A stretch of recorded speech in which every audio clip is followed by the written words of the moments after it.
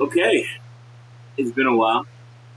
Um, I have a bullshit ass evaluation assignment that I have to do for work, and it doesn't make any sense that they even have me doing this thing, but that's what they require, and that's what I will do. It's somewhat of a placement test to see whether they'll place me on a team.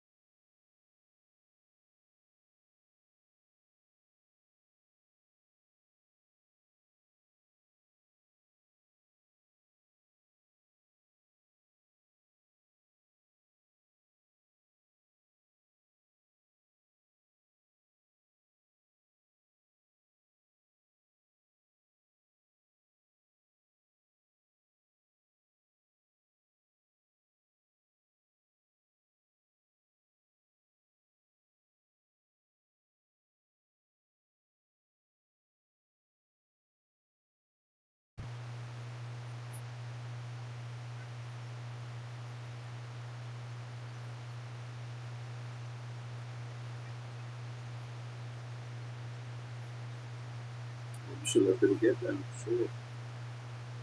4K, bitch.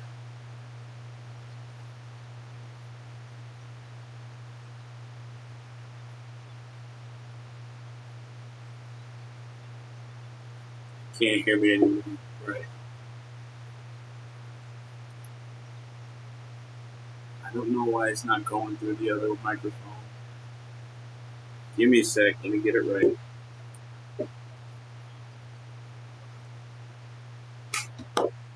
Give you AirPods. Yeah, I'm doing a sound check right now. I'm not sure. It's going through my camera mic, which is not going to be as good as the mic that I have here. Of course, with some background noise, I got the fans and stuff going. It's been pretty freaking hot, man. I mean, my garage is boiling hot, and then in here is not so bad, thankfully. But all right, Andre, I appreciate you joining. Yeah, it's just an evaluation task, but let me get this right.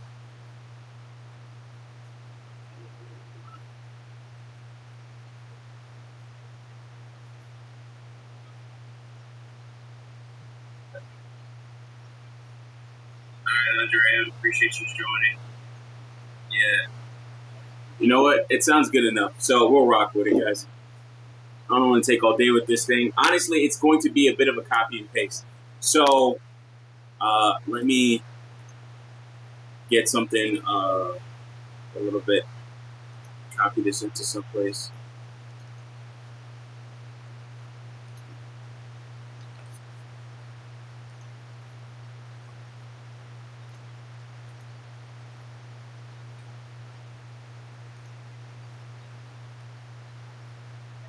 Oh, no, y'all can see that. Oh, no, y'all can't see that. All right, good.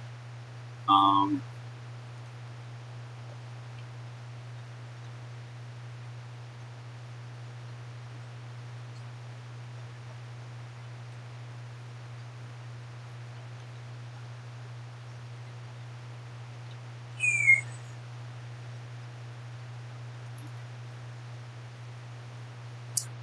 okay, so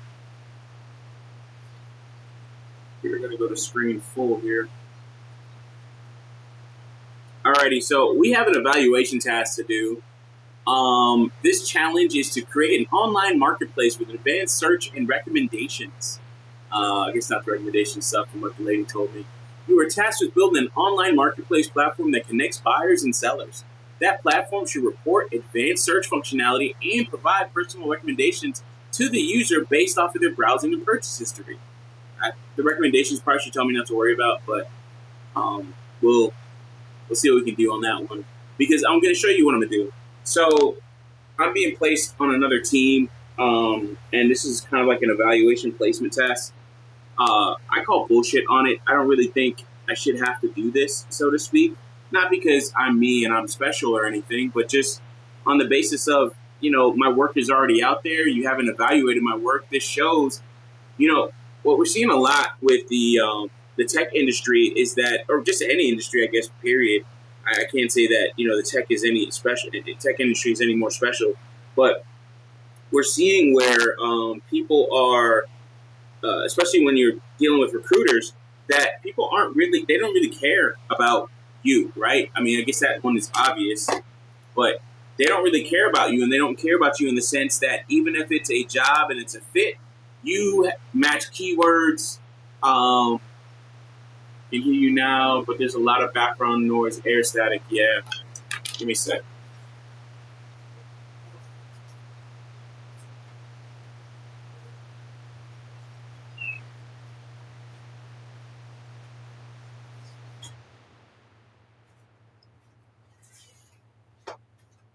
Sorry about that. That should be a lot better.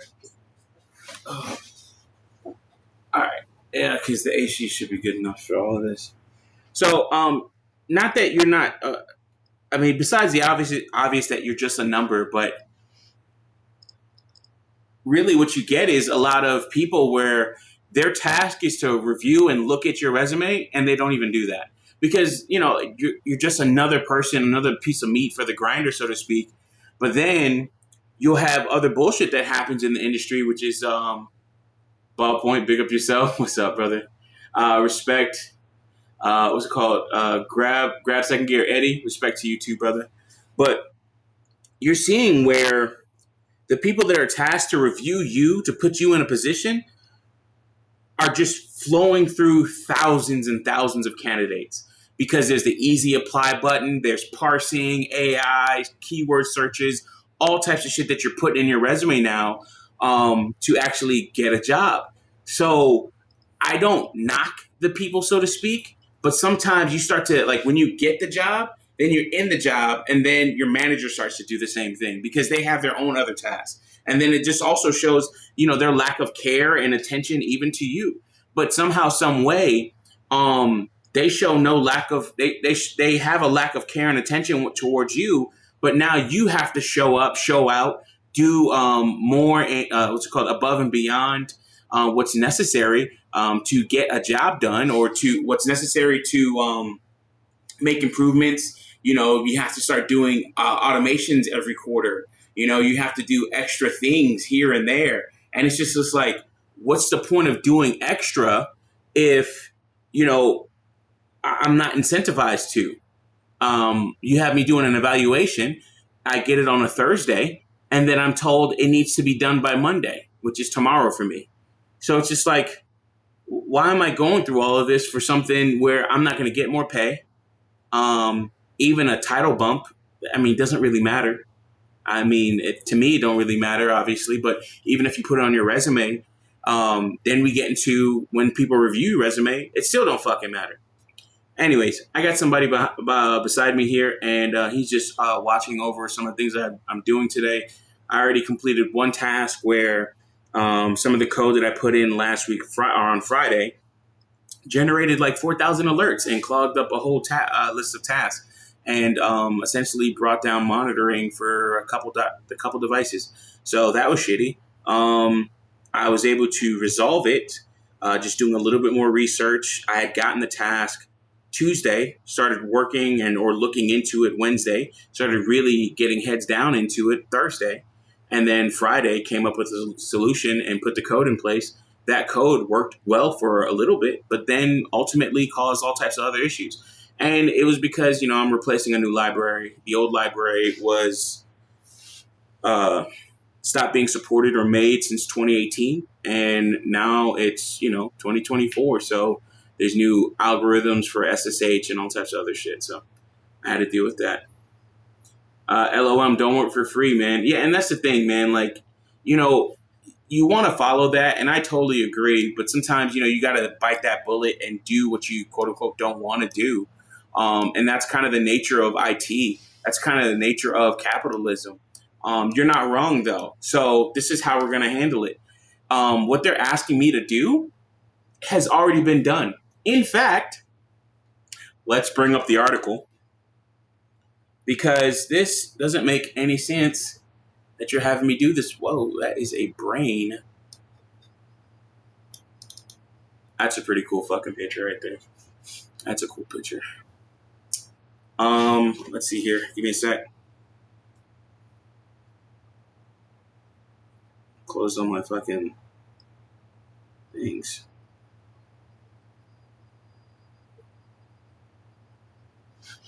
But you're right. Don't work for free. Also, work smarter, not harder. How to build an e-commerce app with Nest.js. So a part of the task is to do all of this in, and that's some straight BS. It's total bullshit, you know. Not saying that I'm too good to be evaluated or anything like that. Partially I'm saying that because I'm fucking amazing. But why are you evaluating somebody that has proven their ability to do certain things in a different language or different languages or different tasks and things like that? And I don't know, you just start to see, like when I asked and I can kind of, not confront it, but talk to the manager about it or talk to my person of contact about it. He said, yeah, you know, we have a couple days before we get your, what's it called? Before we get all your credentials and everything in order. So we just want you to do this task until then. So then you really start to see it's fucking busy work. It's busy work. I'm too pretty for ugly work. I don't fucking do ugly work. But I do copy and paste really well. So one of the things, there's 9 requirements for this. I was told to at least complete 4 requirements. User authentication and authorization using JWT, Java Web Tokens. Product management. So sellers should be able to create, update, and delete their products. Advanced search. Implement advanced search functionality, allowing users to search for products based on various criteria, such as title, description, price range, category, etc. Shopping cart and checkout. All right, cool. So they want a shopping cart. And again, bro, I got this like end of day Thursday, and you know they were like, hey, listen, we need all this done by Monday, you know, so it can be evaluated and looked at. And she was like, yeah, she straight up told me, hey, listen, you got Saturday and Sunday, and then Monday. Yeah, that should be enough time. As if, you know, my fucking regular shift is to work over the weekend. No, bitch, it's not. It's fucking not at all. Fuck out of here. Real-time updates. So utilizing WebSockets to provide real-time updates for product availability, new product listings, etc. Database persistence. All right, so save all this stuff in a database. TypeScript usage. Nest.js is a TypeScript or a superset. TypeScript is a superset of JavaScript. So Nest.js is a TypeScript-based framework, which I've used it quite a few times on some of these projects. Error handling and validation. So dealing with errors coming in from, you know, maybe the type of a certain property of a JSON object should be a string, a number, or an int, a float 64, what have you, a decimal, or a float 64, a long 64, whatever, right?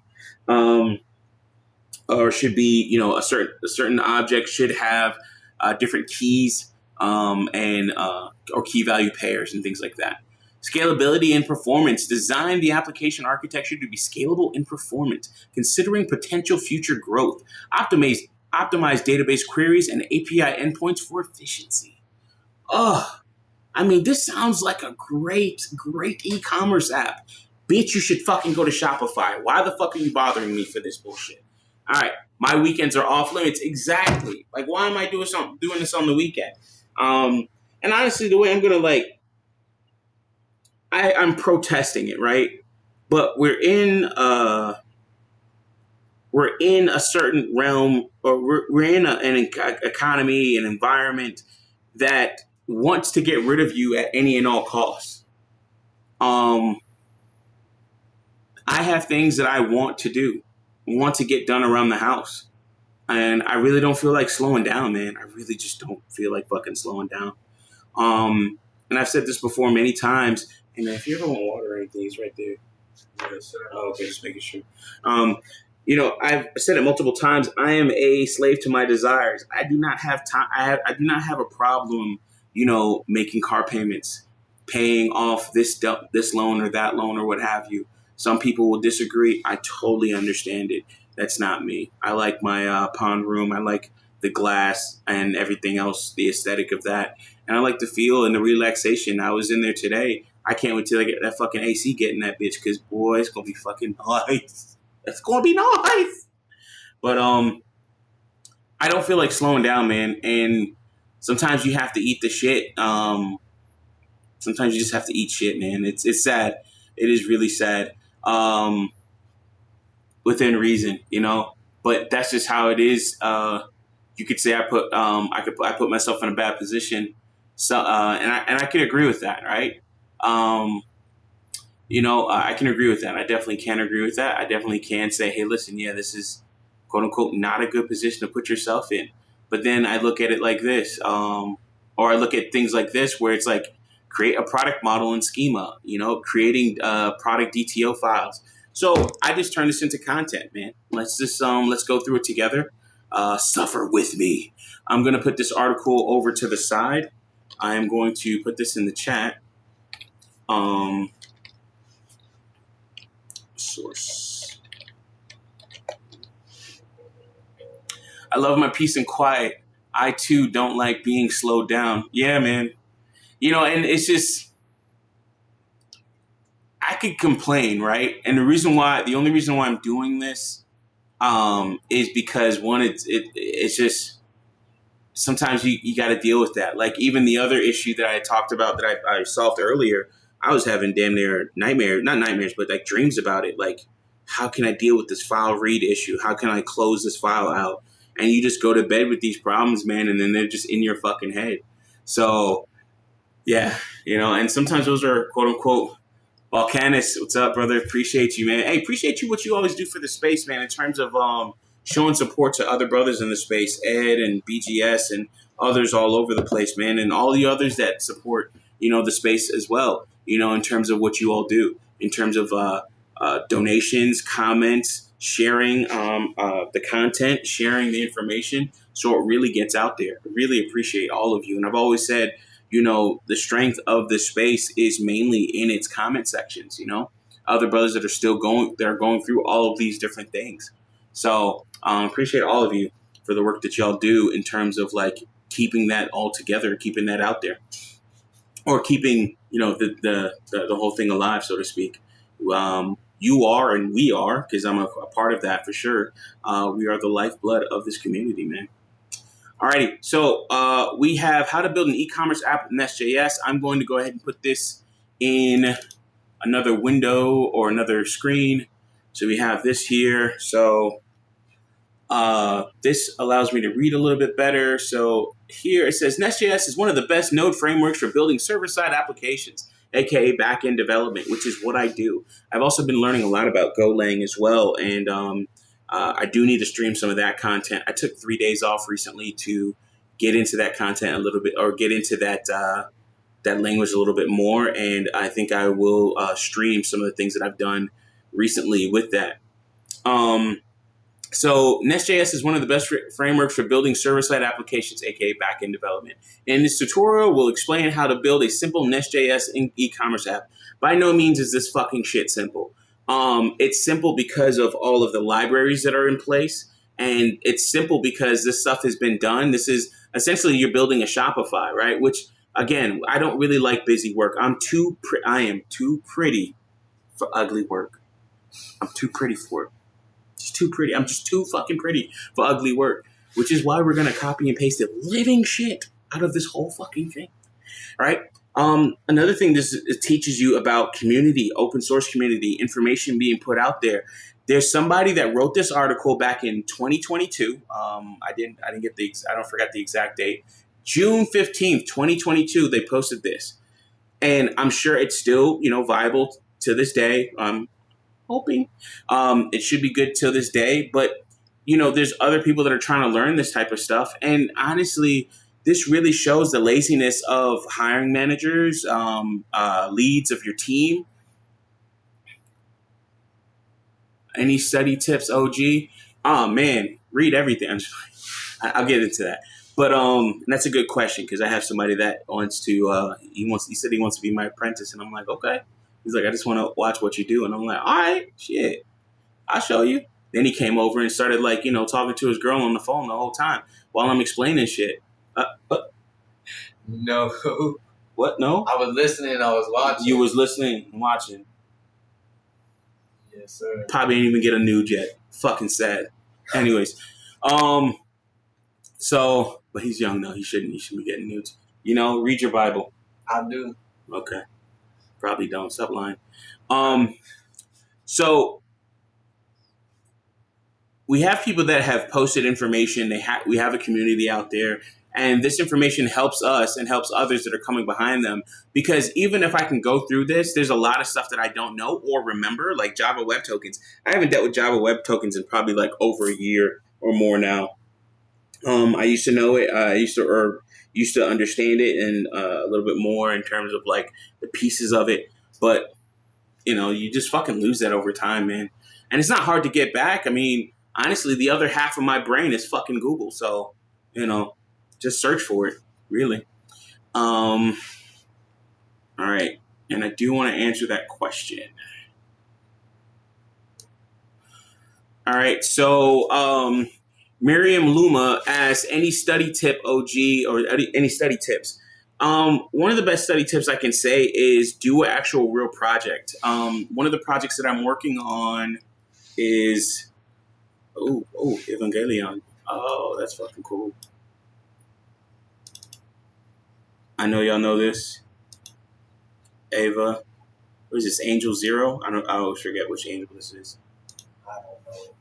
Nobody's asking you. You're not old enough to know this. I was just saying. This is like a cartoon back in like the early 90s or something. In the 80s and 90s, I think.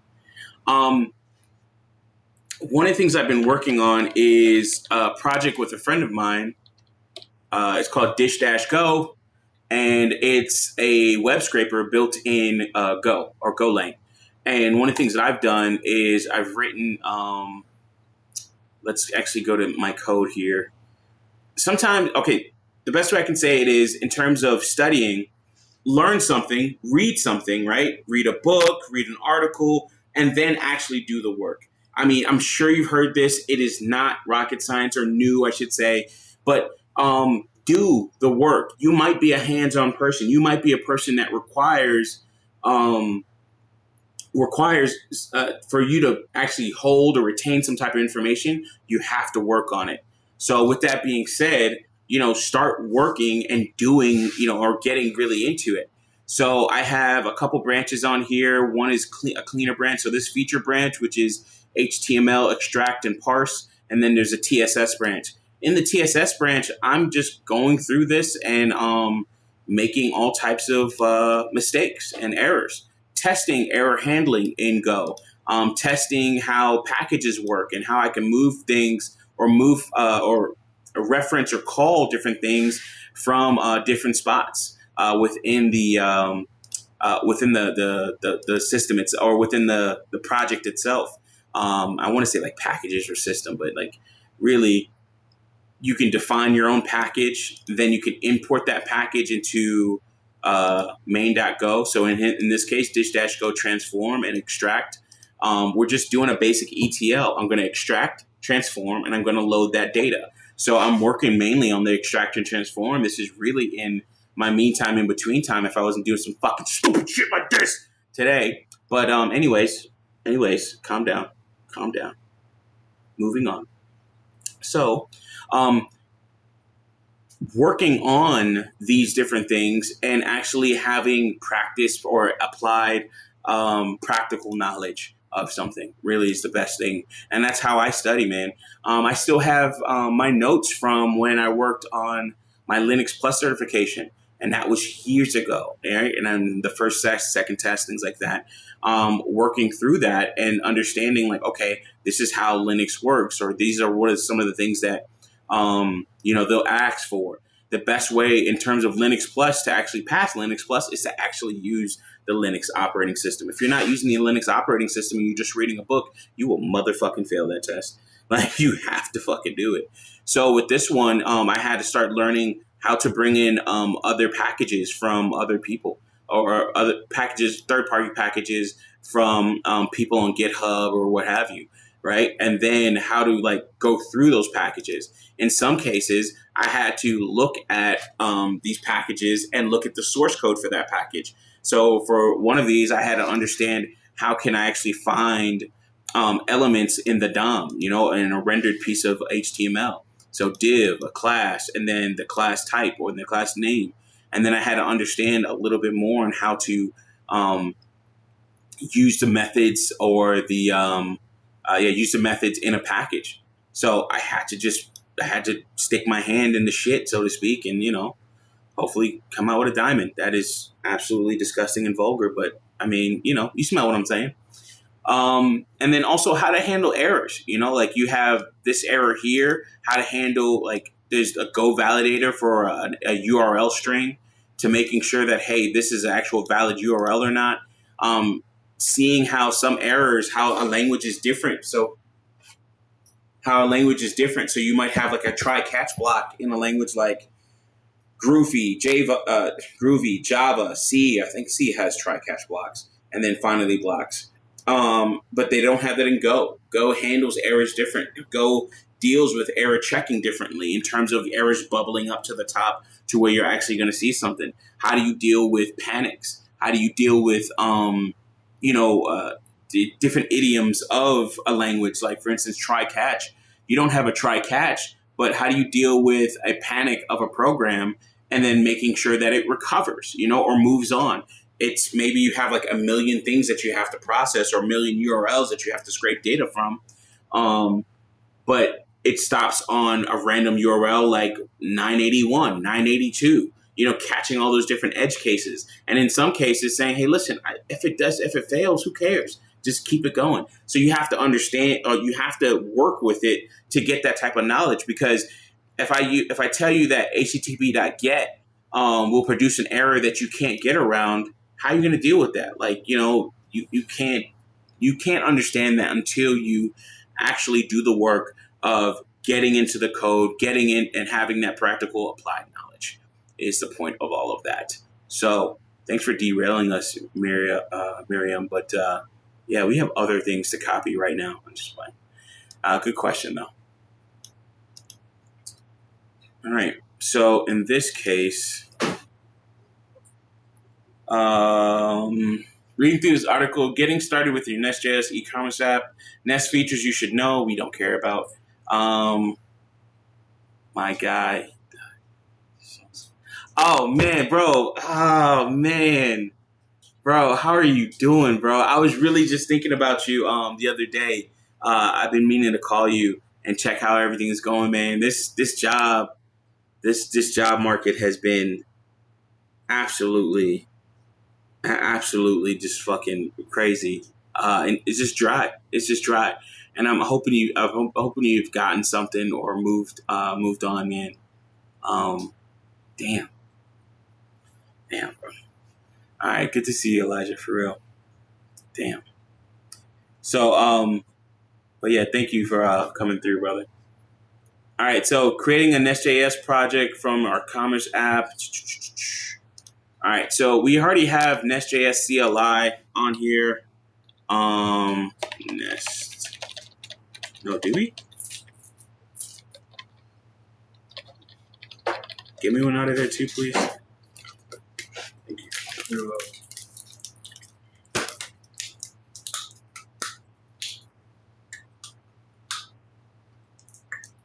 It's just damn near fucking frozen. All right. So npm install Nest CLI. All right. Let's see. Let's go through that. I thought I had it. I guess not. I know I have this in there. Whatever.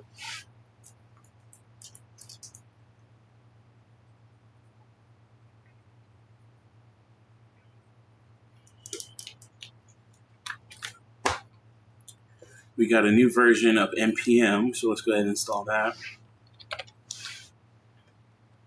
So NPM, Node Package Manager, keeping things like that up to date. Also running certain versions that will install certain versions of software. It's another thing. I see VS Code. What MGTOW Universe? What do you use, bro? And MGTOW Universe, man, I think I've said this before. I would love to do a stream with you about quite a few different things. So if you can, bro, reach out to me by my email. One of the things, man, is just this job market. What are your thoughts? And anybody can reach out to me if you guys need help or have any questions or anything like that. If you guys, I'm usually always open, especially for brothers in the space. Other brothers can testify to me just being out there. Yeah, no, Elijah, man, it took me a second to remember the name, but I know it is, man. Very well. I'm in business application developer. Okay, developing on CRM, Salesforce, and ERP, NetSuite, and doing integrations via an iPad as well. Okay, Silago for a cybersecurity company. Your mentorship is critical in my journey. Damn, bro. I'm not gonna lie, Elijah. I was thinking about you the other day, and I felt like I failed you in some ways because of, a part of the job market, man. But I wish I could have done better for you, bro, in a lot of different ways. I wish I could have gotten you over that hump or been a little bit more involved on that. But I'm glad, man. I'm glad that you're doing that, bro. That's amazing, bro. That is freaking amazing. There's a lot of different programs out there, guys, that help people in different situations and circumstances and just help people in general, man. PyChart for Python, IntelliJ for JavaScript, PowerShell Studio for PS, and VS Code for everything else. Yeah, man, I've been doing a lot of stuff with GroovyScript, and I'm starting to learn Golang and understanding that. I was showing off some of the work that I've done on this repo here, dish-go, and going into just doing some extract and load operations, and how I don't know. I wish it could be a little bit better, or a little bit, cleaner. But Go is a very simple language, and it doesn't have a lot of the fluff.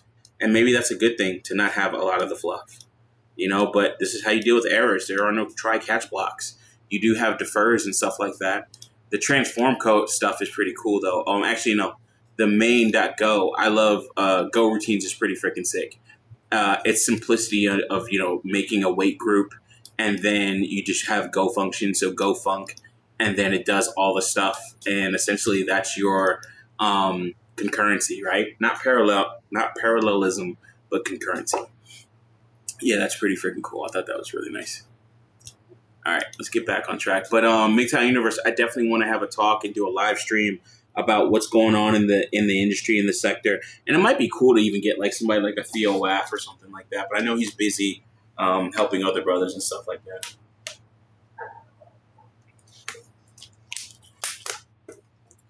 All right.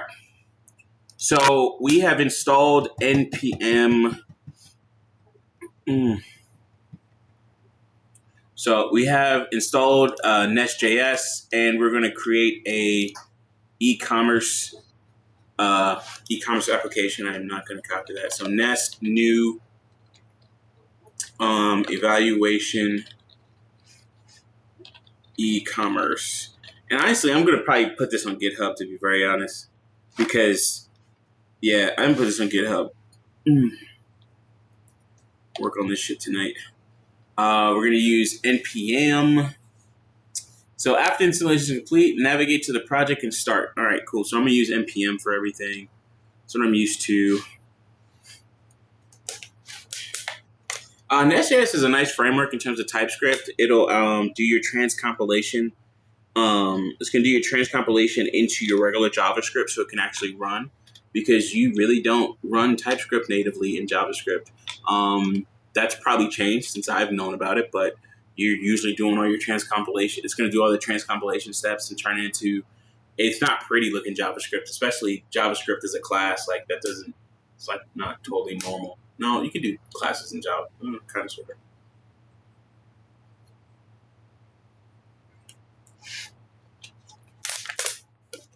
Okay.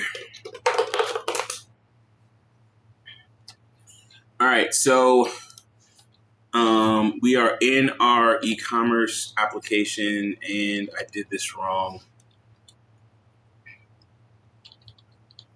All right, let me just remove that.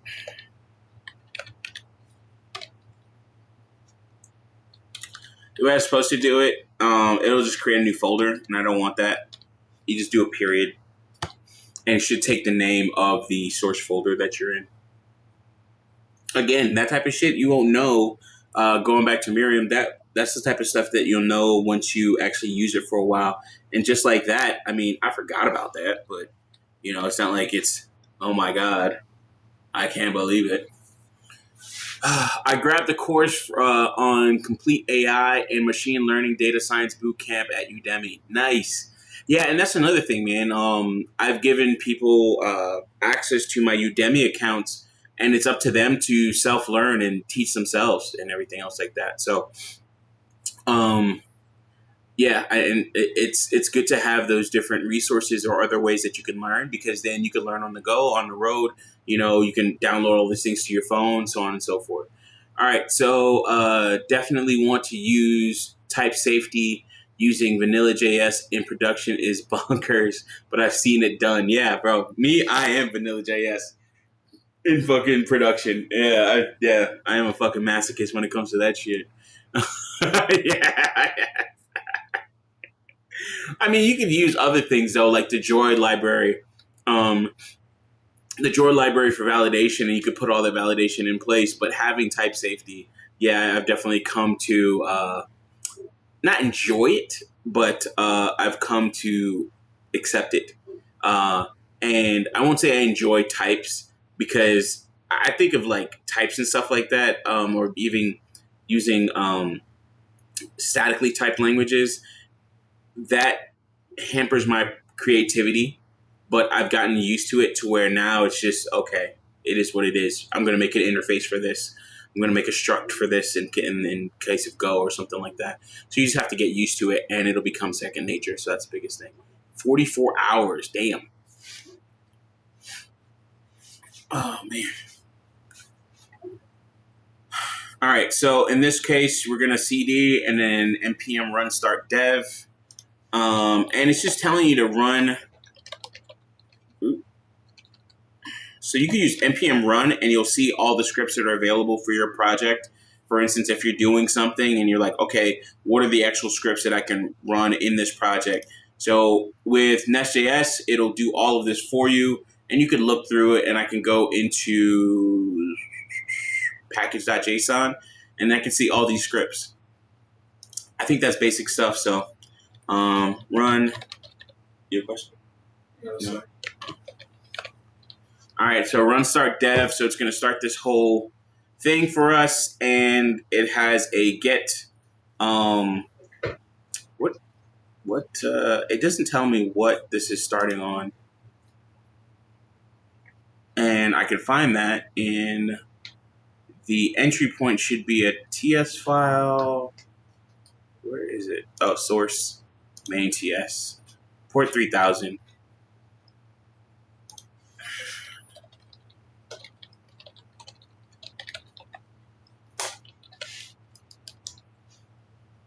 All right, so port 3000 is just going to show hello world.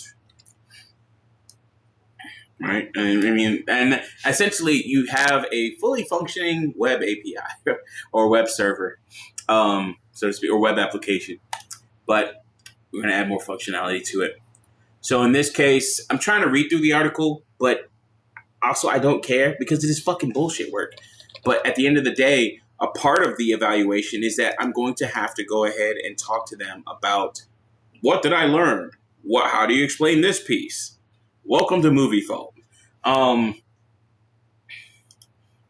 go through all that shit. So we do have to understand what we're copying, guys. All right, in this section, we'll focus on product management. The store product feature will allow us to retrieve stored products and add new ones and edit or delete them. Let's start by creating the needed resources. To create them, run the following commands. All right, so another way of like learning, even if you're copying, you can copy and paste, but if you copy by actually writing it out, G module, product. So let's break this down. Nest is the common command to do most Nest functions if you want to create classes, modules, or anything else like that. Or not classes, but modules. Everything is modular. So a module, you can take your AWS module, so to speak, and import it into another module and use it there. Another thing with Nest is it starts to wire all this other stuff. No, this is not for fucking school, bro. MGTOW universe. I'm gonna explain it quickly to you, bro. Suppose I'm moving to a new team, and this new team wants to evaluate me and do a placement. And the thing is, I've been writing code for them for over a year now. You know what my code looks like. This new manager doesn't.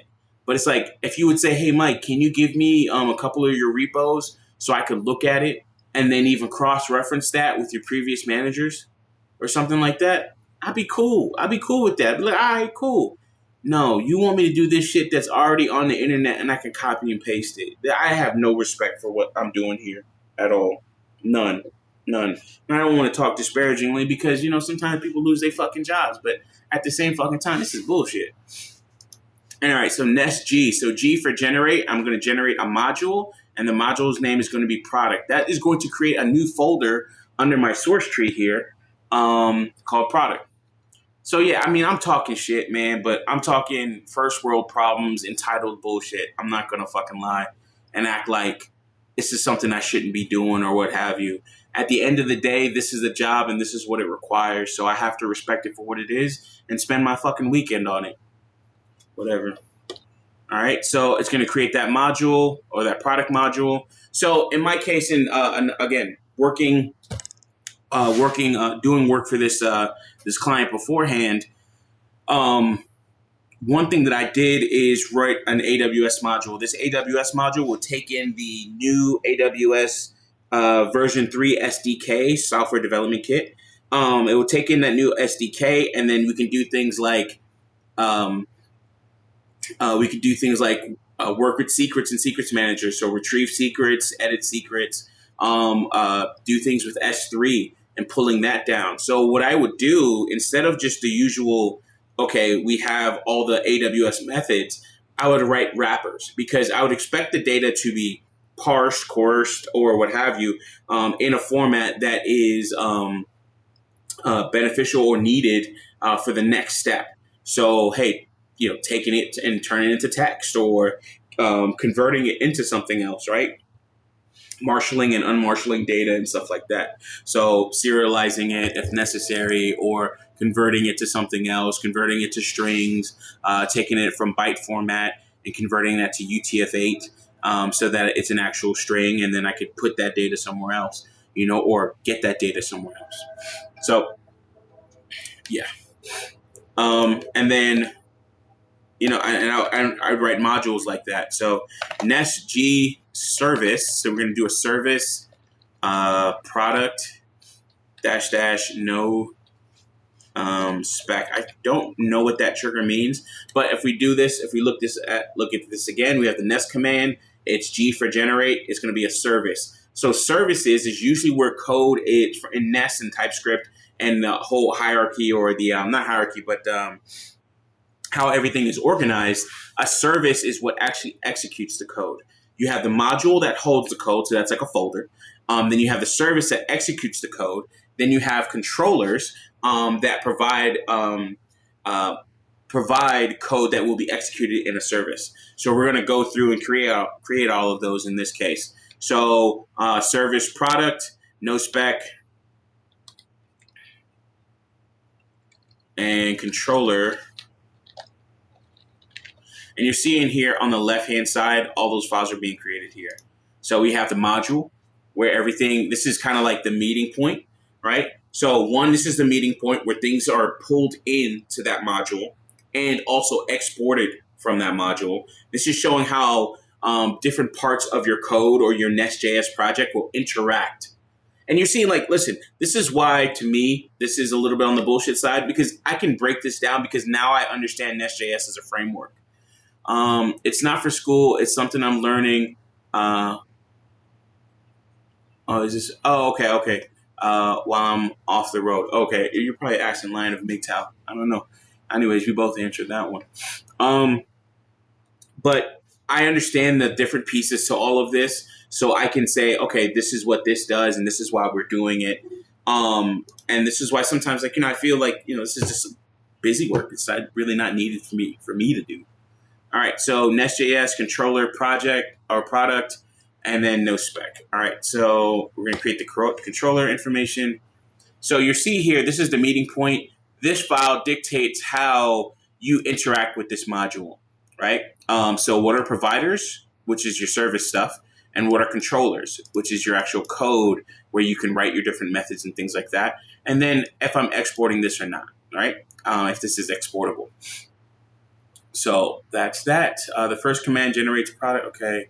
Okay, so the no spec argument tells Nest.js we don't want to generate additional test files. Oh, okay, cool.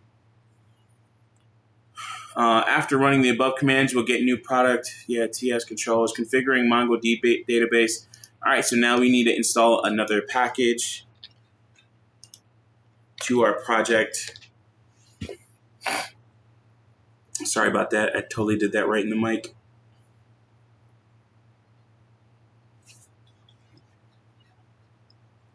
And some of this, because this is a little bit on the old side, we're probably going to get rid of.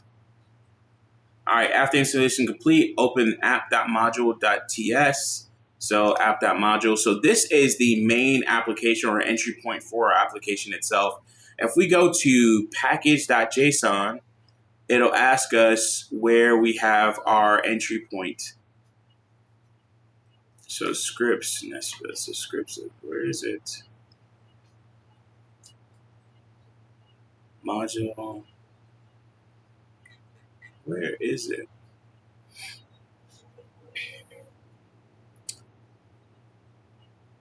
I think it's the build.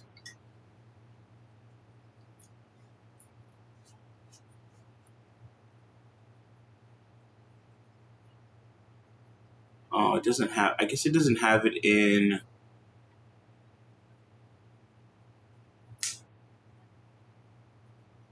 Yeah, I guess it doesn't have it in Nest.js. So usually in Node.js, you'll have an entry point or starting point where it will say, hey, listen, we need to look here.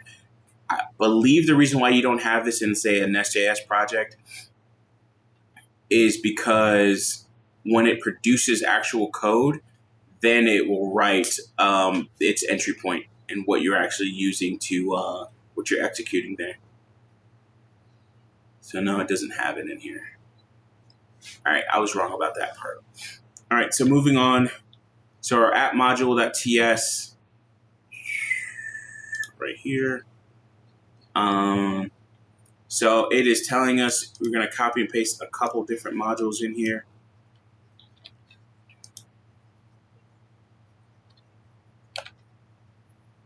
All right.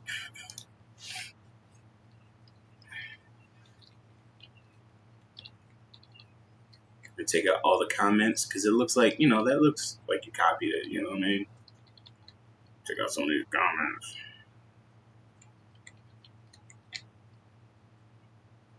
What is that? Oh, that's fun. All right. The fuck? What's with the dog?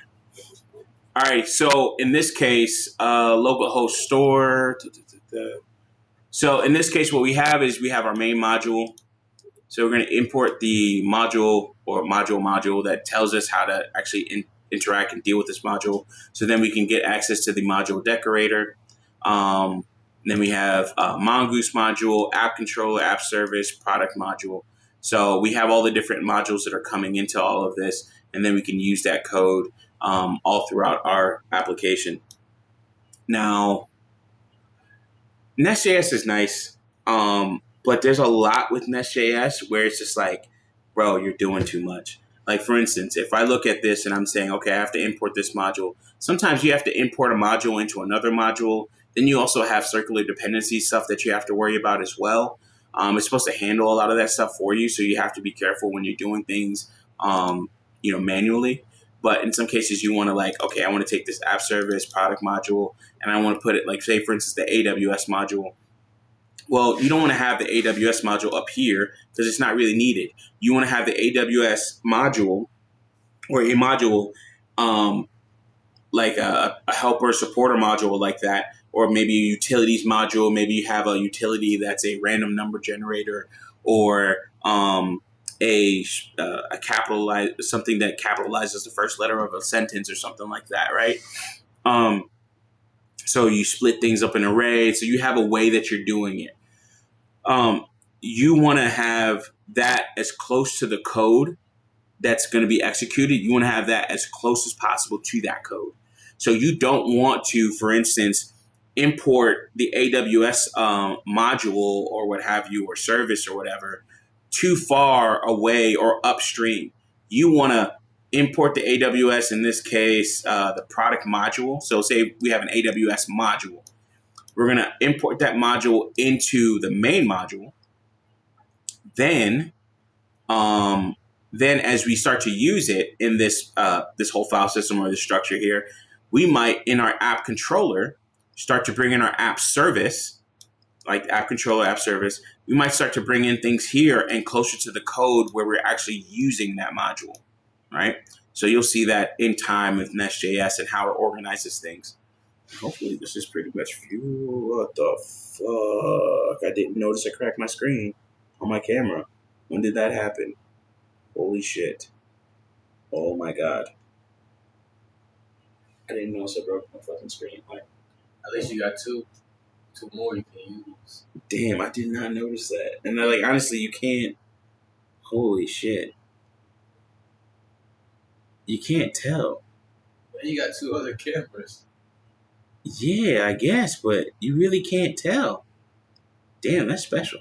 Now maybe if you try like a different thing, like maybe the 360 one, it might not work. Oh man. I really could not fucking tell. Damn. What did I want to do on this? Oh, sorry. I just want to check the stream, guys. Try like a different thing, like Yeah, boy. that sounds sexy. In fact, pull your shirt sleeve down, because you're showing too much skin, bro. You're showing too much skin right now. I mean, nah, bro.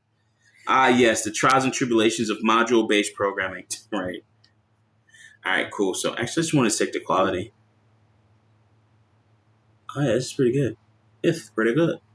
All right, that's good. Damn, I didn't even notice I broke that. Can't have nothing nice. I can't have nothing nice. You damn right. I don't treat it right. I just be dropping my phone all the fucking time. Damn, I ain't have nothing on these cameras. No, nothing. Damn, that sucks. Yeah, so then you start having circular dependency issues or issues like that pop up. All right. I mean, I'm gonna go through the first part of this, guys, and then after a while, like, I'm just going to do this and get through this because I have to have it ready by tomorrow. I'm trying to explain as much so it's like beneficial to you all. All right, cool. Here's what we did in the above. Follow along using my numbered notes. First, we imported Mongoose module and used it to set up a new store database. Second, we imported the product module and added it to the imports array. Our next step is to create a database schema for the product module. Okay. In the product directory, create new schemas directory, put a product.schema.ts file in the new directory with the following contents. Okay, cool. All right, cool. So let's code, and we want to do product. Bro, do you know what code even means? Damn, you don't even know what code means. Why don't you know what code means? I thought I already had that set up. Weird. Oh, shit. Shit, I should have never done never. Oh, okay.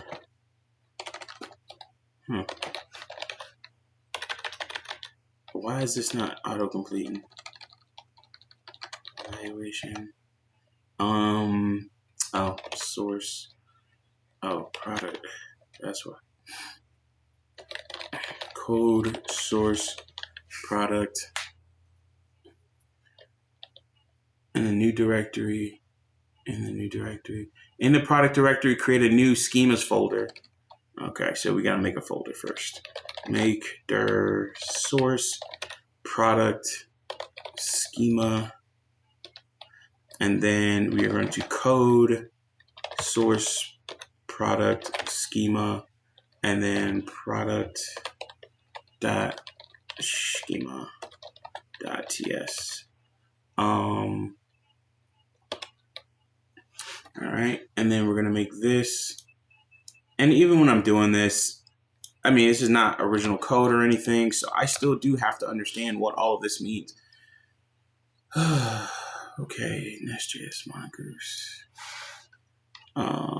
We are going to save that.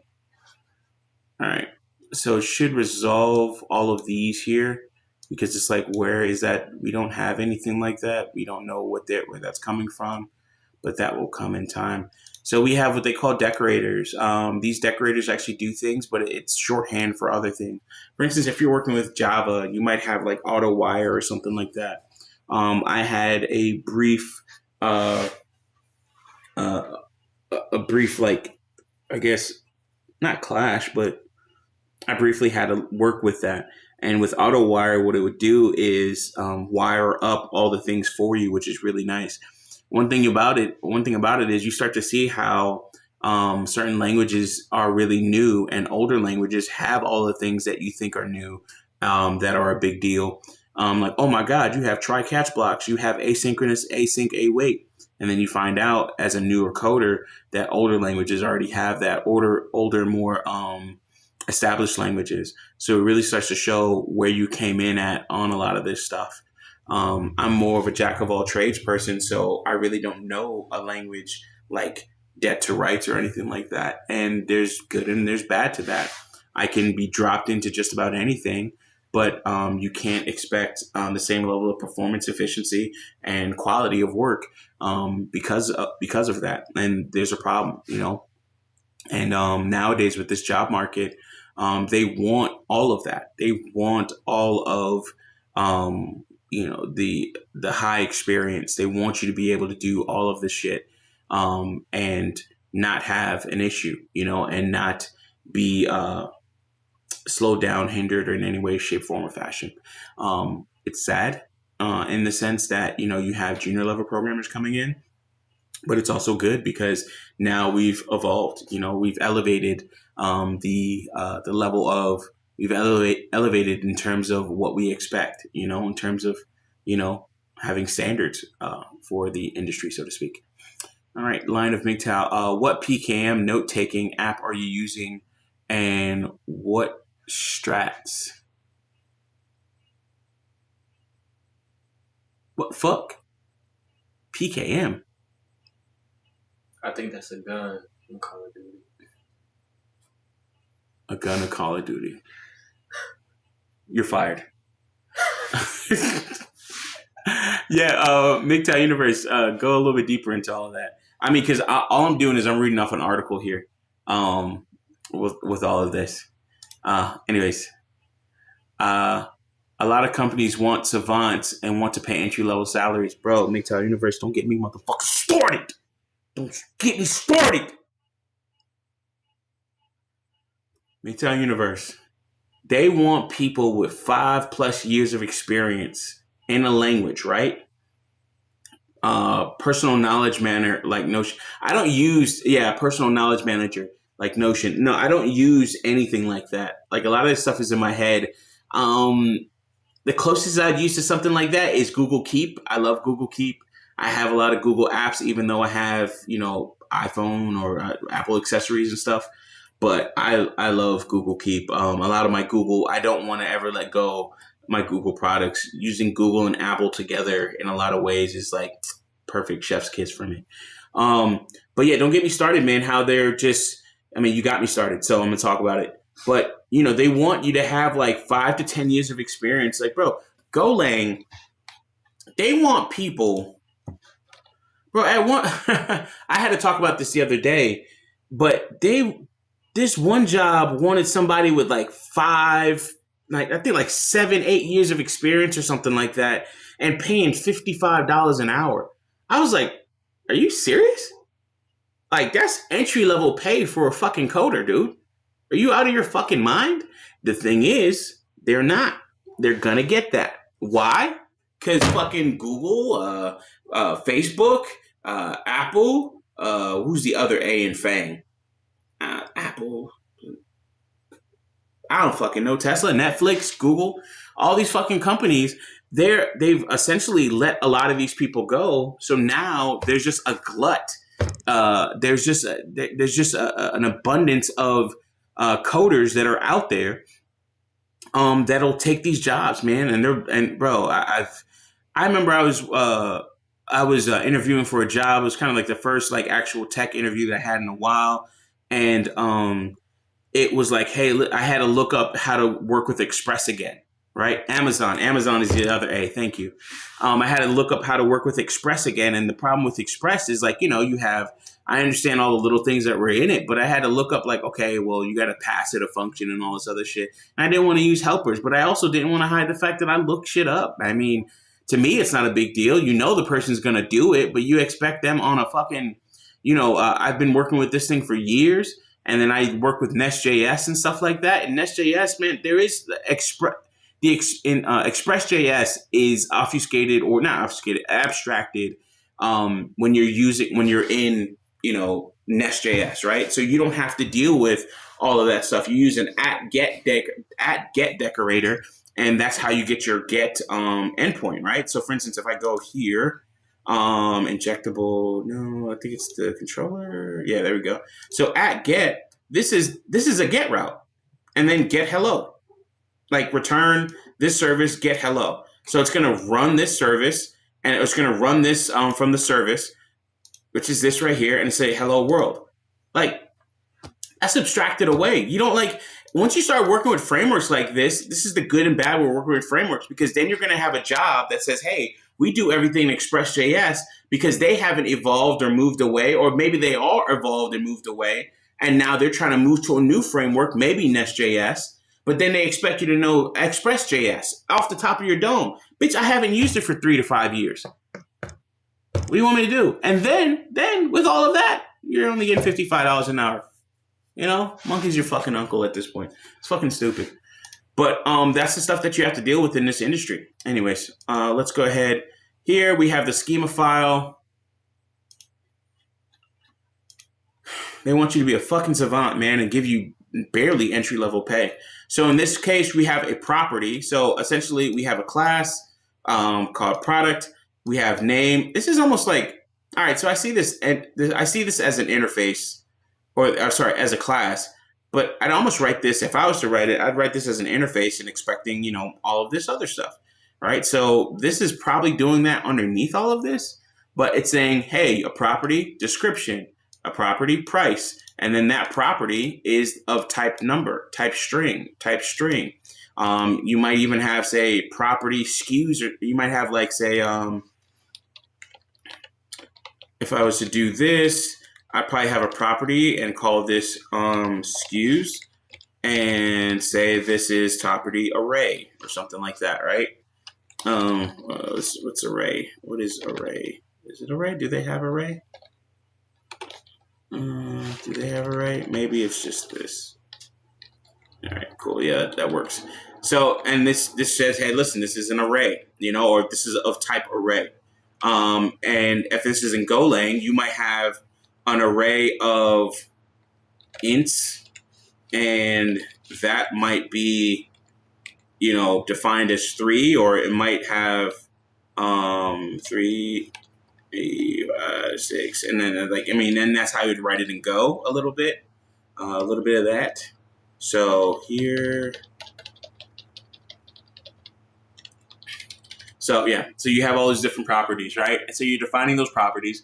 And in this case, it says the code above creates a schema for product name, description, categories. Now edit the product modules in the following manner. So now we got to go back to the project module or the product module. Get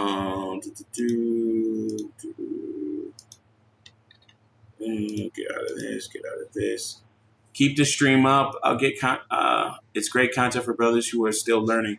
Yeah, man. I definitely don't delete streams, man. I don't really think I say anything that's like bad or anything like that. I mean, you never know who's watching, but I don't think anybody from my job is watching. And honestly, I don't think I'd hide the fact that I fucking copied this shit because it's just, it would seem like, hey, I sound entitled, but I mean, you work with this stuff enough. It's kind of like, I won't say that it's second nature, but you're giving me something that is, I don't know, and I don't want to say beneath me because I can always learn from this stuff, but it's just like, I think this is counterintuitive. This is not efficient at all in any way, shape, form, or fashion. So,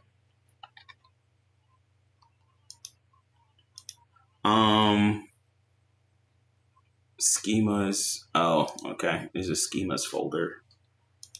Rename schemas. All right, we'll resolve that. Schemas product.schema. Huh. Did I not write schema properly? I can't spell.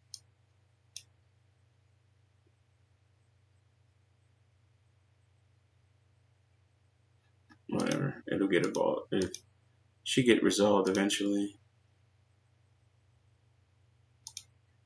All right, whatever. We'll move on.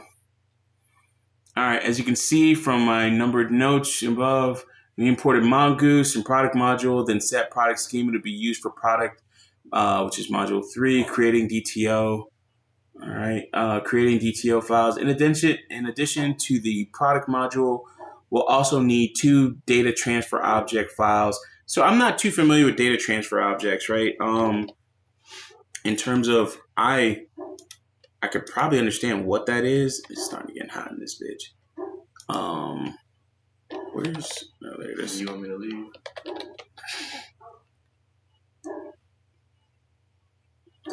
I got it eventually, but it's just like, what makes you think you that nigga? I'm just saying. Like, if you think about it.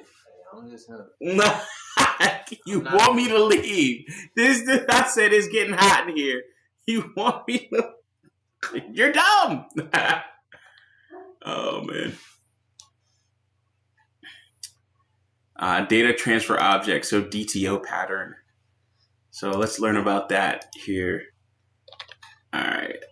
Stu said, you want me to fucking leave, bro. Get out of here. Do you think the junior dev position is dead? If not, how much longer do we have? I think this has been going on for a while in terms of it being dead. I don't think it's, and you could say this is a bit of a take, but I don't think it's totally dead. I think the requirements for it are higher. The bar has been risen in terms of getting certifications on things like that. And what we're dealing with now is what we dealt with in the past. Maybe you and I grew up, or when we were growing up and getting into all of this, we were supposed to know things like system administration, network administration. So your system administrator became your network administrator. And then your network administrator started to do more higher level stuff and learning about routing protocols and things like that. Because now you started to have routing protocols and become almost like your local area network or your MAN, depending on the size of things, right? So if you're a junior level guy, maybe your target in terms of your employer should be different. I think that is definitely something that should change, or your thought process on that should change. But to be very honest, man, the junior level position is not dead. It has changed. It has evolved. It's kind of like, it's kind of like if you come from a well-to-do family, right? Then you have your intergenerational wealth and all that other stuff, and the father passes down to his son his kingdom, so to speak. Now that son is at a different level, you know. Now that son is starting to think like, hey, listen, I'm not going to get a Honda Accord as my first car, or my kids aren't going to get that as their first car. They might get, say, the Sweet 16 Benz, which might be a CLA or something like that. So that's kind of how I see it. Um, I don't think the junior level position is dead. The junior level position requires more. I do think there is an issue though. You're going to have to quote unquote be better, but you had to be better even back in the day, because when I came up in the industry, a part of what I had to do was learn system administration, network administration, work on databases, installing different operating systems, working with Active Directory, working with what was the Active Directory that Fedora had? Fedora had an Active Directory where you had like a Samba integration and stuff like that, right? So learning all of that, learning open source tools, then getting into coding. So now we're in a realm where DevSecOps is the new system administrator, because DevSecOps, which are actually two different things. So you have DevOps and then security operations, but they're together in the fact that they have so many things that are overlapping depending on the company you work for. In some cases, you're going to be setting up that whole entire rack, man, and then all the routing and all of that too, all this other shit. So you have to really, it's really one of those things where it has to adapt. And I don't think the junior will go away, but the junior will have to evolve. So in terms of what you learn or what is being taught in these schools, has to evolve. You know, so a lot of that stuff is just like sad to say, man, they're just going to have to learn more. And we're in that transitionary period. But I went through that transitionary period too. I'm a coder now. I used to be systems and software. I used to be systems and network administration. I don't do that stuff anymore, man. Like I really don't. And that is that's kind of the nature of the game, man. Like you're going to have to reinvent yourself a couple times over in this industry. Like crazy how that fucking works. And then, you know, everybody's scared of AI, and now people are saying, oh, AI is really not that big a deal. But then what's going to happen is in about 5 years, there it is right there. Oh, okay, you didn't learn AI. I gave you time. I allowed you to live, bitch. Now, we here. So there's that's happening. Also another thing that's happening is, what was the other thing, man? There's AI. Yeah, like your network administrators, now they have to learn things like Python. They have to learn some type of coding language. They have to learn about grep. Some of those tools are available to them. Your network. I mean, I was looking at that guy Network Chuck. I did not know that fucking dude blew up to that level, man, where he's at like almost 4 million subscribers. But Network Chuck is a great example of what is happening out here. If you look at Network Chuck, he is not just Network Chuck. That motherfucker's doing Python. He's doing shit with NAS devices. He's doing shit with web servers and all types of and fucking cloud and all types of other shit. Like you have to know so much, and that's kind of the sad part. Is unless you're going to get with a smaller organization, it's going to be harder for you to actually learn all that stuff. And then things are moving so fast. Yeah. And then honestly, it's going to be to the point where I think the problem I have is what people are expecting. Now, there's a video I've been needed to fucking watch, man. Let me get this fucking video because I wanted to watch this shit the other day and I never got to yet. It's in my watch later. It's this guy talking about how it's been about 2 years and he hasn't found a job, or I think the comment section was just crazy in terms of what's happening to other people out there in tech industry where they can't really find any fucking work, man. Damn it. Oh, I don't think I have it in my save later. And I've been wanting to watch it for the past couple fucking days.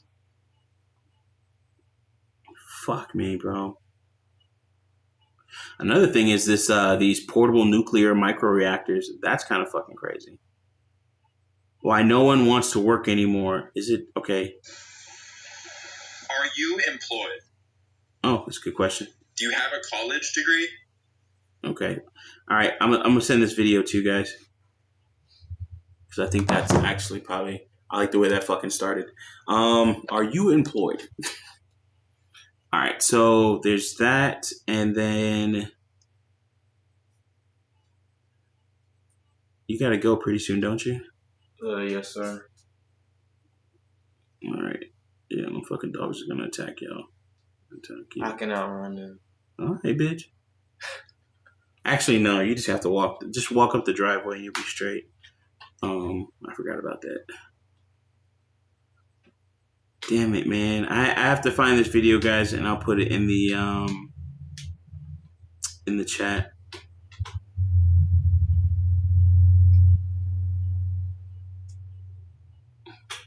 But what's crazy is like, people are. I'm gonna have to dust off those damn math books. It's Jesus. Busy ran, Jesus, TypeScript, then job market talk. Both these things freak me out. Oh yeah, bro. Hey, Brizzy Ran, I always appreciate your comments, man. I always think I always, I always respond and everything, but I appreciate you commenting and giving me things to chew on and other people to chew, other things for people to like think about. And that whole thing with the bird too. Like, hopefully a fucking bear doesn't run into that fucking building. I'll be pissed. They try to they can't see the fucking glass and they run into that shit. Imagine a fucking bear running through my fucking glass that I just paid 40 fucking grand for. And these fucking bears are a deer. Fucking deer. Run into that fucking glass. You know how much stuff I have to fucking pay for one piece of that fucking glass? I think maybe a bird, but I don't think no bear or a deer. I mean, I doubt a bear, maybe a deer. But fuck, man. Because deers will walk all the way up here. Not as much because of the dogs, though. I think we're on DTOs. Data transfer objects or DTOs or data transfer objects are objects that carry data between processes in order to reduce the number of method calls. The pattern was first introduced by Martin Fowler in his book EAA. Fowler explained that the pattern's main purpose is to reduce round trips to the server by batching up multiple patterns or parameters in a single call. This reduces the network overhead in such remote operations. I mean, that kind of sounds like just putting everything in an array. Okay.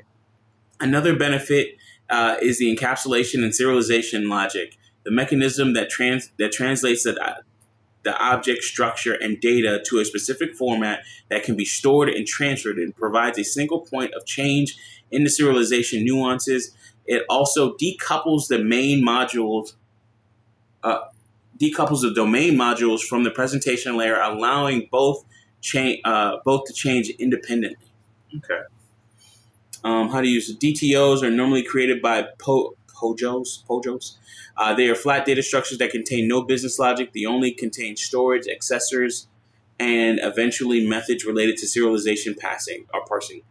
The data is mapped from deers running from a bear. That's funny, yeah. So Fowler explained. Oh no, we already went past that. So HTML, JSON, DTLs, and name roles, mapper, user name roles. Okay. DTLs come in handy when systems remote calls as they help reduce the number of them.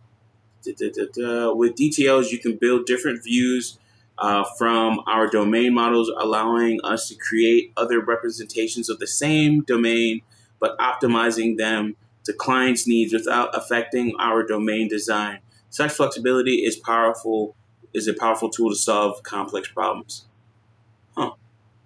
And, it's good to learn about these things. I don't really fuck with this in terms of like, and that might just show, hey, listen, I'm just not that I'm not that guy. I'm not at that level. That doesn't mean it should be something that I'm like, fuck it, whatever, just copy and paste and keep it moving. I think we need to take that time to learn about these concepts. Not only because you have to explain it at the end of the day, but also because it's like maybe something you should really get into. Maybe it's something you should understand a little bit more about in terms of like okay, maybe I need to rewrite some of the old code that I've written because there's a different way or better way to transfer data, to move data from one spot to the next. For instance, if you're working with Golang and you're working with Go routines and you want to share data between Go routines, right? Say you have a list or array or whatever you want to call it, or a slice, and Go's slice and array is there, but it's just different. Slices are just arrays on steroids in a sense, or with extra methods. Excuse me, in Go, and they have their place. Once you start to learn the nuance of a language, then you start to see what's the difference between a slice and an array, But then you start to say, hey, listen, memory utilization is probably the biggest thing, and then having those considerations in your language is important. So, say you're looking at how you move data around from one spot to the next. Maybe you can abstract it a little bit better. Maybe you can actually have methods that are built in a little bit better so that they can operate. That your code itself can be maybe even more human readable, or just like it's explained in this article, reducing the overall network transfer overhead, right? Because that costs. You're using all these different web services, and now you're seeing people where they're starting to come back and attack, so to speak, cloud and scalable cloud services. And people are like, listen, you don't really need all that. You need Linux, Docker, and GitHub, and that's how you can have a successful cluster like that. You don't need Amazon ECS, Lambda services, or anything else like that. It's going to cost you a little bit more money, and for the times that you will need it, you can scale it up yourself, and it's not that big a deal. Or if there is any downtime, you don't need Amazon Web Services, and it possibly costing you hundreds of thousands of dollars for your Black Friday sale that you went through. So that is a problem for larger retailers like maybe a McDonald's or a fast food chain, auto manufacturer, what have you. But that's not a problem for most organizations, and most organizations can deal with a website being down for a little bit. It's usually not something like, hey, that you want, and that could, in some cases, make or break you. But for the most part, it's really not that big a fucking deal, in a lot of ways. But it's good to learn about these things and get into it, because once you start to get into it, this is where, third party outside looking in is you don't get to see all of those things, but you do get a glimpse of it by reading articles on Reddit or what have you, and you start to see it. And then when you get into it, having that knowledge, it helps you quite a bit. All right, man, you want to get going? It's 9:31. Yes, sir. All right, so we can talk later. Just walk that way straight, and then you'll stay out of the way of the dogs, and then just walk up the driveway. Yeah, so what's it called? Send me your stream too, cause I'll probably watch it when I go on vacation. Okay. I'm gonna talk shit about you as soon as you get through that door. It's like, yeah, thank God that loser's gone. Oh my God. I know where you live, so. God damn. You know where I live. Well, fuck you too. All right, peace. All right, man. See you when I see you. All right, man. Enjoy your vacation. All right, man. Yeah. Give me a second, guys.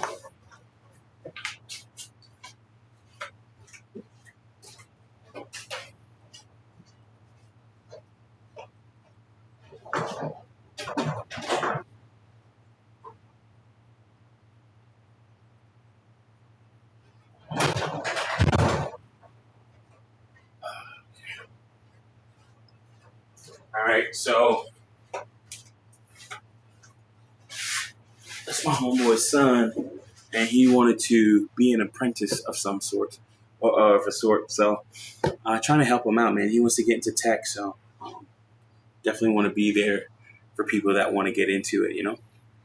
Alrighty, so DTOs, learning about this type of stuff, it's good. So we have that understanding, or we have a source of where we can get that understanding. I'm not sure what's going on with this thing here in terms of product schemas, but whatever.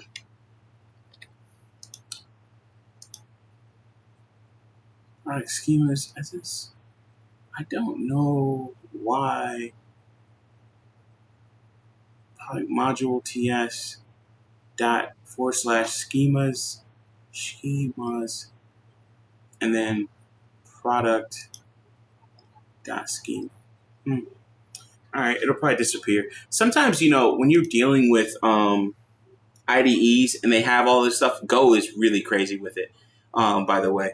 But when you're dealing with some of this stuff, man, Go is a good language because it doesn't allow you to run with unused code. You have to use the code or comment it out.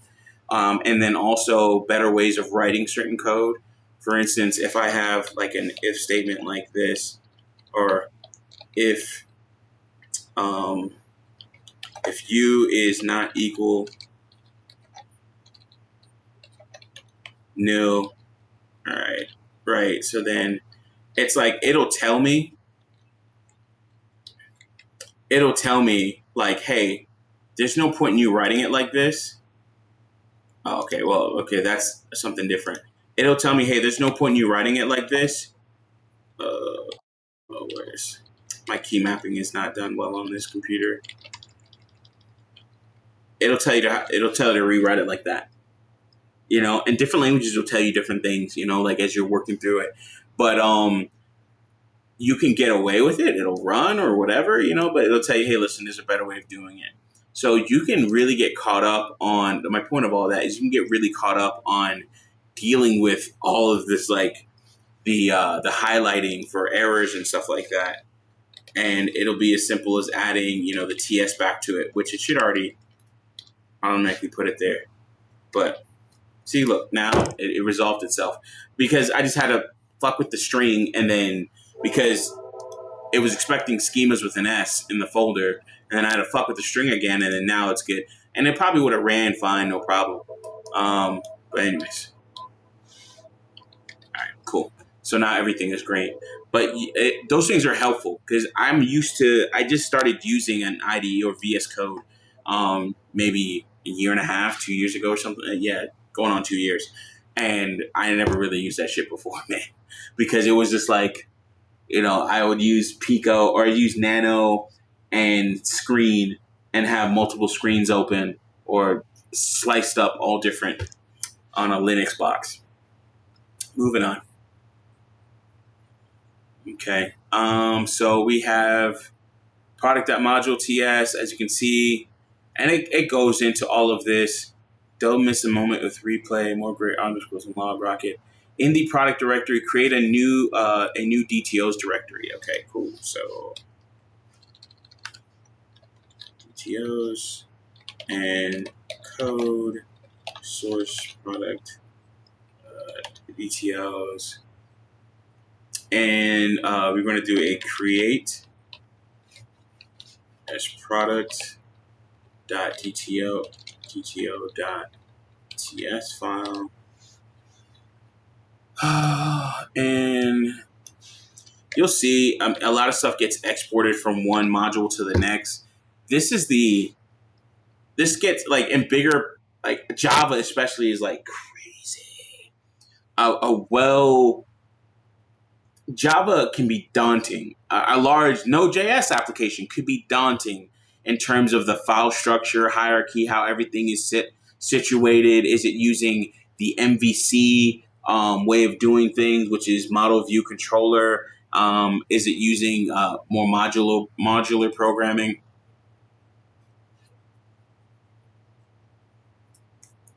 I don't think this thing is actually even working. Shit. Whatever, man. So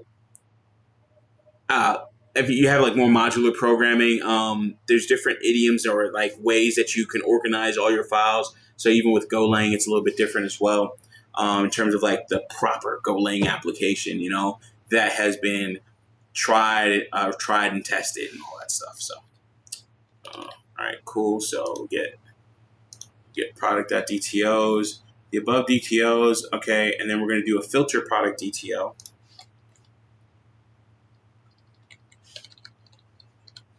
So this is and it's good to go through things like this as a novice because one, for me, yeah, it seems like bullshit, but I'm also learning too. So that's the kind of like thing that I look at.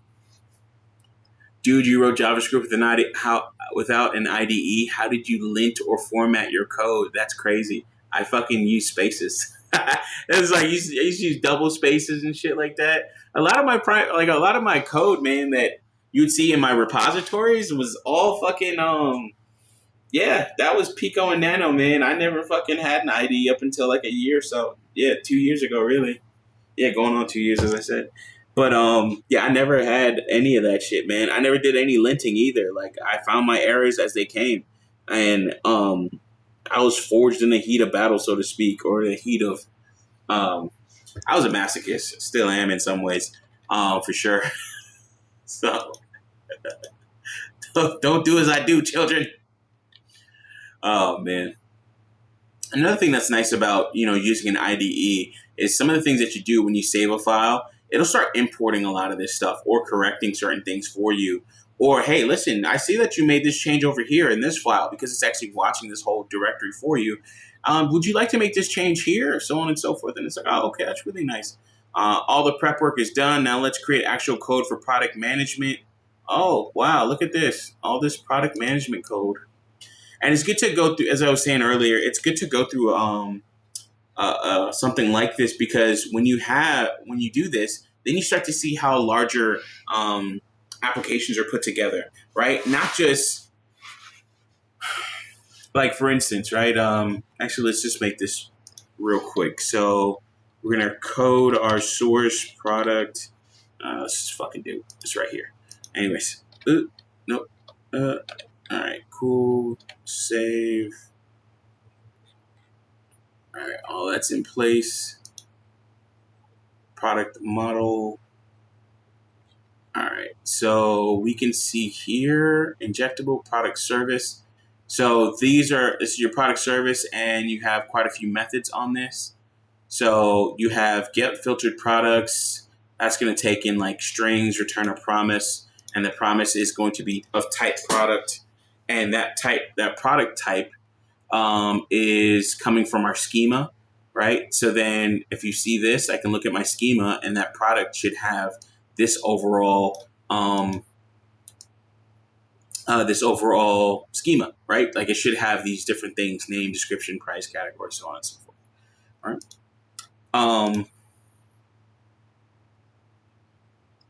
I was saying like 3 different things at once now. I forgot which one thing I was doing. But it's not finding this one. Property does not exist on model product document. Okay, so that's something that we'll have to get going there. Create product, filter product. Weird. Promise string.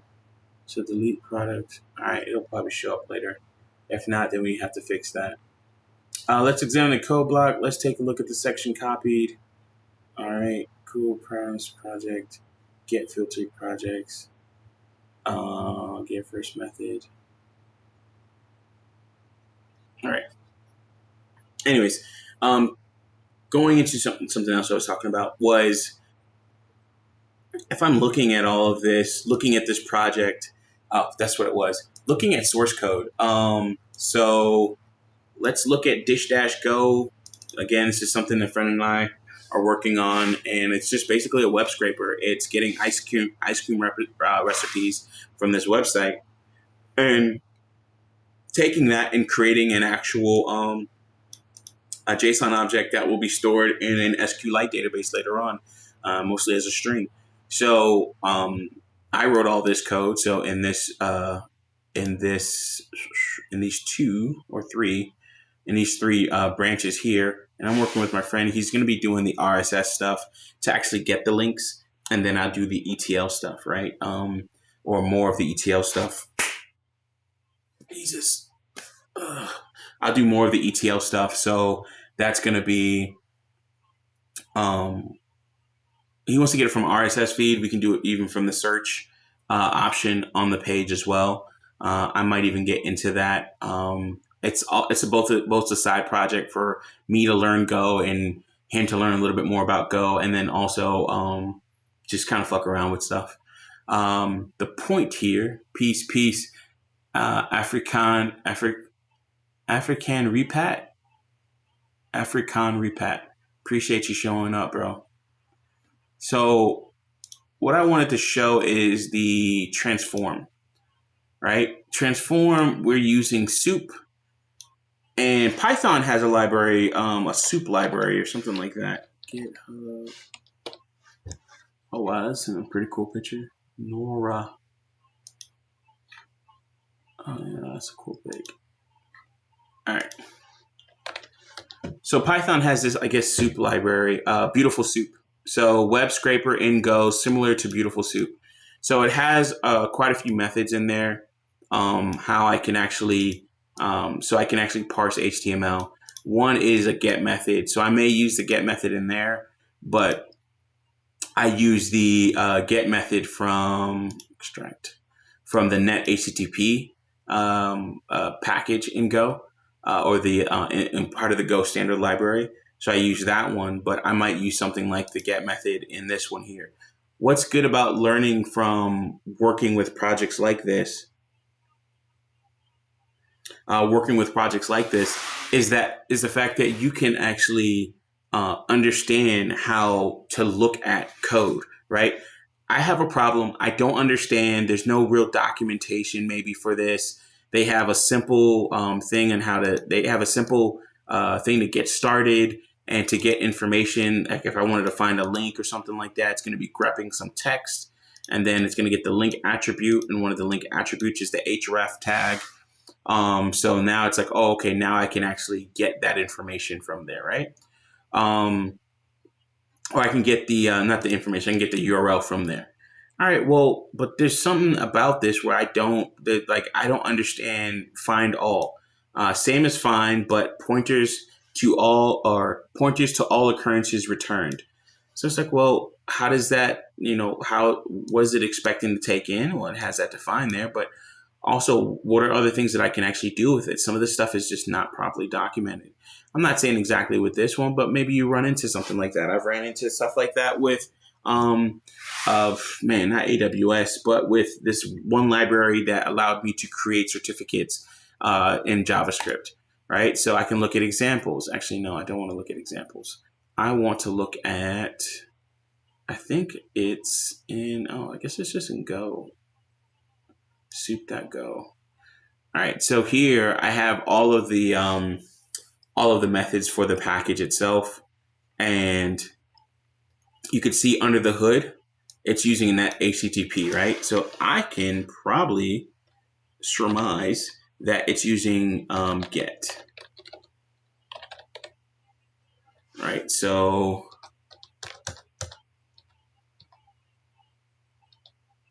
get with client, get body, post, get. All right, get returns HTML returned by the, let's just do this. There we go. Get returns the HTML returned by the URL as a string using the default HTTP client. All right, so pretty much get with client who uses the HTML. Okay, HTML parse, that breaks things apart. So I'm looking at the source code here, and I'm not looking for any one thing, but I'm starting to understand a little bit more about the project. So by working with larger projects, you can start to see how things are broken down, and then also where to find answers. Some of these projects, some of the best projects out there, man, have absolutely shitty, if not no documentation or proper documentation that will actually help you answer your question. So you might have to actually go ahead and go a little bit deeper and start to look at or look into look into the source code itself. And by looking into the source code, now you can be like, oh, okay, well, man, like I can just wait. Hold on, is that?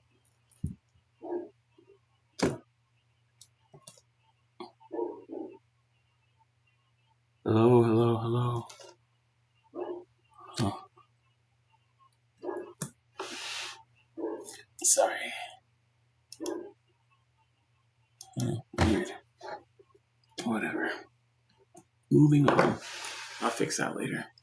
Like this mic is not working. I'm actually using my camera's mic, which I guess is decent enough. All right. So yeah, looking deeper into the actual code base, and you can see, okay, listen, find args and string. So now I can say, hey, listen, it's taking an unlimited amount of strings or proper parameters, a limited amount of parameters that are strings or of type string, right? So those are your arguments and your strings. And then from here, it will take that, okay, find once, pointer, and then args. Let's see, I'm expecting it to do almost like a range or something like that. Type okay. So temp and okay. So it's going to return two things. And then R pointer, if okay, equals false, then if debug, panic, and then tell me what the element or what the panic is, and then return pointer. Otherwise, go from there. Okay. So find once. Where are you getting find once from? So now I can start tracing this. Where's find once used, right? Like, is that what library is that a part of? One thing that now I'm looking at this, like I like more about JavaScript is if I'm importing something, I can import it as a little bit differently, or you can do that with Go as well. But the naming of this. Although it's easier to write find once, I don't know where that library is or where that's from. Maybe that's local to this package, or maybe that's an imported library. That's something that I did really recently just learn that you can import and put an alias to a package. But for instance, if I look here, where's find once? Okay, well, it's not in any of the. It's not.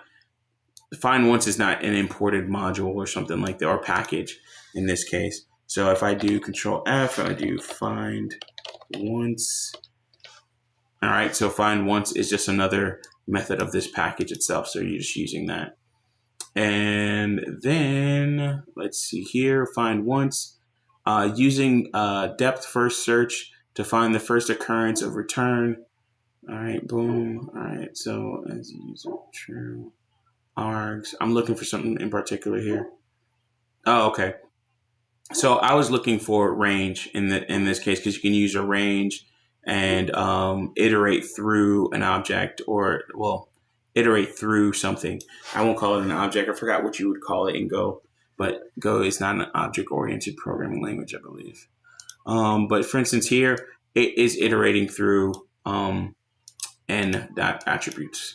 So it's going through all of those and then returning information. So you can see how these things get connected and they're abstracted and then they go from one spot to the next.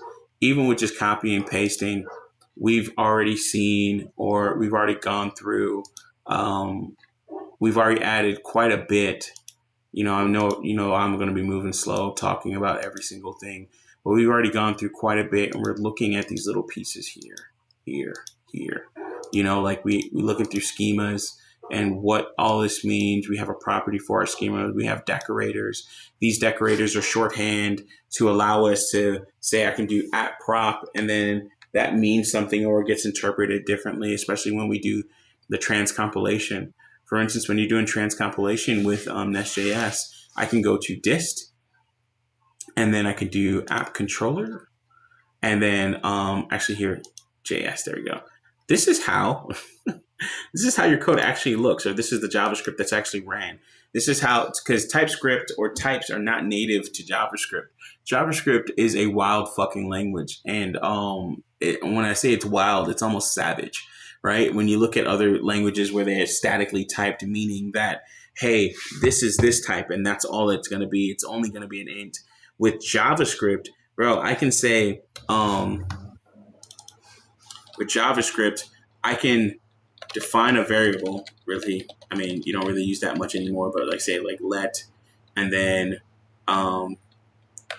variable equals 2, right? And then I can print that later on if I wanted to. I have Git Copilot or GitHub Copilot, so it's saying a lot of this stuff for me, or it's predicting a lot what's next. But I can say let vr2, but then I can actually get that massaged to an integer. So I can actually add 2 different variables together if I wanted to. Let's see here.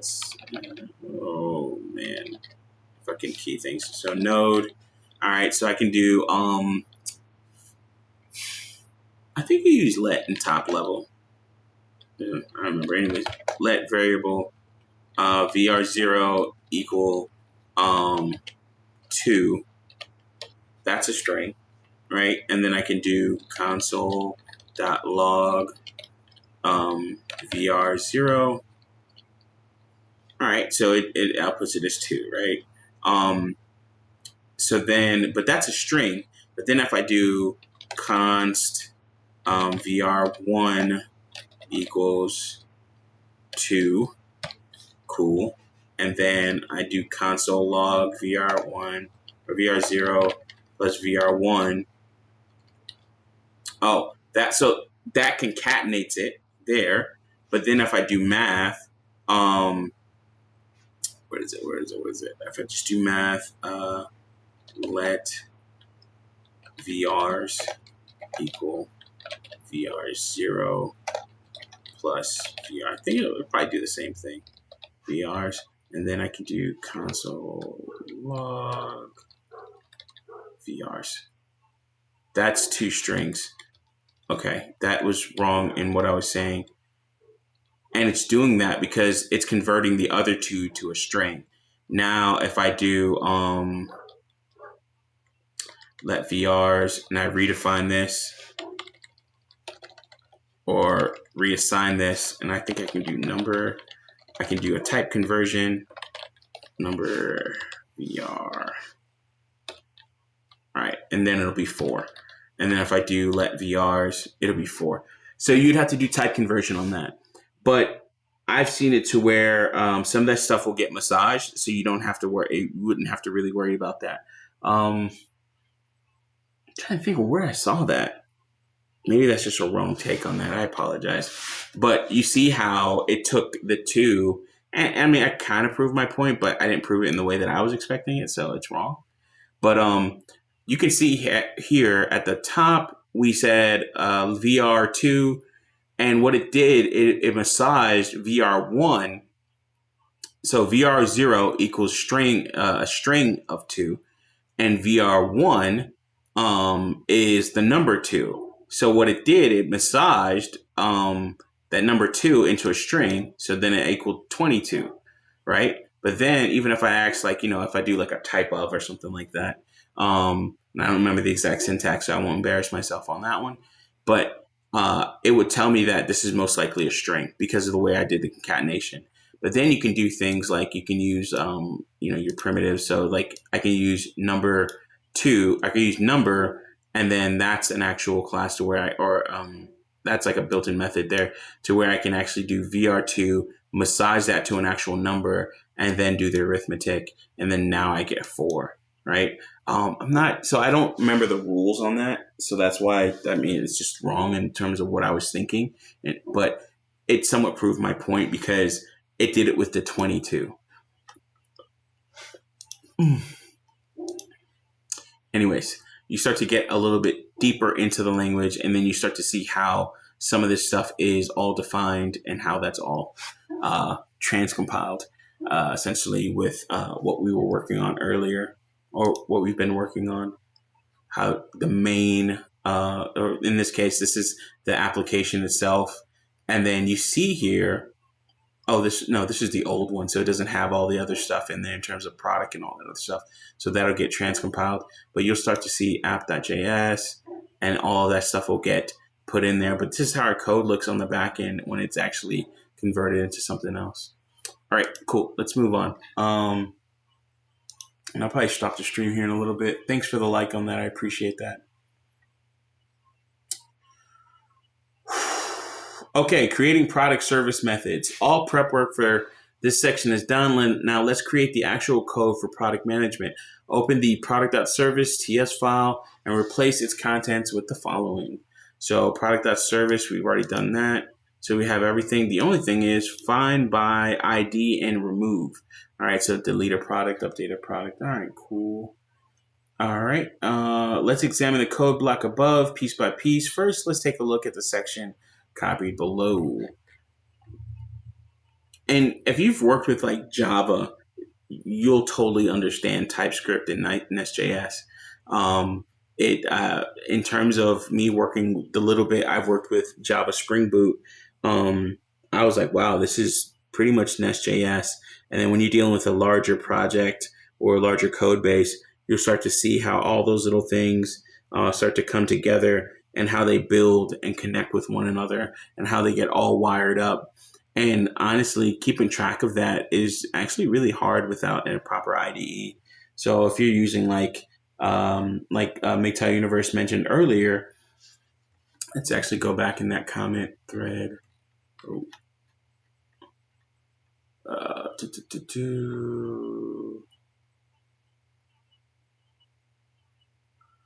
Wow. Sometimes you never know how you really help people. Peace to Brother Elijah for that. So for instance, if you're using Python, so it uses PyCharm for Python, IntelliJ for Java, which I used IntelliJ for Java. I mean, it's a lot, bro. It's crazy how heavy some of those things are. And even the project I worked on was probably small or minuscule in retrospect, just looking back at all this stuff. PowerShell Studio for PS, and that's built into the Windows, and VS Code for everything else. So that's JavaScript, that's Golang, so on and so forth. But getting used to an IDE as well and how all these things work. And then also getting used to things like decorators and what they mean. Like, okay, I'm going to take this module and inject it into another module. Like what that decorator does on the back end. Things like auto-wired, how that actually compiles your code and then eventually runs, or how your code is built and eventually is executed on its target machine or destination. I know I jump around a lot, guys, and hopefully I'm giving you guys something. But if there's any questions, please let me know. I like to take a lot of those different tangents. So in this case, it's saying this code injects the needed dependencies, the product module, by using inject model decorator. In the next section, we have two methods. All right, so I'm not going to go through all of that. So in this next section, we have two methods. So get all products and get product. So get all products. So we can see the structure of how we're doing all this here, right? So async. So it's an asynchronous function. So it may run in the background or run on the actual event loop. And then when it runs on that event loop, then when it comes back around and actually gets fulfilled, then it will, you can actually retrieve that promise and then go ahead and output that data or put it wherever it needs to go, right? So find and then exec and then return products. Excuse me. So that find method, when it says that product module, I know we're using MongoDB or Mongoose on the back end, or that's the module we're using to interact with the database. So it's finding, and then it's going to execute or exec. So it's using the find method, and then you're going to use it, then it's going to actually execute that. And these are things that are given to you by, I think, Mongoose. Yeah, I think it's Mongoose. So let me see here. DTOs. Get all products, filter products, I believe. The filter product DTO, create products, schemas, no controllers. Where's the service?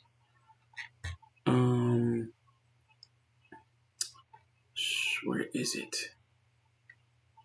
Promise the product module, this dot product module. So it's finding it within this here. So this representing this actual class itself, and find by ID, the ID, and then exec. I know these are just, these are inherited from Mongo itself. I know that for a physact because I've worked with Mongo enough. But I'm trying to find out how they're all connected. And in some cases it'll tell you, like for instance, that find by ID. If most in VS Code and different IDEs have this functionality, but you can press, in this case, I think it's F12, right? And then it's going to tell me find by ID. So I know this is there. That's why I can do this, but find by ID, I know that is available, and that essentially is in the Mongoose module, MongoDB, and that is outside. Yeah, that's in our node modules. So it's not, it's something where, since it's an object, that object it can inherit different properties of that object or method. So it inherited that find by ID method because it pretty much extended it from this module here. All right, so all right, cool. The first method, get all products, is for getting all products. Okay, no. The method get filter products below. Okay, products can be filtered by search query, by category, or both. The next mod, add product below, creates new product. All right, cool. So let's make sure that we have all of this. All right, cool. The final two methods, update and delete product. All right, cool. So creating product controller methods. The final step for this project, this product module, is to create the API endpoints. All right, great. And we'll break that down as well. Again, guys, even though I'm copying this stuff, I still have to actually know it. So somewhat at least. This is what file is this? Open the file and replace. Okay, so product controller file. Yeah, I still have to know this stuff. So let's break it down. So we have the get decorator, or the @get decorator, and then this is the path of that endpoint. So I should be able to go to that path, get products. What is my query? And then the filter products DTO, because we already have all the DTOs in place. Product DTO, that DTO. Honestly, we can even do an asterisk here as well. I think we could do an asterisk and then pull those out. I think. Like for instance, if those were all exported and made into like one file, or put into another file, imported into another file, then we can actually just import it from one single file. You see that a lot with JavaScript projects. So for instance, we might make a file called like DTOs. You might make a file like DTOs, and then we'll import all those DTOs, and then export the create product DTO module exports, and then create product DTO, filter DTO, and then it'll be like that. And then from there, we would only import that one file, and we can import everything from it, or destructure it like it's doing here, and then do an import statement. That's one thing that I could put out there in terms of simplifying the way that looks, because I've had to do that with JavaScript and just like pure vanilla JavaScript. Excuse me. Okay, moving on here. All right, so we have the get by ID. So we have this here, ID.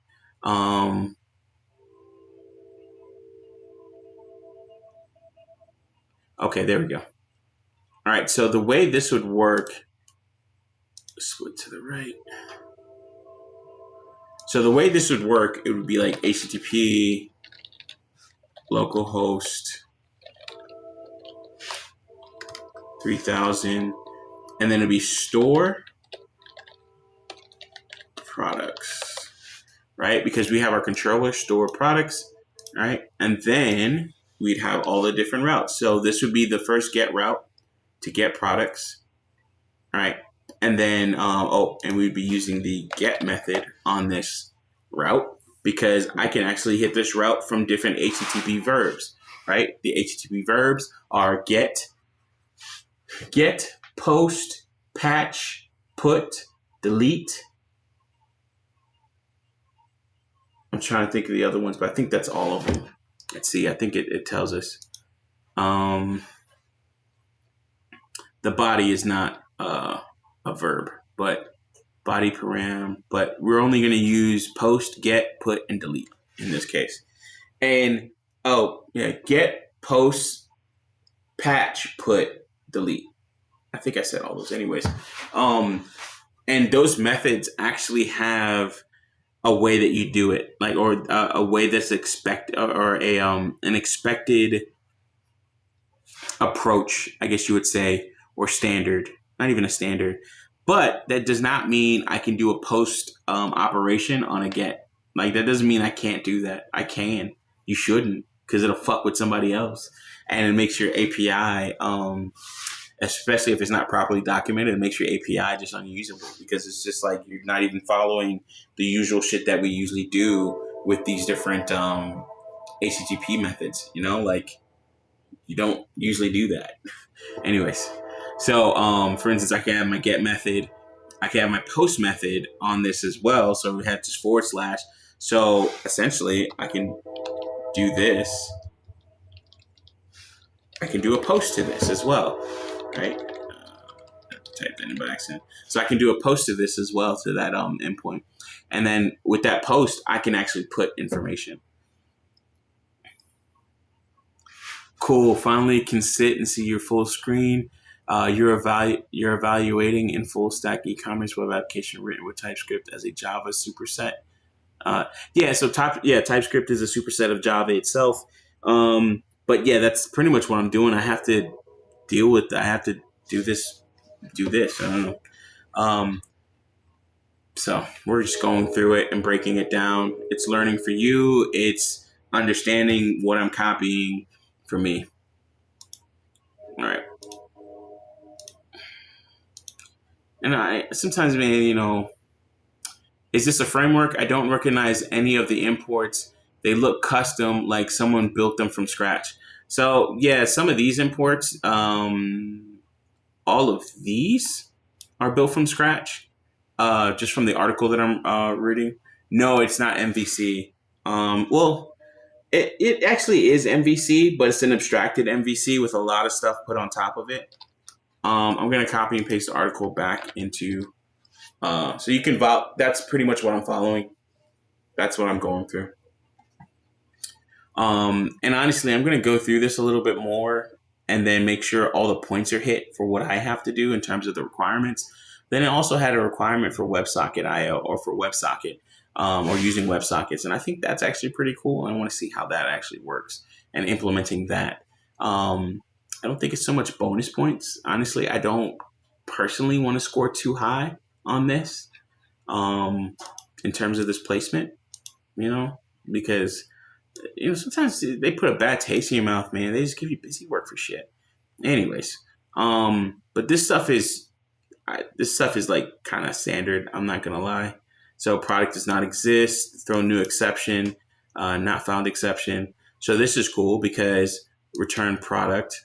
So if not product, then throw an exception. Then that exception should bubble up and then be returned in the API as well. Yeah, no problem, Busy Rand. I think this stuff is nice, but you know, I got this evaluation, and you'll see it earlier on in the stream if you go back. But I got this evaluation, man, and it has, like, you know, what I have to get done.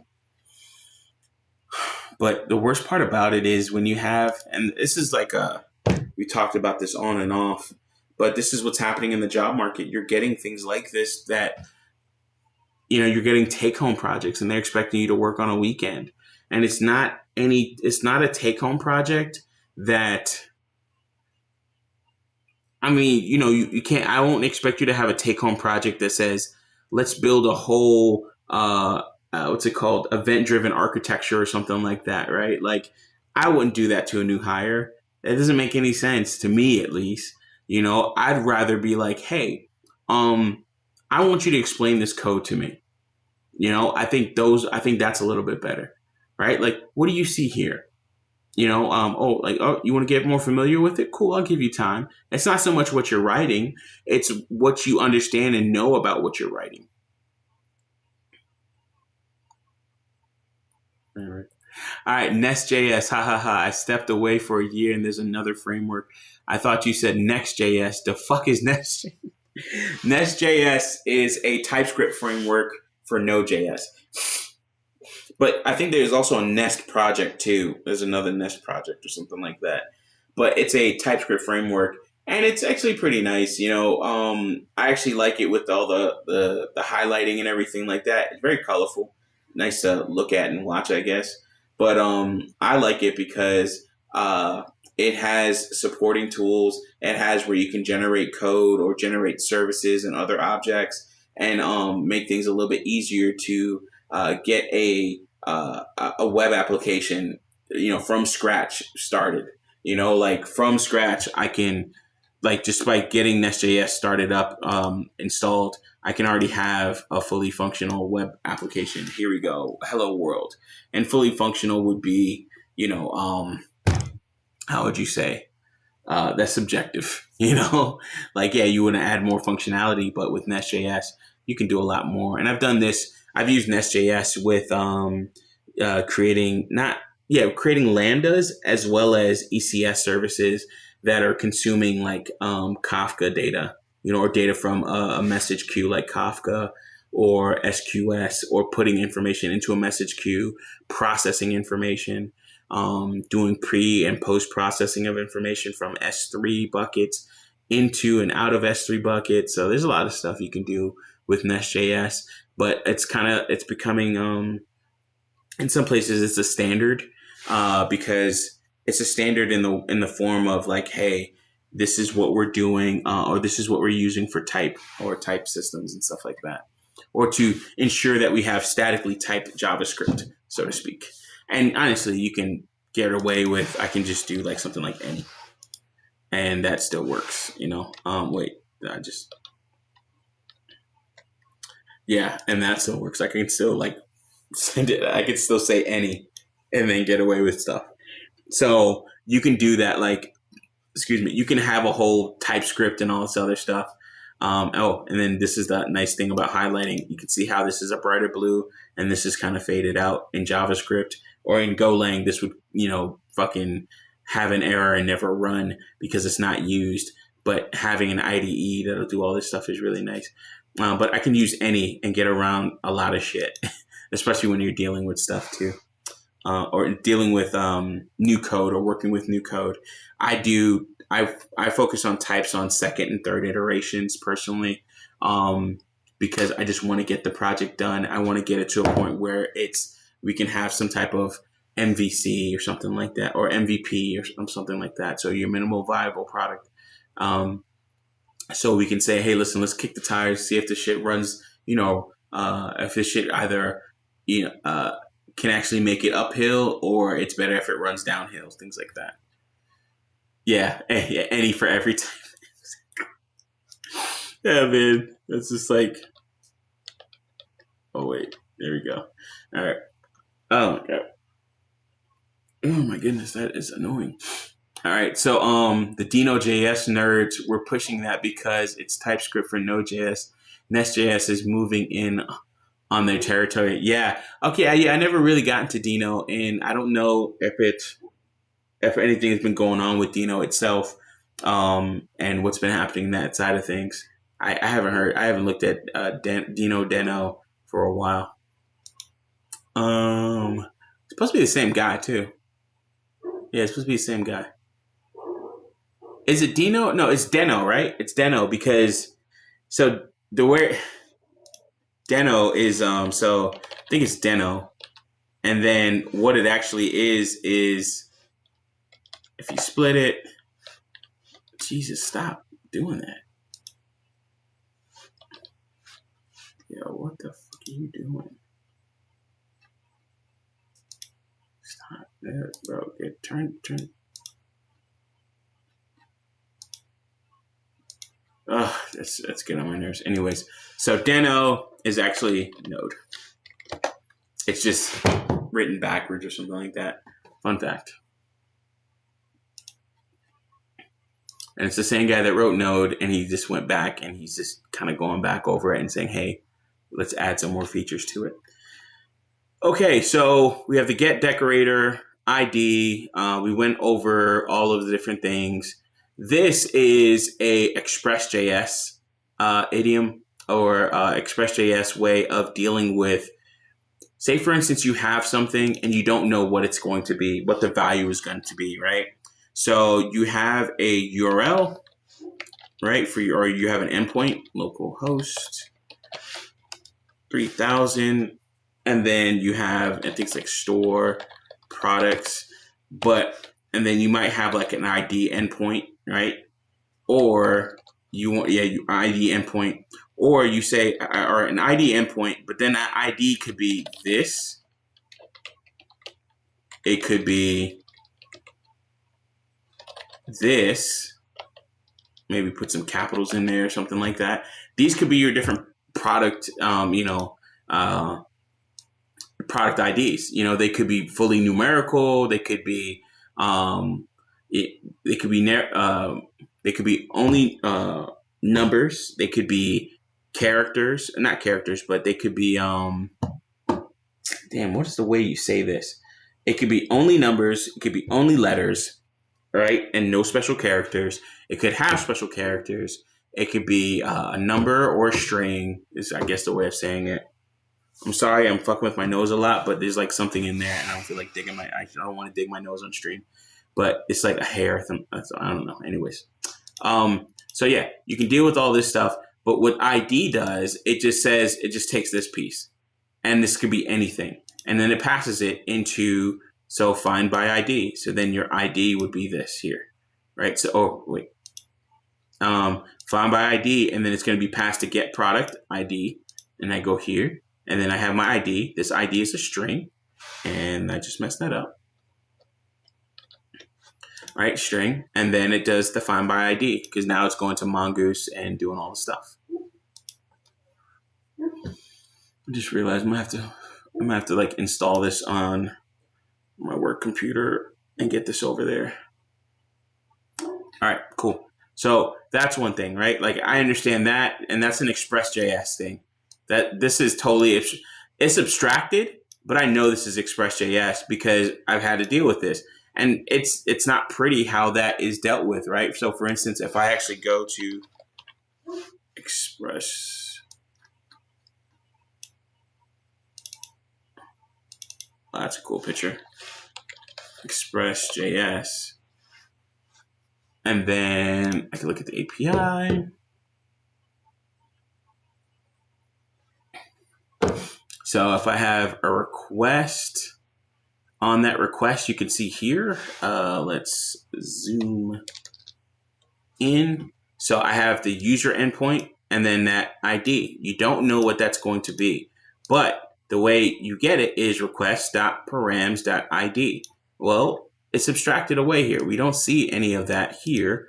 So we have params, at param, there we go, and then ID. And honestly, it's just a nicer, cuter way of writing all of this. It looks nice and everything else like that.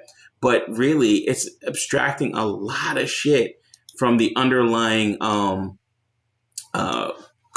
underlying libraries that are there.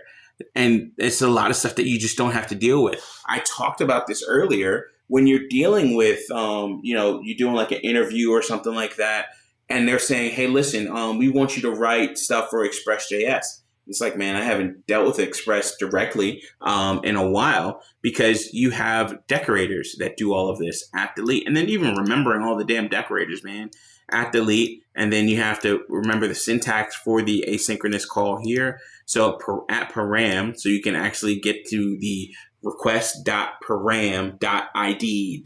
whatever. And then it doesn't have to be ID. It could be something else, right? And this is just a way of doing that, right? So, but you can actually define your own, like, I think like it doesn't have to be ID, so to speak. From what I remember, it doesn't have to be ID. But yeah, so you can say ID and then go from there and then get all your different products and shit like that. But it's essentially doing all of this, kind of like what I said with the user, same thing. But that's the problem that we're running into is that MGTOW Universe said it earlier. They want junior level devs. They want devs that are savant with junior level pay. And that just doesn't work. And then you also have to remember that, hey, some of those people, they're going to have to be looking this stuff up. So how do you test for that? You want to find somebody that is resourceful, that knows to look in the packages, knows to look in the source code and breaks that shit down. Like, oh, okay, this person knows Express.js. All right, cool. What if I give you a Nest.js framework on top of the Express.js? What are you going to do then? Well, now that's a whole problem, right? Because they're going to have to learn it. They're going to learn it. It's not going to be a big fucking deal, to be honest. But how are we testing these people as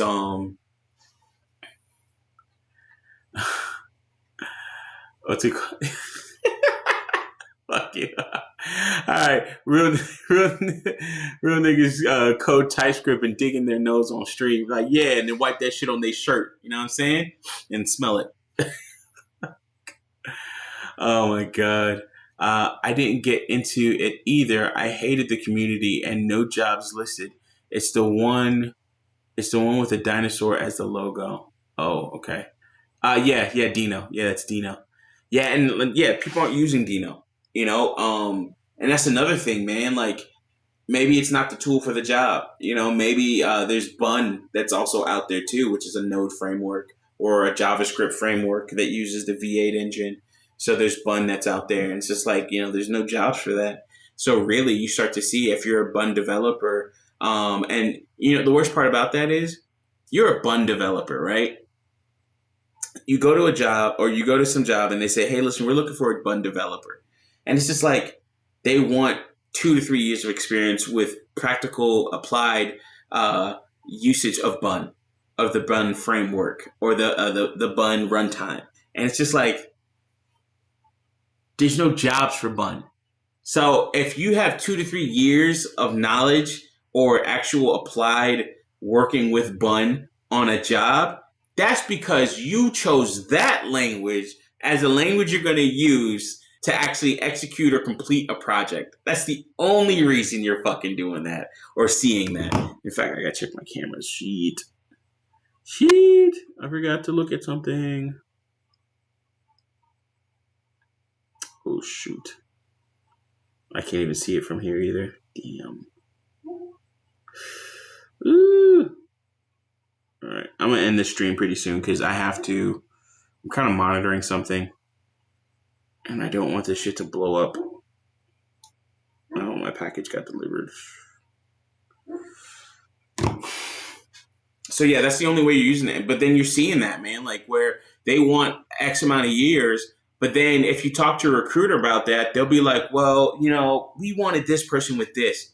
Ma'am, if I explain to you that Bun has been out, but nobody's used it, and the only reason you have any candidate that has actually used Bun is because they used it on a fucking project at their house, mostly, and they're putting it on their resume, it's just like, hey, man, at that point, it's like, you know what? You're right. I'm not the person for this job. I'm not the right fit. Talk to you later. Peace. Get the fuck out of here.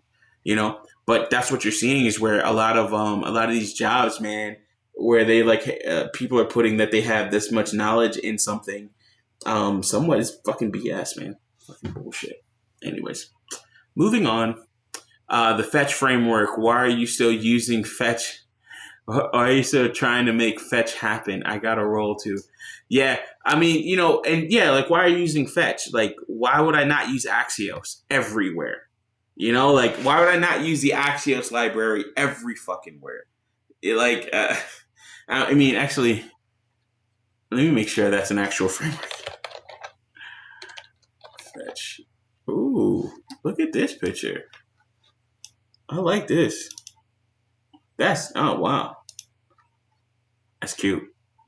That elf is black. Look at the nose. I know a black elf when I see one. Let's see what else this person has. Raw straws, okay. What does raw straw? A lot of times I'm coding and I'm watching just manga recaps. I'm doing that a lot lately. Oh yeah, I got this guy saved somewhere.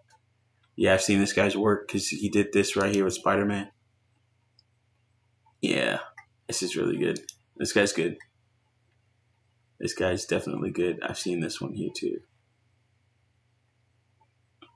All right.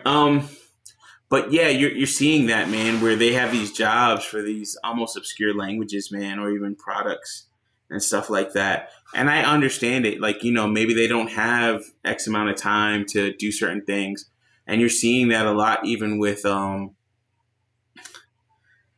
jobs, man. It's like, uh 3+ months or 6+ months contract with possible extensions. There's no fucking extensions to that contract. Don't be fucking fooled. There's no extensions to that contract. They're going to use you and then you're going to fucking spit you out. And the worst part about all that is, the fucking recruiter is going to ask you about 3 different things that get on my fucking nerves. 1, why are you leaving your jobs? Because I want to go somewhere else to make more money. Well, you're full-time there and you have benefits. I don't fucking care. Honestly, if you think like, if that was a problem for me, I wouldn't fucking apply to the job, dumbass. Like, get over it. Like, you don't need to know why I'm leaving the fucking job. I don't want to be there no more. How about that? 2, well, how much are you making currently at that job? I want to make sure that we're hitting at the right spot. Oh, and me, honestly, my response is, well, they'll ask you how much you're making. And I'll be like, well, listen, I want to remain flexible within the job market and for this position, just to make sure that I get into the right spot. What's the range? And just deflect and just revert the question back to them. What's the range? Because you know how much you're paying for this job. The problem is they're not paying you with what you're worth. They're paying you based off of where you're living, your cost of living, and they're also paying you based off of a range that may not be as realistic or realistic as they think it is, right? Because it's just total fucking bullshit. Sometimes some of these ranges, they want to pay you $45, $55 an hour for a job where a year, 2 years ago, you're getting $65, $75 an hour, right? So that's another thing, right? Like, one guy was asking me, and I had a conversation about him. I was like, listen, I have a problem with that question because you're basically asking me to make a lateral move, right? So for instance, the job pays $65 to $75 an hour. I tell you I make $55 an hour, right? Which I don't, but it's like, whatever. I make $55 an hour.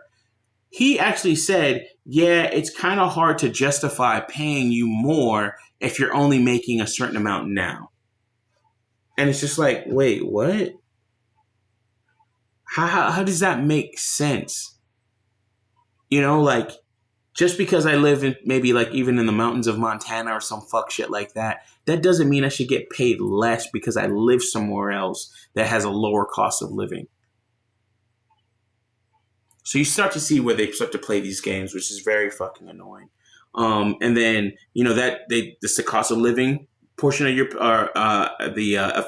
weight of cost of living on your pay, and then also what you're currently making. So they'd be like, oh, okay, well, hey, listen, you're making $5 an hour extra. Like, we can get you in there at $60 an hour. Well, sir, you just told me, the range is from 65 to 75.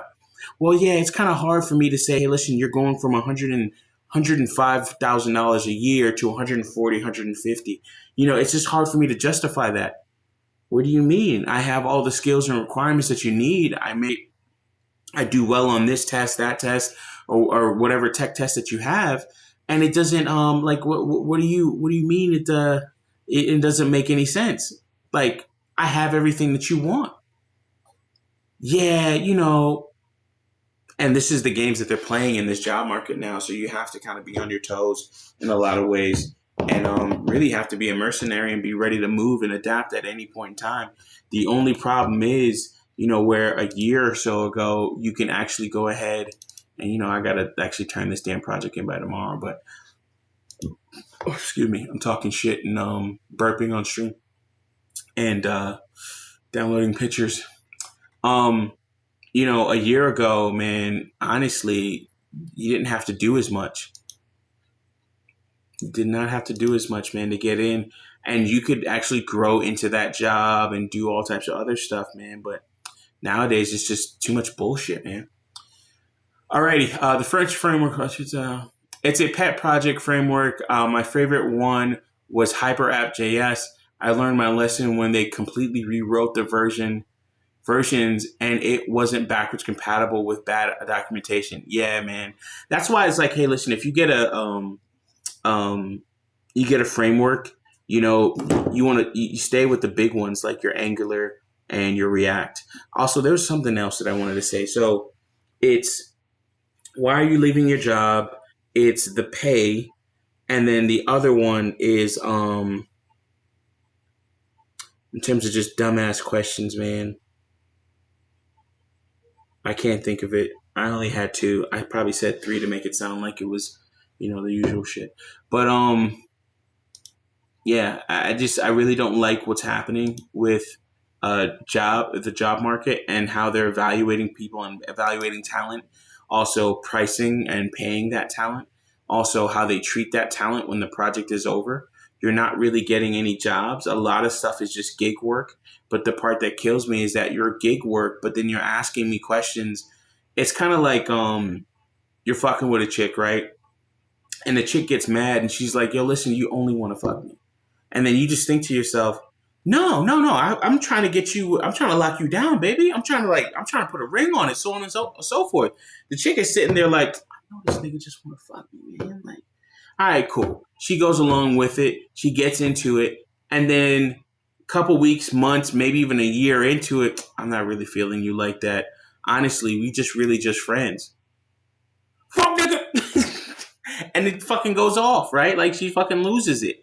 And that's the thing. That's what we're seeing in the job market, man, where however you want to put it, you're the fucking chick, so to speak. And a lot of these jobs is like, nah, I'm gonna lock you down.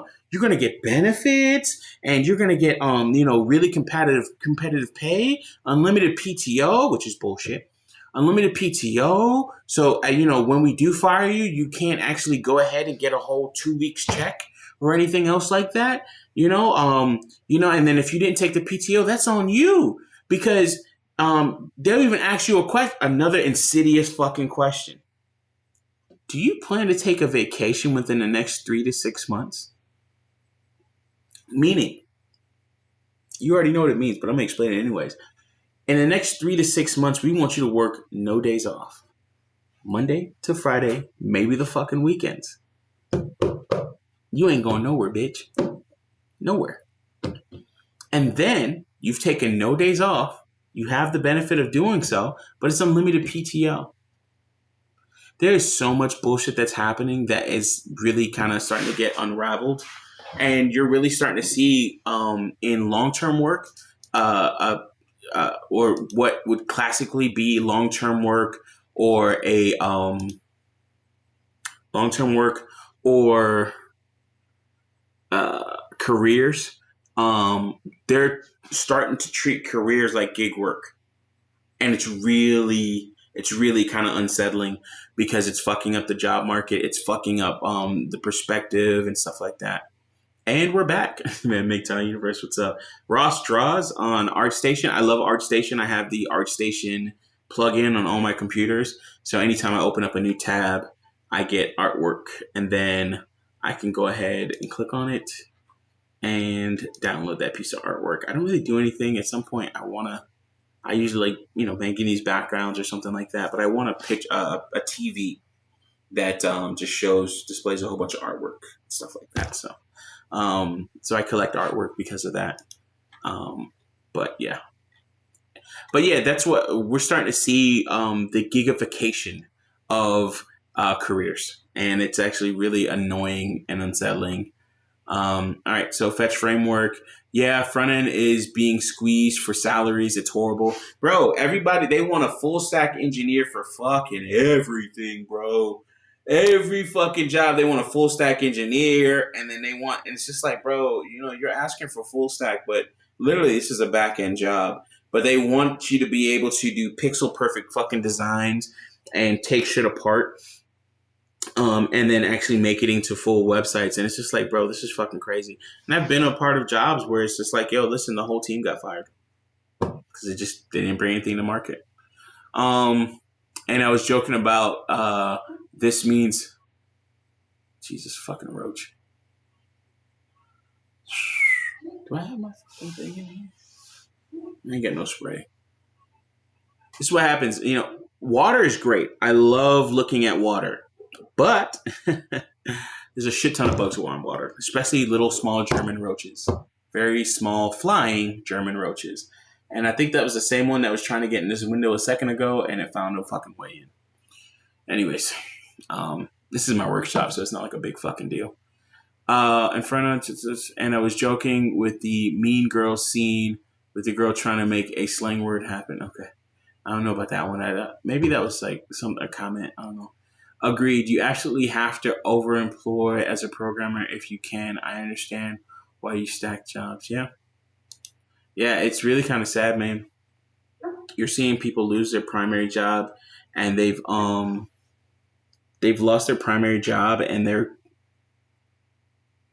they just moved out to a new area, which is very fucking annoying. Imagine that you've relocated for a job. This is why I don't do relocation jobs, period. Like, I just don't do them. Because you're going to have me move all over the fucking place and then fucking, get rid of me. That's so horrible that they do that. Like, there's no loyalty. And then they expect some type of loyalty. They expect you to work for only them, X amount of hours out of the fucking day. And it's just like, bro, I'm not doing that shit. That doesn't make any fucking sense. I mean, I might as well fucking half-ass it at 2 different jobs and create a whole and make more money that way, man. But it's kind of sad because you can't really, sometimes you can't even make, what looks like, is it, I think this guy, Kasami from Naruto. That's what that looks like. But you can't even get it to a point where it's just like, do you make any good money from someplace, man? 401ks and all this other shit. Anyways, man. Yeah, a lot of this stuff is abstractions for Express.js. Moving on. These fucking dogs are just barking because they can. Not because they need to. Let's divide the rest of the code into smaller chunks. First, we use at the controller decorator. It's get post ID. All right, so I'm just going back through. And then you get little things like this, man. This is what annoys me about, like, you already have a job. Now you're going to another team and they're giving you bullshit at evaluation tasks. And it's just like, bro, you're just taking up my time. And then the worst part is you do all this work. You see I'm doing this on stream and everything else like that. I mean, what if I was really writing this code? Whatever. But what if I was really writing this code and then really taking this whole thing seriously, and then you still get fucking canned at the end of the week? This is what we're dealing with, man. This is the fucking job market, bro. Evaluation after evaluation. For what? For what? And I really can't complain because I've actually had a very nice, honestly, but I am the way I am in terms of SG service user dash no. I am the way I am because, excuse me, I've learned a lesson from other people, and I've seen it firsthand, and I've been a part of it firsthand. And thankfully, I was insulated in some ways because I put certain things in place, right? It's really fucking sad. User schemas.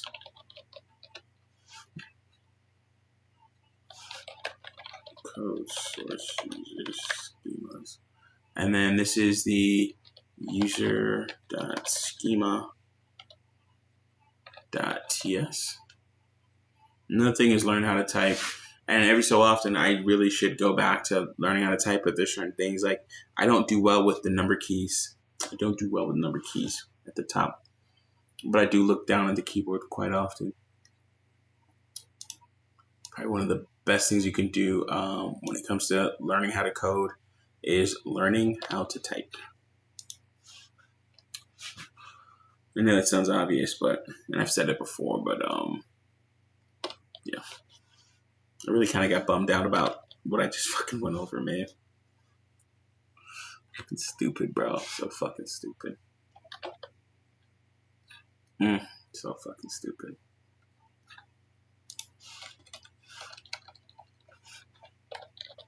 But that's what we're dealing with now, man.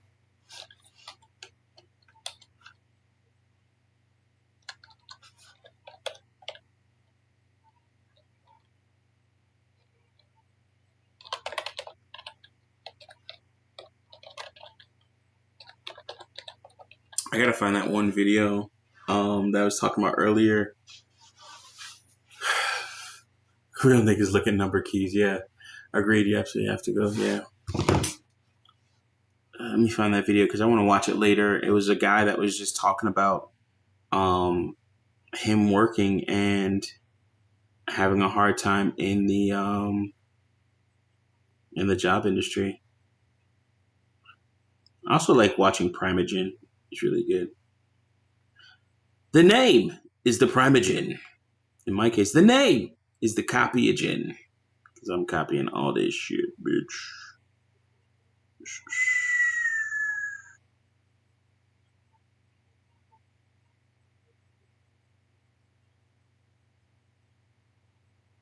Another good video is this video about and then like toxic workplaces. Primogen had a talk with Thor. I think he's like another Twitch streamer that programs. I always get pushback when I say learn how to type first before coding.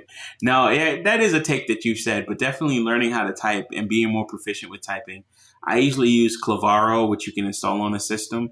Honestly, typing should be one of those things that you do with your kids on the weekends. You give them, like, you say, hey, listen, let's work on an hour in typing, 30 minutes to an hour every weekend, along with multiplication tables and stuff like that. And honestly, that will get your kids leaps and bounds above, beyond other people. And doing those, like, working on those three things, right?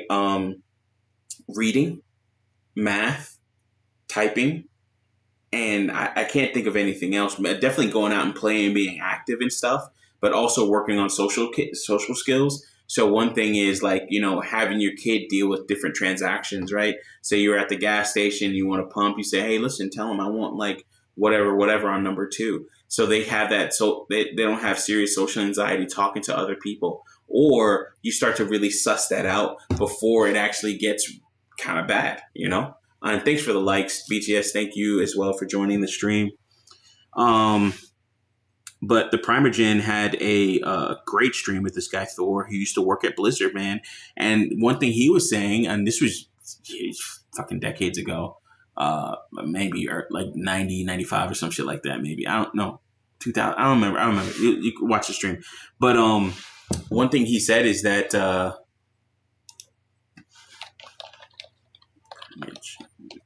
Primogen stream.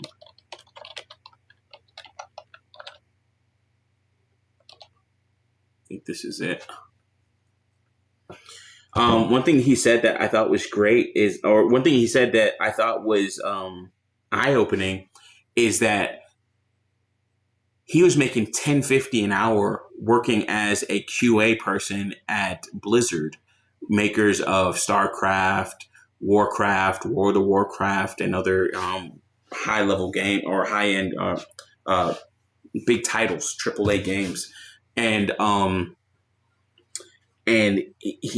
he said at the time a bagger at Trader Joe's was making like $12 an hour, and like even then this was still not enough. Even and then living in California, to the point where he didn't have a livable wage. And you're still seeing this, of course, right? And it's kind of quote unquote only getting worse. Maytown Universe, we were talking about that earlier, like, is the junior developer dead? And I don't think so. I don't think the junior dev is dead. I think that the junior dev is going to have to do more, and the bar has been raised for a junior dev. So a junior dev is the old school senior intermediate dev, system administrator, or whoever, So whatever your dad was doing, you have to do that plus more type shit, if you will. Real talk. We've been seeing this. We've been seeing it in real time with brothers doing Theo's training. They get overwhelmed quickly because the pacing, brutal sometimes for sure. I found out how important typing was trying to program C. Bro, doing those shifts to be like, if you're going like this, like if user equals, like doing that, bro, equals young grizzly, like, and not have to, and then this is, and BGS, I'm sure you'll like this, is just like, this is Copilot. That's AI working for you. Welcome back, young Grizzly. Like having those little messages. All right. And then else, hello, stranger. And then this is when you start to see things like using these AI helpers, your old school paperclip and all this other stuff, Copilot now, and how that's being brought back, I'm sorry, not being brought back, but how that's paperclip is being in a sense rebranded. And then you have this Copilot, and then this is something that's helping you write code quicker. It may not be exactly what you need for a function, but it helps, right? Like I was, I think I said this before, language Python. All right, if user young Grizzly, like, and that's another language, right? So like, for instance, language, I might say go.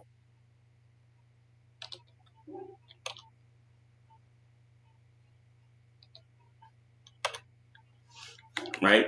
So now, I've went from JavaScript, Python, go. And that's the power of AI, right? So then when you ask like, hey, is your junior level dev dead? No, but they should know these things. And I remember there was an email about AI, and I was like, hey, listen, I understand academically speaking, this is not good for students, but that doesn't,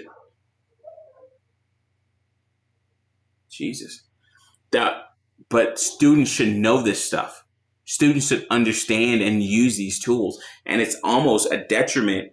It's a detriment because they won't know what to do without these tools, but it's even more of a detriment because they won't be accustomed to these tools ahead of time. And it's like, which one are you going to choose? Is it better to not use these tools and understand it and maybe put them at a risk of not understanding these tools or how to use these tools and work around them and work possibly faster? Or is it a detriment for them to say, fuck it, I'll just depend on the tool? I think it's good to know both. Understanding, like I said, in this controller, I understood that this is an abstraction for Nest.js, or no, for Express.js, right? I understand this is an abstraction for Express.js. And then I went ahead and looked at it and, and then showed you, like, this is how we did it in Express.js. You have your request object, your response object. You have all these different things here. Here it is right here. So your request, and then this is your request param. So these are the requests that were passed on to it. And then you could send this back. So all this stuff, like even when it gets returned, a lot of this stuff is abstracted away. So it's like, which one is better, But then now when you get quizzed on it, you're going to have to know this, right? Like, I was told, I was told later on after I failed the interview, oh, this person had to look this up. And it's just like, man, that really fucking sucks because I know I've worked on this before, but then guess what? I've been using this for so long or long enough to where why the fuck would I go back to Express.js and write out all that fucking code when I can just use a delete decorator and then a param decorator and reference ID, and I can get the same level of functionality. So that's a problem. So essentially, if you're a junior, you're just gonna have to know what your daddy knows plus more. All right, so let's catch up with chat here. Ooh.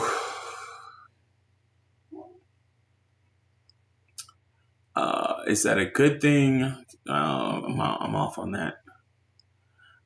Junior dev has been expected to be an intermediate developer for the last 4 years. Very true. BGS, how's it going? Hey, MGTOW Universe, did you get master's? Yeah, okay. Still got ways to go. Looking in 2-3 years. Jesus, man. It's better to learn without the crutch first and then adapt to the crutch later. And I agree. The problem becomes getting left behind. But I totally agree because, the other issue is when you get used to the crutch, does the interviewer account for that? And I'm seeing that's a no, so that's a sad part, man, is that along with even trying to get an interview and applying to, say, 30 jobs a day. And I'm not even over exaggerating when I say you should be applying to 30 jobs. That's not a hard position, but it's easy to apply for 30 jobs a day. And honestly, the way I would break it up is you might do 5 real applications where you have to fill it out on that other person, on that other the other employer's website, where it's just their portal into their HR and stuff. But to really 25 of those, it's going to be easy apply. So you're just pressing easy apply, easy apply, easy apply, and then going through that. And you can do that for a couple days. I do that a couple months at a time, get a couple bites, maybe get one interview, and then go from there. But yeah, BGS. The only reason I disagree with that, I can't totally agree with that, is because I've seen the shit where you get into an interview and nobody accounts for that. I think the testing and the way things are done should be changed.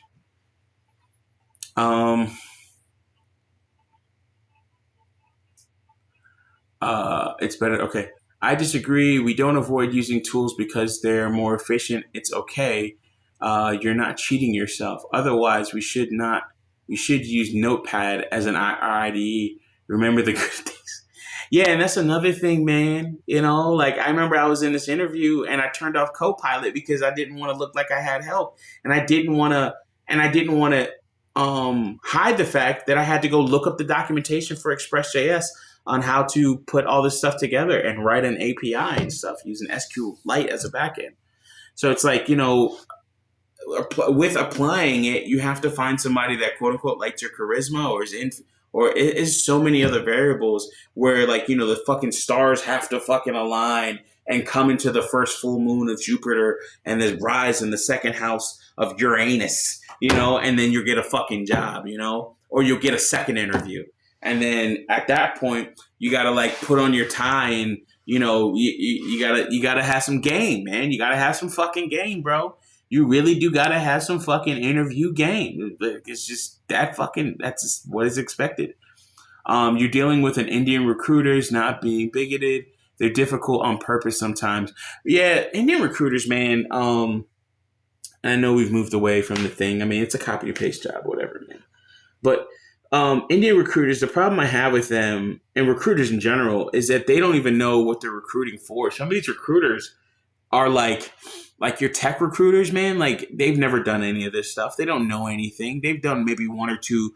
They've read up on a couple things and buzzwords, and they're learning as they go. They'll tell you I'm a non-technical person. They may used to have recruited for farm workers back in the day. And the person that is a really good recruiter that has done the tech stack and all this other stuff, that's usually a person that's a hiring manager or something like that. Or not hiring manager, but the person that you're going to be working on, a team lead or something like that. You're going to have to get through the recruiters to even get to that person. And by the time you get to that person, that might be 2 to 3 interviews in. I mean, I was talking to some place the other day and they were like, yeah, that's like a 4-step interview process. And it's just like, bro, no offense. Will I even be around for the 4th fucking interview? Bitch, get out of here. You're crazy. So I've had that. But this is what the tool does. But also you have to learn all this stuff, right? Like the FOMT package or the format package, print line, welcome back in Grizzly. That's a hello stranger. So that's what you're dealing with there. We're doing the user schema. We got a couple things that haven't been. Oh, okay. Enums. Okay, cool. Enumerations. All right, we're going to get into that. So you have the role. All right, so, okay, that's going to be imported. And then, okay, cool. All right, I want to see how that works. Product, user, DTOs. All right, so we need some DTOs.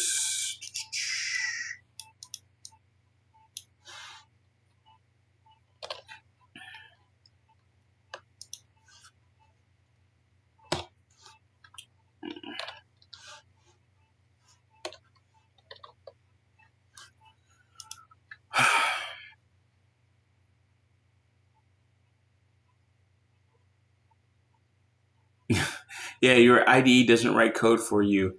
And you know what, BGS?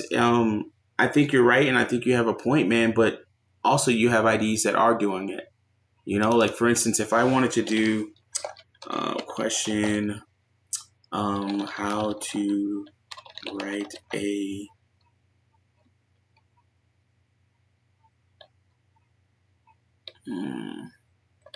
web application in Java.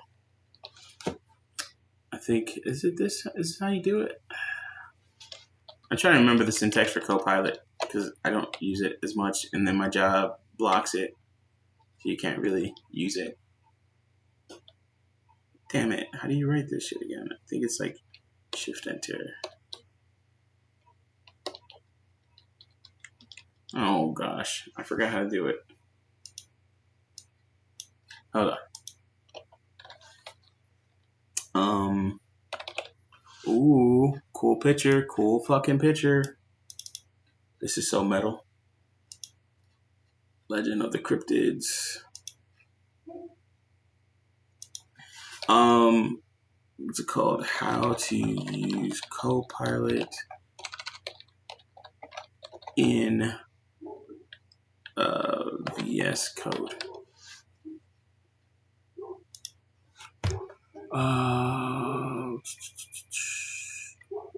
This guy has a good video too. Copilot best practices.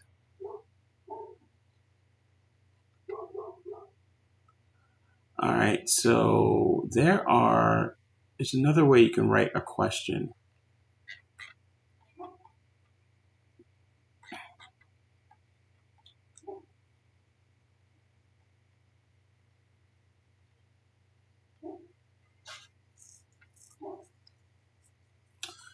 Oh man. Female Sephiroth looking. Yeah, it does look like a female Sephiroth. Express, use Copilot for general programming.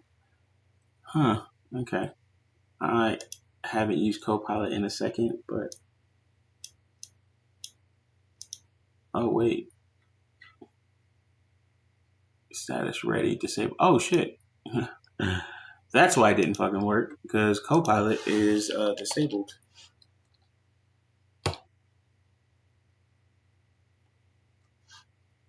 It's like a special. I'm trying to figure out the key for this again. Anyways, let me just see here.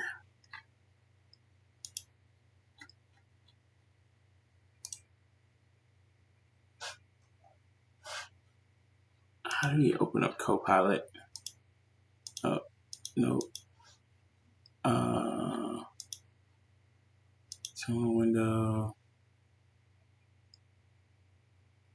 Jesus code.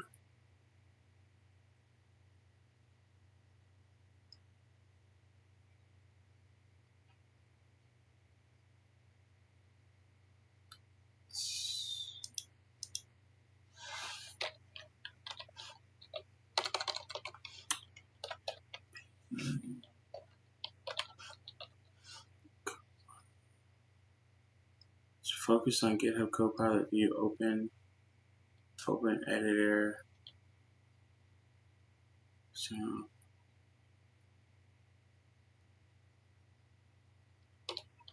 all right, ask Copilot. All right, so ask or type command. So basic Java web app. So in terms of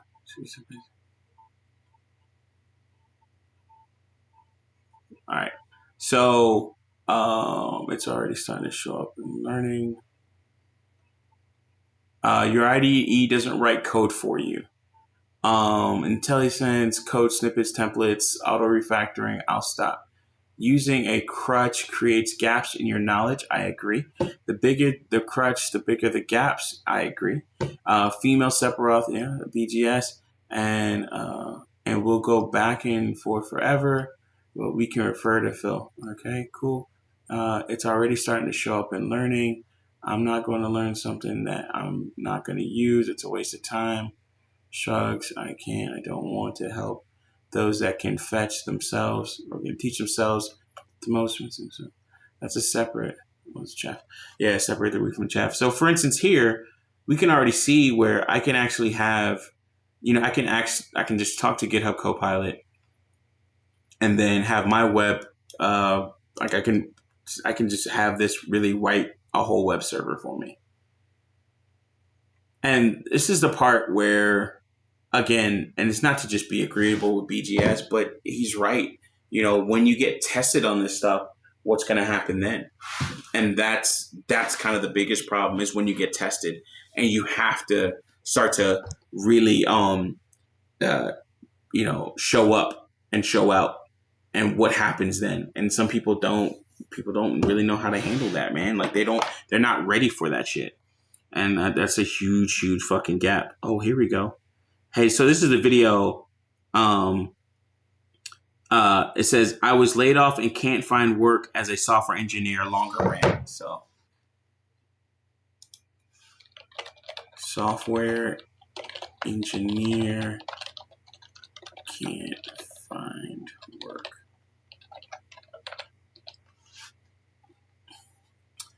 And have it explained step by step for you, right?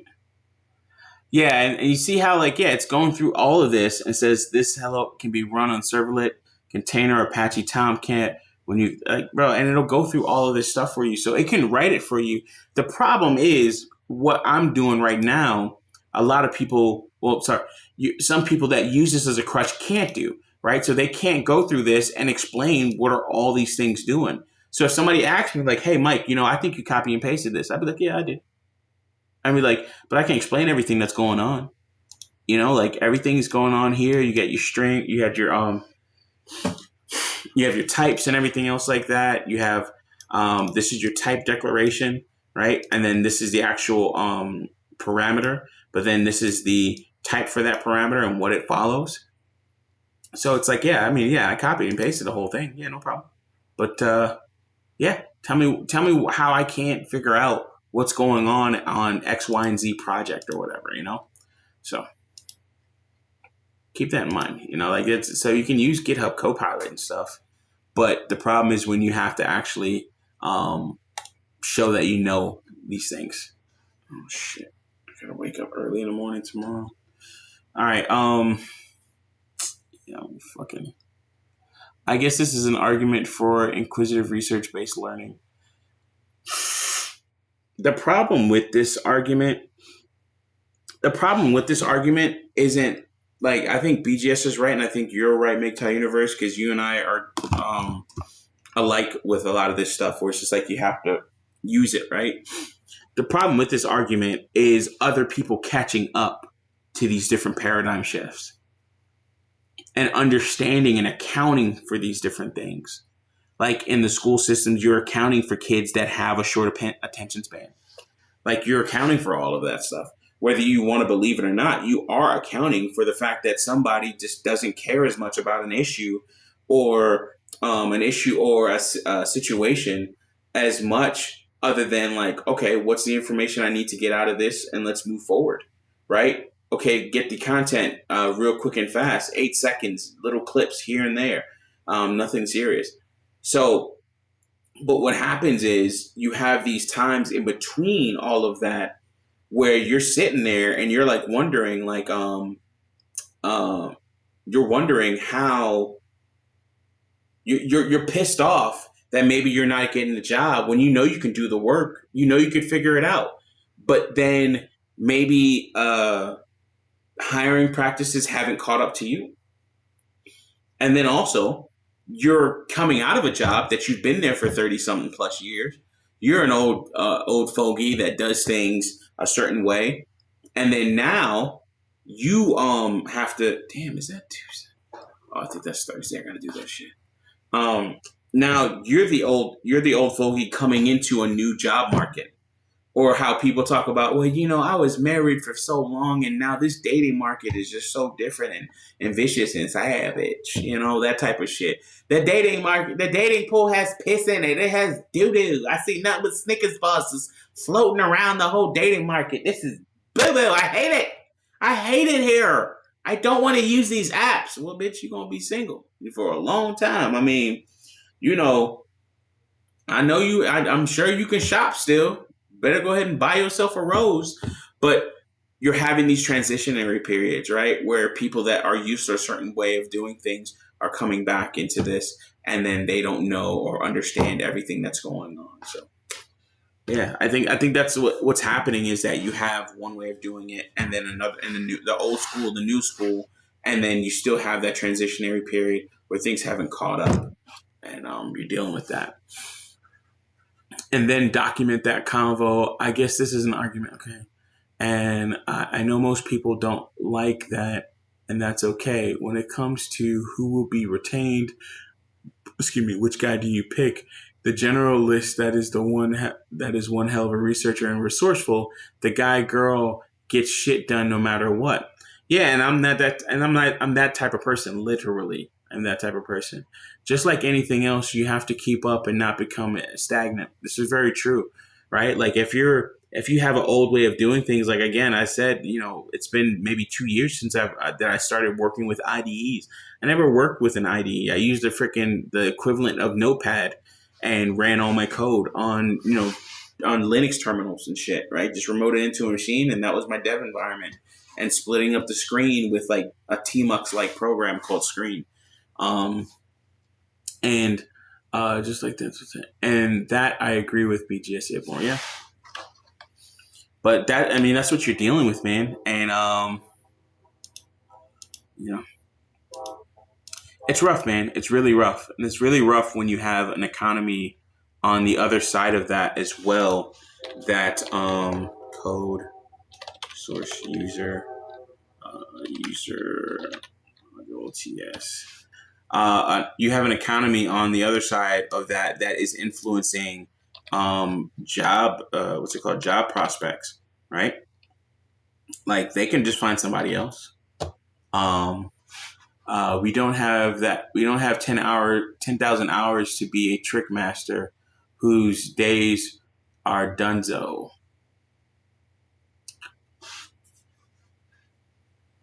That's another thing I've talked about is the time to do all this stuff. You just don't have that time anymore. Running low on time. You just don't have it like you used to. npm install. So we're going to install a package. So bcrypt. Okay. So this is going to be for passwords. Yeah, this is going to be for passwords. And I can, I'm looking at that, and that's, again, this is towards BGS, to supplement BGS's argument or side of the argument, is I know bcrypt, I know that so you can actually put your passwords in as a hash, and look, it's right there on the next line. All right, npm install -d types bcrypt bcrypt. Oh, okay. Well, I've never used -d. Is that dependencies? I've never used -d. I've used like --save, but never -d.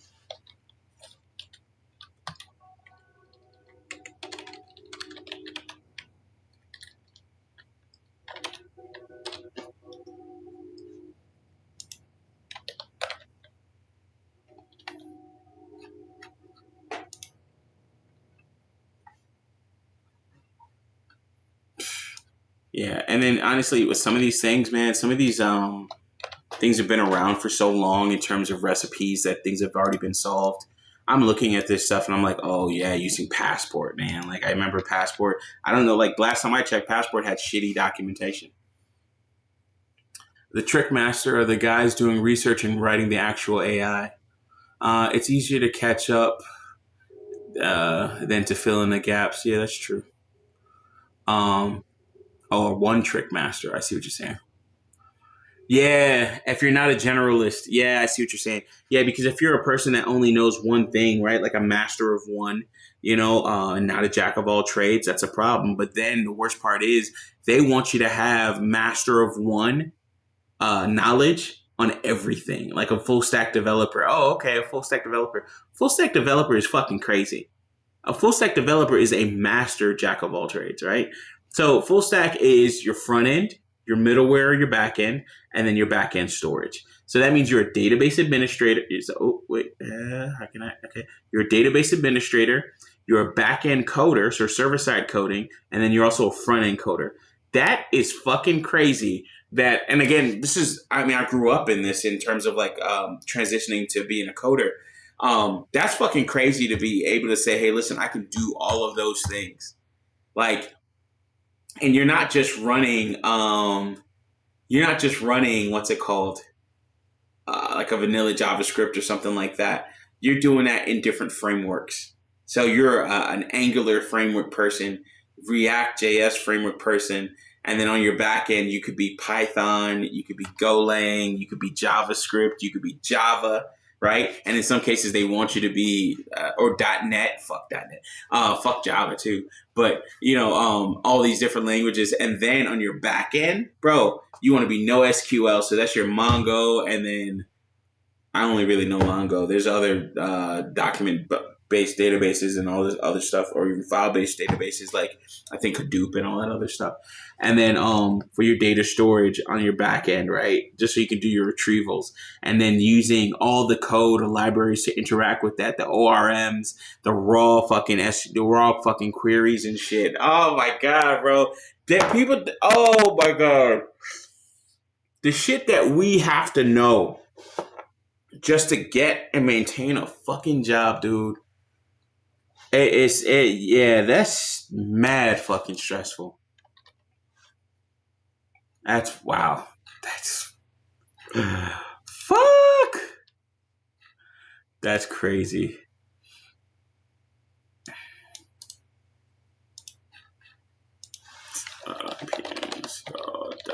.env. Yeah, .env. So you can actually, do stuff with local environment variables. So code.env. Don't tell anybody my secret for set. This is going through Java Web Tokens. And as you're going through this, right? Oh my God, I just scratched my nose. As you're going through this, nobody touch my keyboard. As you're going through this, you start to see all the little pieces to make an actual web application. A web application. And they expect you to know all these little fucking pieces, man. Like, yeah, I can go through and explain this shit, but damn. It's a fucking job and a half to know all this shit. G module auth.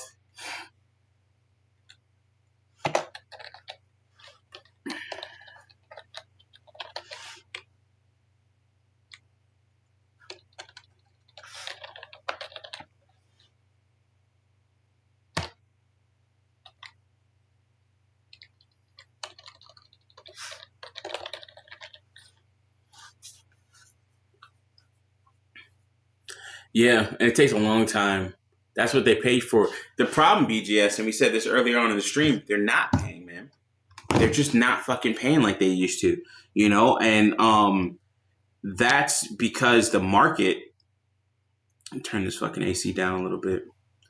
That's because the market. I mean, we're just dealing with the fallout of bad economy and everything else, where people are expected, or you got people that had jobs. Now everybody's in the market.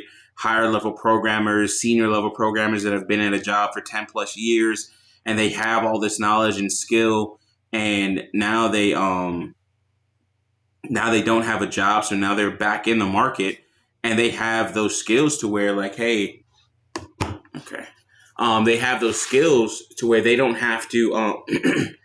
Since it's such an abundance of these people in the market, they don't have to pay like they used to.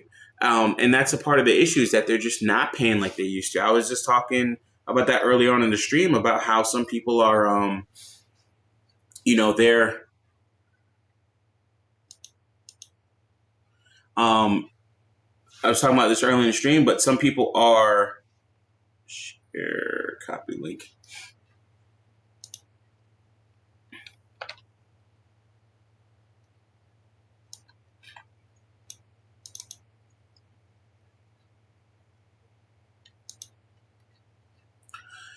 Yeah. Some people are, they're paying $45 to $55 an hour for a job that a year or two ago was paying a lot more, $65, $75 an hour. And, they're going to get these people, All right, going to get guys. these positions filled. I definitely want you guys to go watch this video. I was laid off and can't find work as a software engineer. The crazy thing that really strikes me is like, holy fuck, is the comments, right? This was 6 days ago, 30,000 views 6 days ago, right? Yeah, and then this is where I wrote this. Like, I was like, it's like they want me to do a damn evaluation test, So it's a goddamn insult. I ran C++ libraries at Microsoft, then later a principal in MSR, been CEO of multiple startups, then went to do some contract work at TomTom, and they start giving me questions on Python or Pythagoras theorem. I'm completely done with this industry. I don't need it. I've been doing advanced crap since the 70s and kept on top of that field. Everything from distributed database design to advanced graphics engines and AI. Get out of here with this low-level interview crap. You see what I'm saying? Like, this is what I'm dealing with. You're dealing, like, bro, I've ran where, I've done pennies on the dollar. Exactly. Pennies on the fucking dollar, BGS. And it's like, that's a part of the problem. Would you believe it if I told you that I seen a job asking for 5 years of experience using bun.js? I just fucking said that earlier. I just fucking said that shit earlier. Bro, they want you to have 10, 15 years in a fucking language that's only been out for 10 years. That's fucking crazy, dude.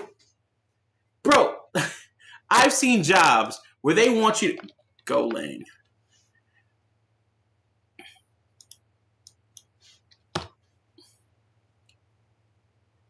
Yeah, it looks like DevOps, SecOps is a MyOps. What the fuck is MyOps? Please tell me what MyOps is. Is a new frontier. Yeah. Come on, Wikipedia. There we go. Okay. First appeared 2009, 14 years ago. And they want people to have 10 plus years of experience in this fucking language. The worst part about it is, right? The worst part about all this shit is they want you to have all this experience in the language, right? They want you to have 10 plus years of experience. So that says, hey, listen, at the inception of this language, maybe 4 years when nobody was using it, and you just started using it at your job because they said, hey, you don't have any restrictions on what you can and cannot use. You can use any language you want. So you're saying, fuck it, I'll do it in Go because Google came out with it. All right, cool. You go ahead and do it in Go. And then that's like, hey, listen, I've worked with Go here on and off or whatever, or I've worked with Go 10 something years ago. Well, the language has gone through leaps and bounds in terms of iterations, updates, upgrades, more feature sets, so on and so forth, package management, changes in the way you do package management, blah, blah, blah, blah, blah, blah, right? But they want you to have 10 years in this language. The worst part about it is 10 years ago, there were no fucking jobs for this language. There was no fucking jobs for this language. And they want you to fucking know it. And it's just like, bro, I got work, then I got family, then I got other shit that I do in terms of my hobbies. And one of my hobbies ain't motherfucking learning a new language on the fucking weekend. That's not gonna make me any money in the real world. And this is how people are really dealing with this shit, man. Oh, MLOps, machine learning operator. Oh, wow. Jesus. Looks like, okay, stay ahead of the curve, my friends. Yeah, and I agree, BGS, and that's why I'm learning Golang now. But the thing is, that's behind the curve, sadly. A lot of guys were using it in groups. Oh, okay, cool. What, Golang, I guess? Yeah, and,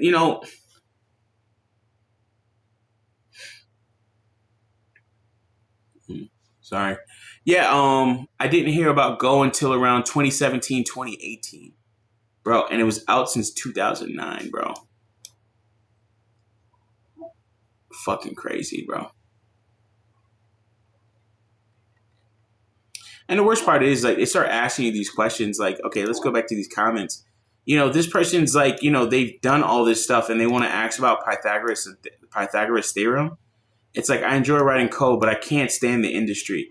They need to get rid of cover letters, unpaid take-home assignments. What am I doing here? This is why I'm copying and pasting this shit, and I don't feel too bad about it. The only thing I want to know about this is like, okay, all the little pieces, and be able to explain it.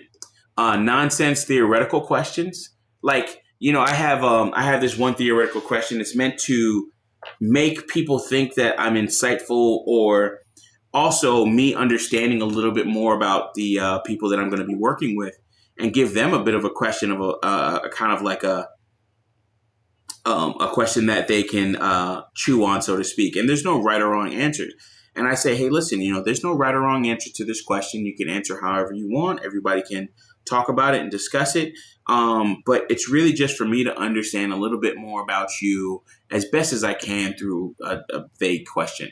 And my question becomes, or my question is, in today's society, what's the purpose of a bookshelf? I've done a stream about this. You can look it up. The purpose of a bookshelf, I think, is called. What's the purpose of a bookshelf? The main thing is, and the reason why I came up with this is I was talking with a recruiter at K-Force, and the guy was like, hey, you didn't bring your resume. And I said, why would I do that? And I was like, no, I didn't bring it. I mean, I could send it to you on my phone, like I had my phone, I could send him a Google Doc and all this other stuff. And this guy had a notepad, right? And I've explained the story before, but this guy had a notepad in front of him, and I think he had like an iPad or something like that. And I was just like, why would I need to have my resume? And he was like, well, just in case a hiring manager or like a interviewer needs it or anything else like that. And I'm like, if I'm ever seeing an interviewer, they're going to have my resume in email format. They can look it up on their phone. They can go through it. What that tells me is that person didn't do any type of research or reading or anything else like that, because they have a busy day just like I do. And why waste the fucking ink? So what made me think of this question is that behind this guy, and this shows you the movement of technology. Behind this guy was an empty bookshelf. There's nothing on it. There's no trinkets, baubles, or anything. It was just an empty bookshelf, really a sign of the old guard or whatever you want to fucking call it, right? And I said, sir, in today's world, with technology and everything, and I said it like this, and I made it more vaguer as I went on. I said, what's the purpose of a bookshelf? And he was just like, I really don't know. Because, and the thing is, and it was really to show him, and he probably didn't get it. He probably looked at me as I was an aggressive hire or whatever, or candidate, because he could hear my annoyance in all of this. But I said, sir, what's the purpose of a bookshelf? Why do we have a bookshelf if I can go on my watch, or my watch to see messages, my phone to see messages, my iPad, or anything else to write, to do art, and do whatever else? What is the purpose of a bookshelf? And people don't think about these things, so shit has to catch up. Anyways, learning Go in 2009 is like learning Python in 1995 with a crystal ball. Exactly.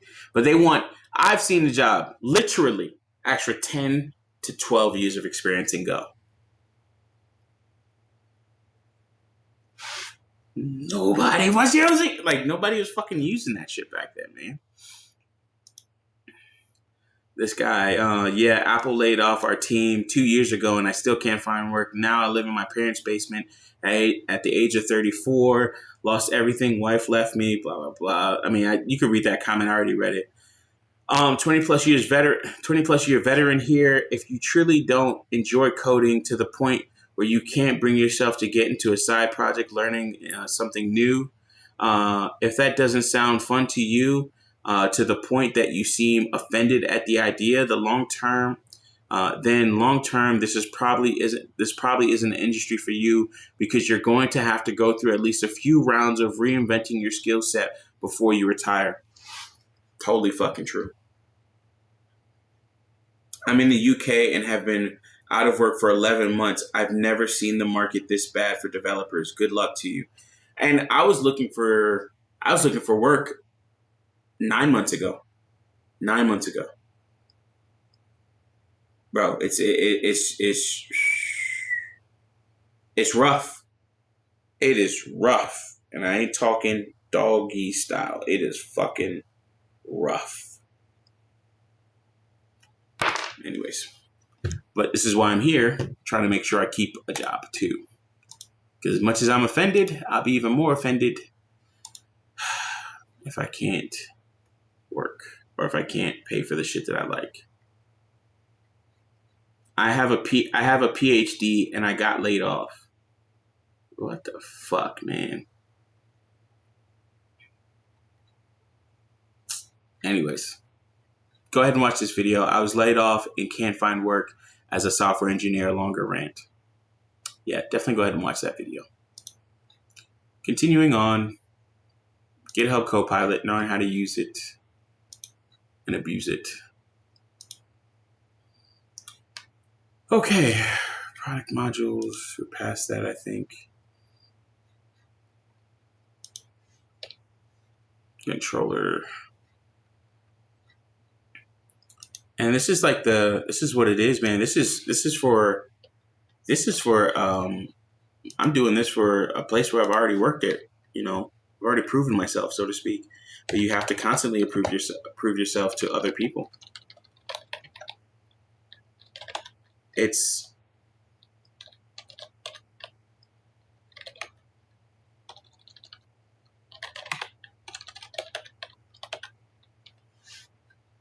really sad, man.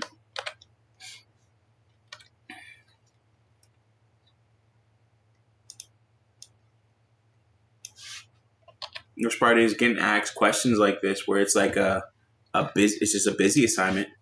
In the auth directory, create a new strategies folder. Nectar sort of strategies.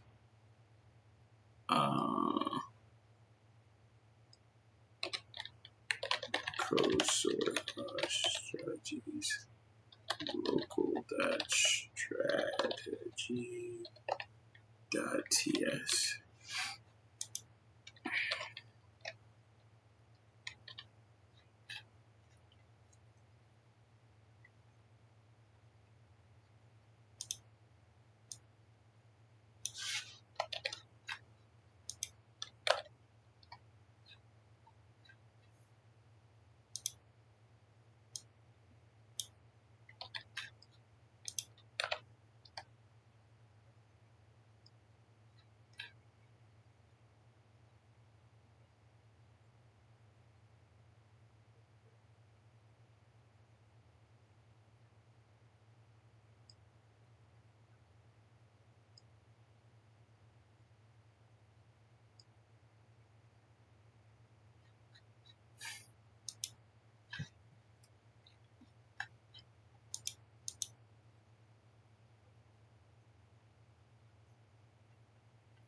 You know, it's crazy because we were talking about this in the space years ago, you know, or like fucking, yeah, maybe a year or two ago, where all this stuff is going to happen.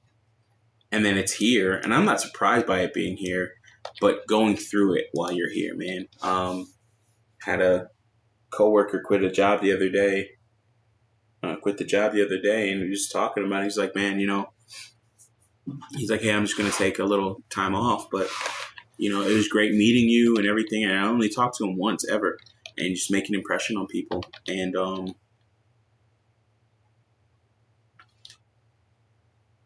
yeah, man.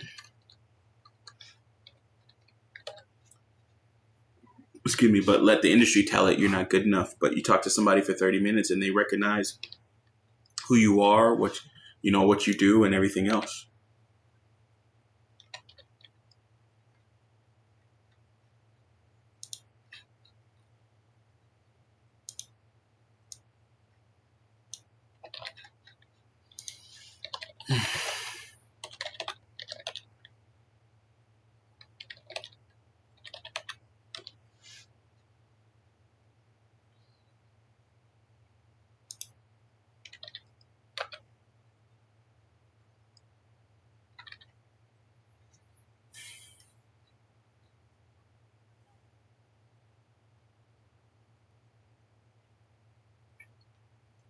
So this part I don't really do often. I haven't worked with it a lot. Is working with JWTs, Java Web Tokens.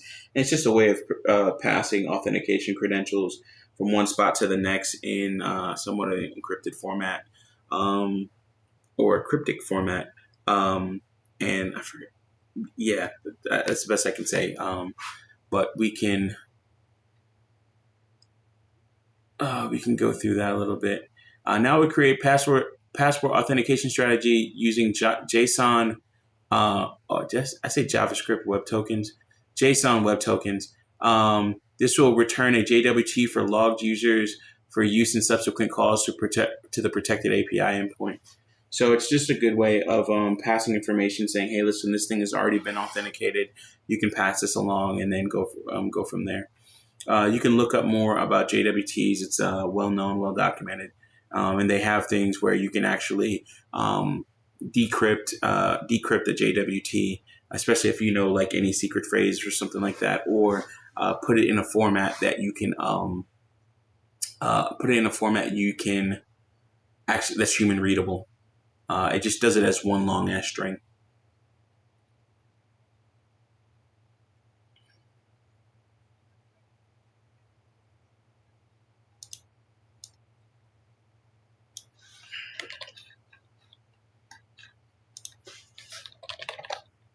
I remember like recipes like this were what you used to get a job, man. Now it's like, you see shit like this. It's just like how you keep a job. Like I said, we've been talking about this for years, man. And then Richard, what's up, man? There's a couple people I've been needing to call and thinking about, but I've just been so consumed with my fucking self as usual.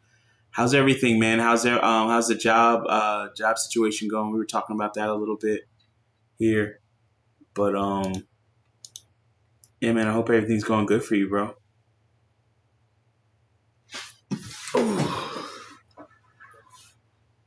Ew.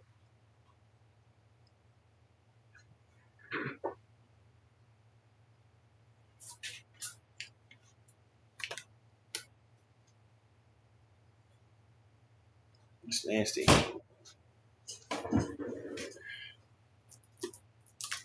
gotta clean that off. Like on the outside of my fridge, there's like fucking mold grown. It's like little small spots, but damn.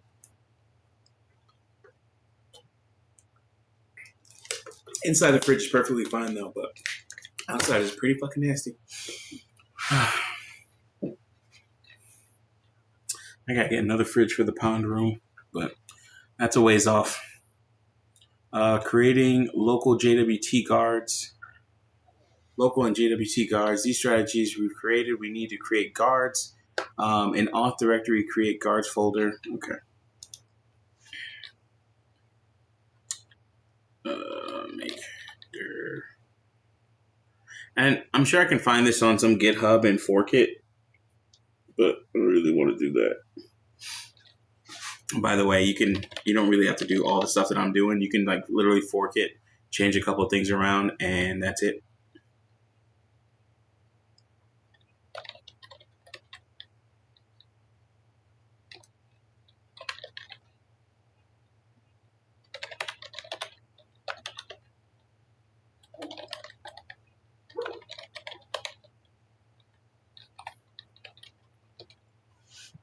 Excuse me.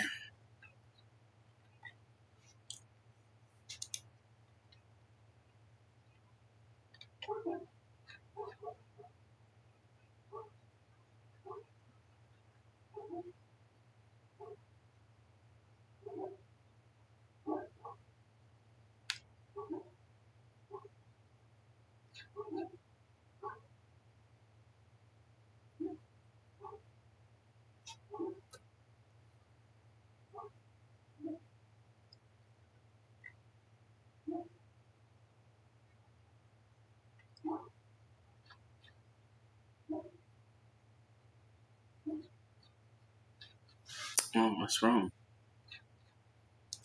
Can't even copy and paste right.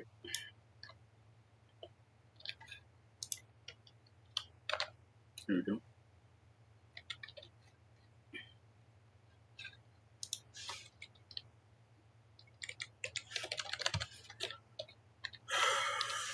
It's gonna be a long night.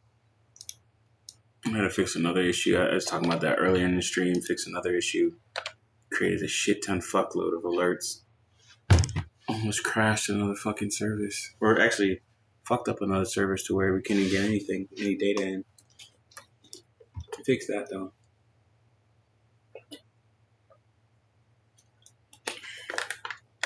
Guys, I am about to sign off of this because I've lost steam here, but I need to take a bathroom break my damn self and get this thing finished. Also got to get this moved over to another computer so I can actually do the presentation tomorrow. Plus get some other stuff done. But the article is actually is this one here. It's earlier on in the chat as well.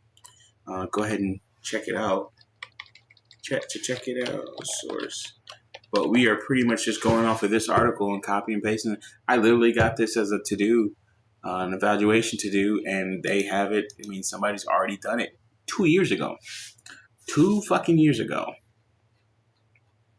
But sometimes it's not so much doing the work, it's just understanding the work. Yeah. For the feature, we need 3 files. Okay, so I need 3 files, right? So I'm going to do, this is another like Linux thing. I should be able to do it here. Source. Start with the roles enum. In the auth directory, create new enums folder. Okay, so we're going to do make dir source auth enums.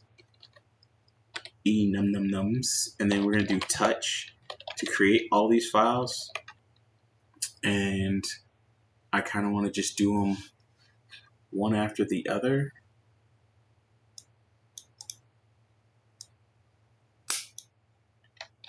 There's this guy on YouTube, I forgot, he's like, I think he was like either developer or like a system admin or Linux system admin guy or something like that. And he showed this like how to make directories really quickly. Driving to work, overnight shift, still doing IT support role. That position at Thales, I got hired for, reneged on me because of the background. Sorry to hear that, broski. And this is just, it's really rough right now in general. But keep it up, man. Keep on it. For real. Stay on the path. Yeah, bro. If it's bad for me and it's hard for me to get an interview and stuff like that, man, and you saying it's triple hard for you, bro, you might as well. Honestly, it's to the point where it's just like, man, just go home, man. Come back, 10 years from now. It's really just that fucking bad for your position, man. I mean, I want to say just stick with it, but I know that's disheartening, man. Oh, I guess you can't fucking do that here.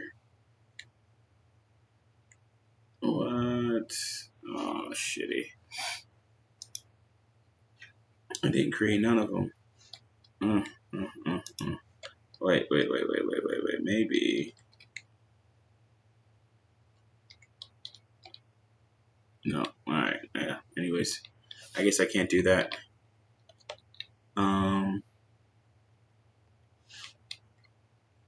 Let's just take this stupid shit out. In Linux, you can do this. I guess you just can't do it in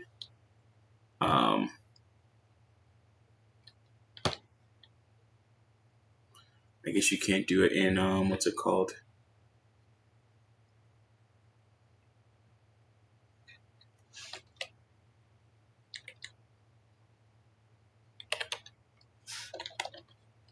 In the wrong directory.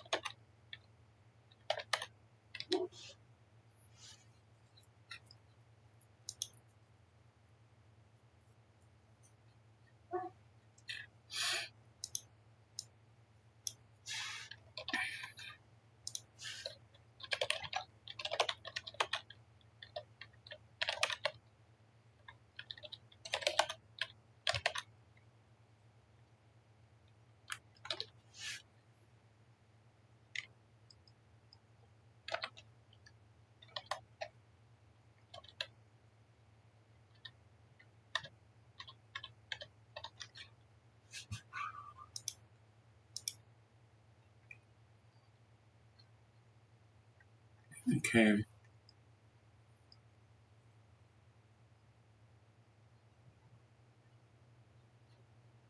User schema. So I can go to the user schema.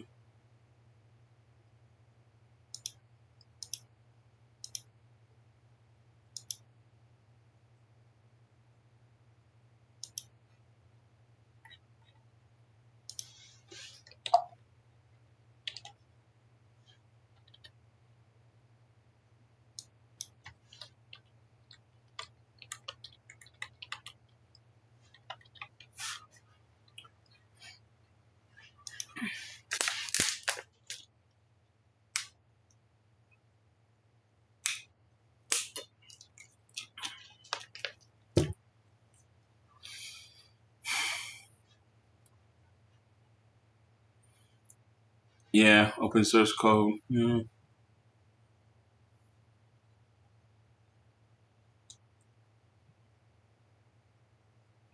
Yeah, bro. And that's a good way of looking at it, is that you're gonna get something out of this one way or another, and just having that motivation and that drive. But another thing about like quote unquote alphaing your way through it is that knowing when to pull back a little bit, and not stressing yourself out too much, and planning accordingly, whether it be having savings, investments, assets, or just saying, hey, listen, man, I'm about for a little bit. I'm gonna chill, sit back. I'll come back later. And knowing when to do that. That is definitely a big, big thing. Knowing when to do that. Next, in the auth directory, create new decorators folder. Jesus. Bro, this is fucking crazy.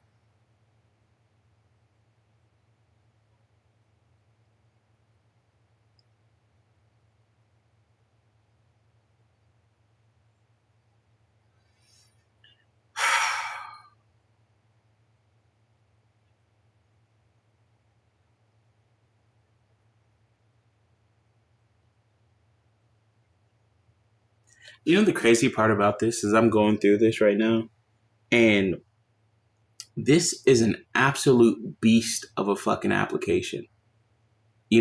Although this is something where like, hey, somebody's already done it and they're putting it out there open source, so on and so forth. I'm looking at this shit and I'm going through it, and it's like I could have never done, like, they would expect you to take this home and do this in like a weekend. And this is just not I can do it in a weekend project. This is a pretty big undertaking. And when I told the lady, I said, hey, listen, that's a pretty big application. That's not going to be small by any means to get that done. You know, she was like, no, you have X amount of days. This was like end of day Thursday. You have Friday, Saturday, Sunday, and we'll review it on Monday. Like, bitch, what? But to the point we were talking about, or something that we were talking about earlier, is just you kind of have to. You kind of just have to. I mean, it's, find something else. You don't have to do something, right? But you kind of have to, in the sense of like, this is what the requirement is to keep, maintain, get, and move around. You kind of just fucking have to, man. And then come into comment code, next auth directory. Okay.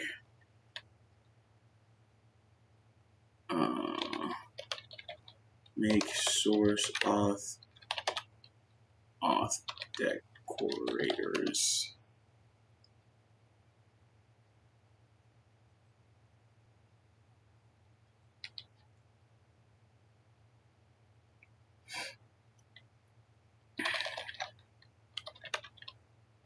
Just the expectations, man.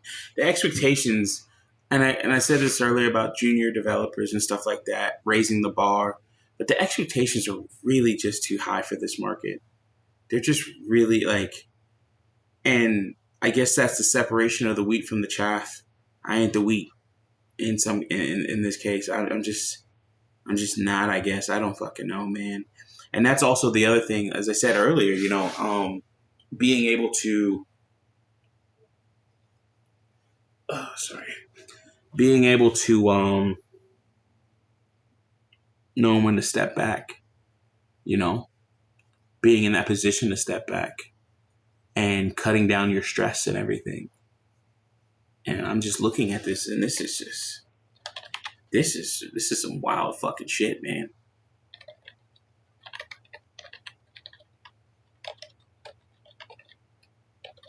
And all I'm doing is copy and pasting it, but like, to think, right?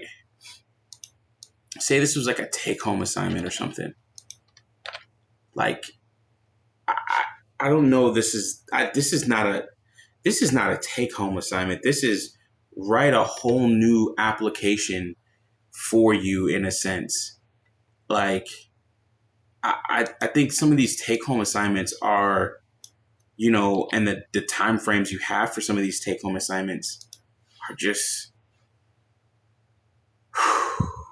they're not enough time, man.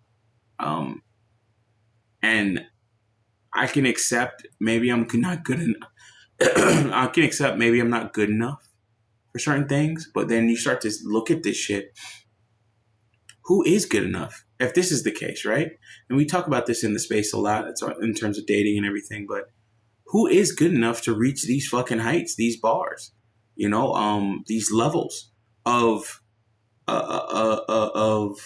requirements that some of the women have for men, and some of what men have for women, and the different requirements and all this other stuff. I mean, the bar is quote unquote low for women, so to speak, because men have to deal with a whole bunch of BS that come from other women. But at the same time, man, like, I'm just looking at what I'm doing right now. Bro, who's coming in knowing this and doing this? Who? Is it my Indian counterparts from my counterparts from India, China? You start to question yourself, man. You really start to just question yourself. Really start to question yourself.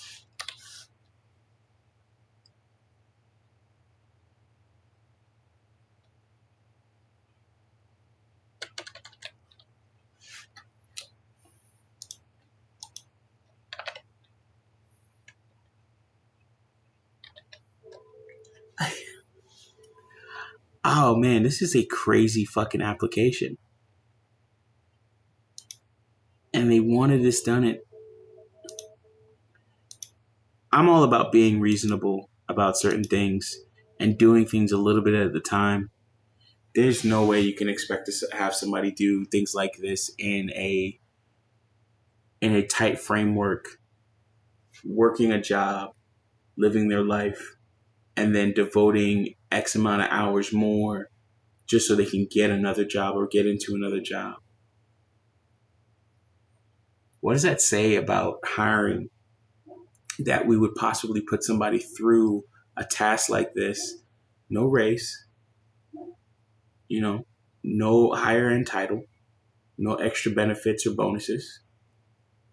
Just, we want to see where you're going to place in this team. That's crazy. I'm looking at this and I could figure this out, but it would take me a while to build this. To the point where I would be like, listen, there's other products and projects that do it not better, but do this already. I'd use libraries and all types of other stuff. I mean, but if I'm looking at this, man, this is... we use the Reflector Helper class to access the routes roles. We also switched... The fuck? God dang. I need some fucking spray in this bitch. Jesus. Oh. I have most of this building sealed up pretty well, I think. But Life will always find a way. Always find a way to get right in your fucking face while you're doing a damn stream. Jesus Christ. Studying hacking, yeah. Roll that cards.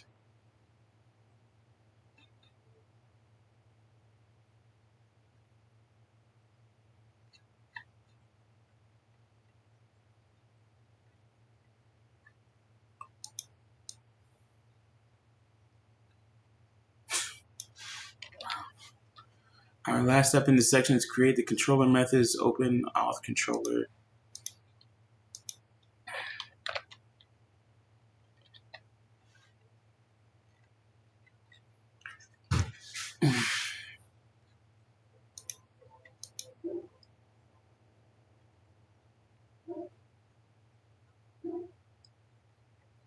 Anyways, guys, I'm going to end it there because there's more stuff to do here. I got to use the bathroom, and this shit is crazy.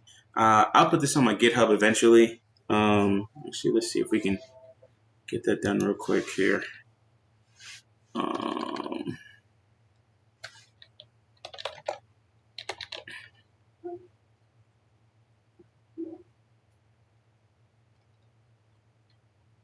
I don't even know how we get this. I think it's get in it.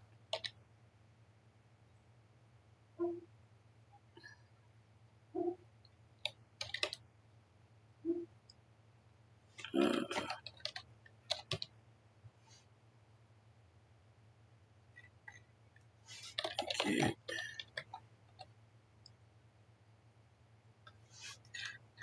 Yeah, let me set this up here real quick. Get.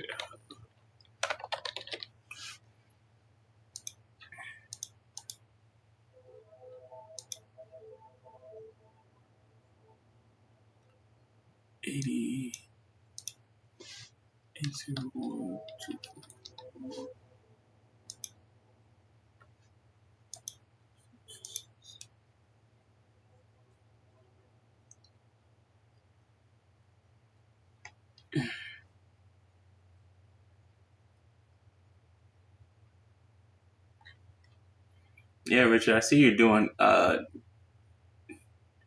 Don't Be Cypher 16, fork the repository.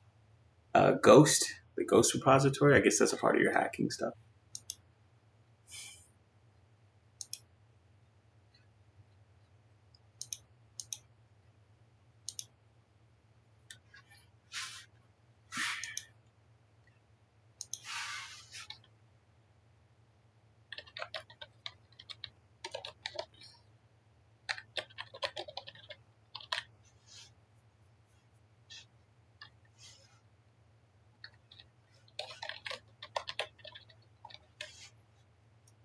Thanks for the like, man. I appreciate that, guys.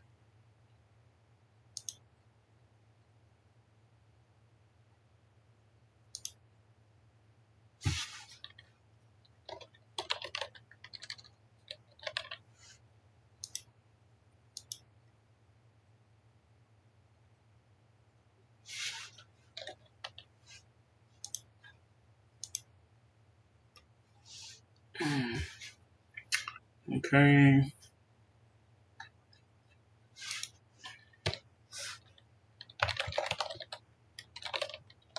Get status. Get commit.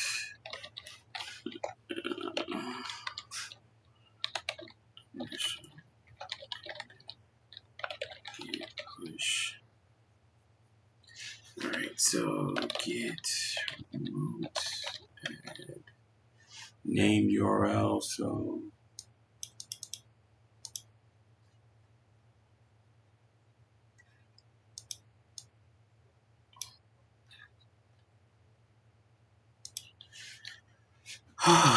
Get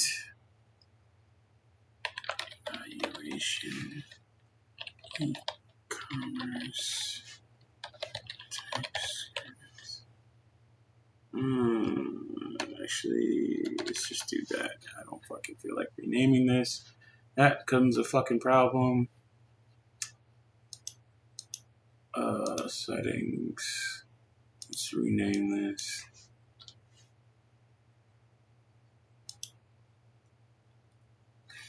All right, and then what is my Git URL?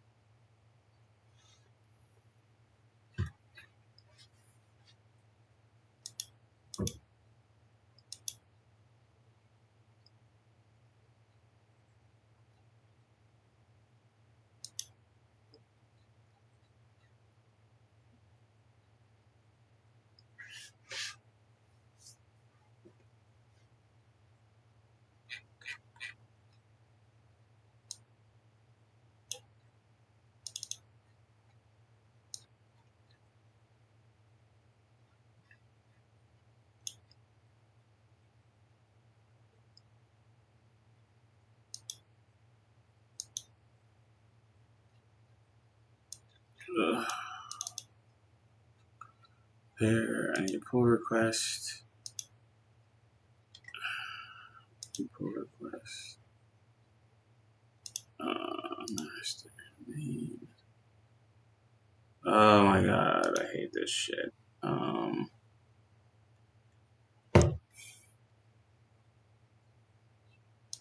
hate dealing with this stuff. Git isn't hard. What are we gonna call this?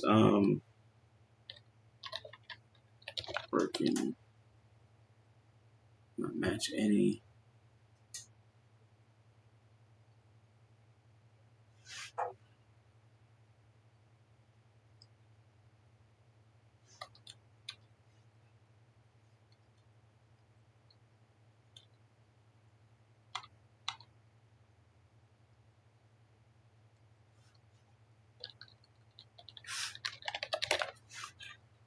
Okay.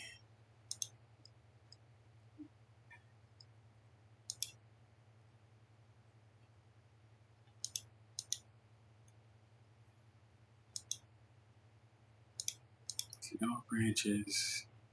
New branch. Working. Source. Right. Git. Is it git push? Git commit. What is it? Git? What is git? Oh man, git. Fuck. What is git? What is the git command for this?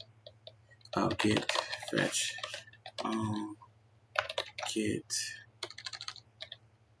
Git fetch all.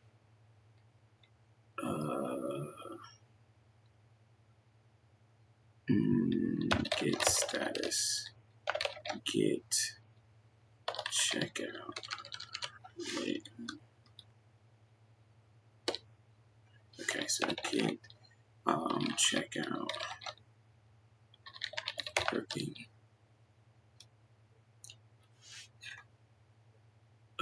Yeah, that's what I thought I was gonna do.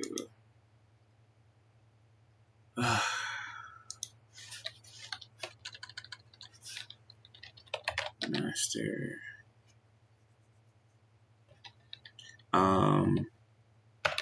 Git merge. That's the syntax for git merge. Git merge. Oh, checkout branch.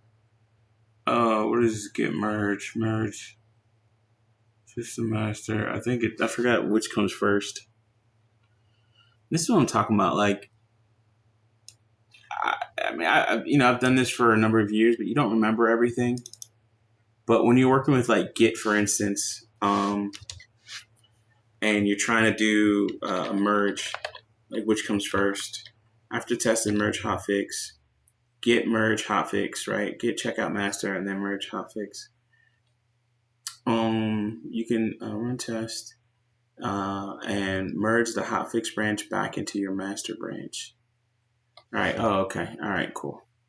So, and like it's like little. I mean, I want to say that's simple things, right?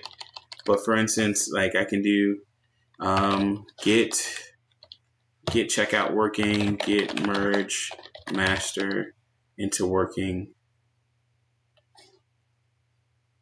refusing to merge unrelated histories.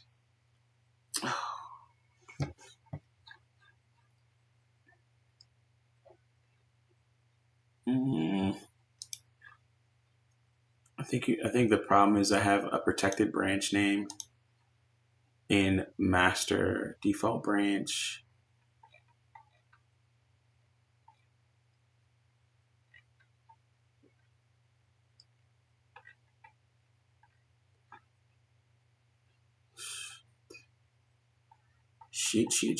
Shit. Allow merge commits, allow squashing commits. I do like a rebase or something like get rebase.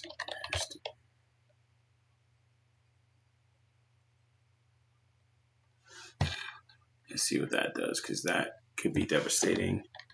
Get rebase.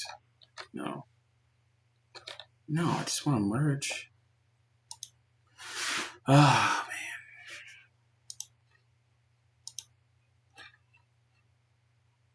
Let's just look up what this means.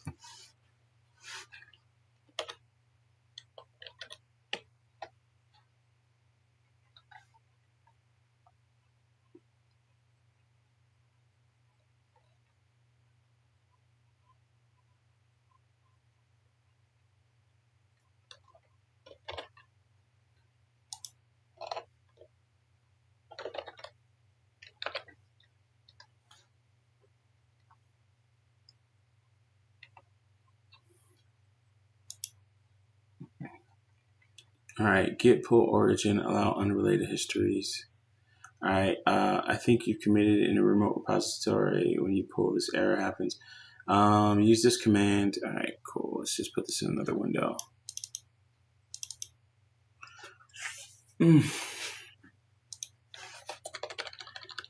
Rebasing probably would have been the right one anyway, because that would have caused another fucking issue. So use this command: get pull origin master allow.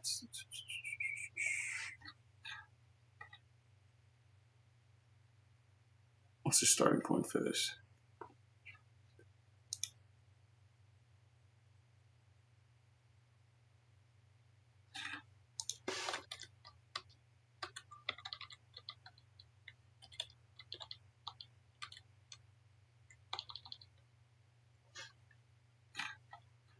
Okay.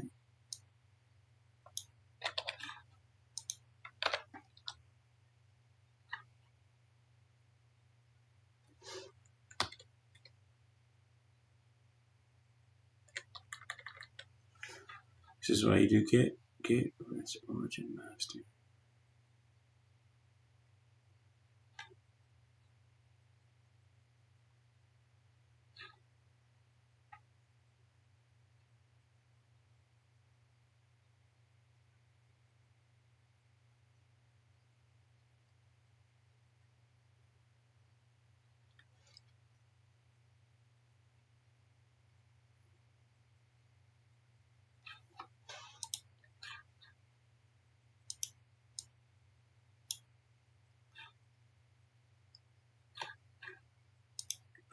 Master.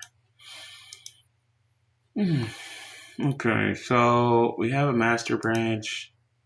What does this master branch have in it? A whole bunch of sheet. Okay, and then the biggest thing is we want to pull, compare. Yeah, I don't think it. Oh, okay. Yeah.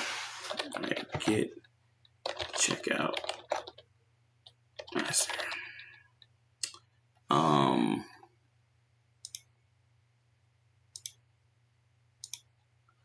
All right, cool. So that's done. And I think the issue is that it is a protected branch and it doesn't like doing that over protected branches. So, I need to not make this protected. Default branch, get the base branch. Get the fuck out of here. You right about that shit, bro. Sometimes preserve this repository, but allow merge commits. Default merge pull request title, description, allow squash commits, allow rebrace merging. Allow auto merge, pushes, change, dangers of disable branch protection rules. Protection rules. Alright, cool. So disable 0 branch protection. I don't have any branch protection rules. Transfer archive or delete this repository and then duplicate. Pull request, new pull request. I should be able to do something into master. Please. Oh my god. Yeah, I mean, I got it on Git, so I'll figure this out later. In fact, I might just get rid of the main branch, to be honest. Yeah, I'll just do that. I'll just get rid of the fucking main branch because I'm not fucking with this shit tonight. Switch to another branch. Master update. Change default branch. You have unintended consequences that can affect new pull requests. Default branch. Famous last fucking words there. Alright, cool. And then enable branch protection rules. Alright. So is that.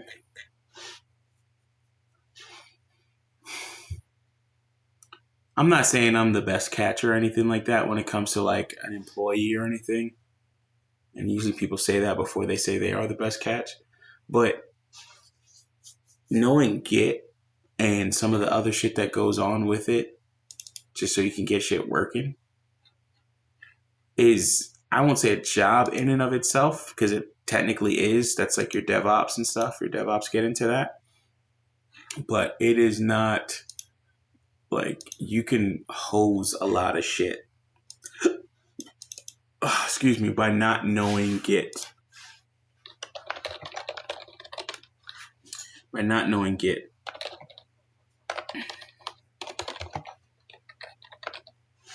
All right, so I'm gonna do.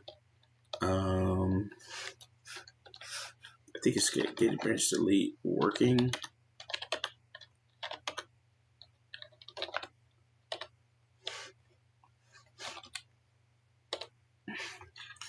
Get rid of that working branch and then go to GitHub.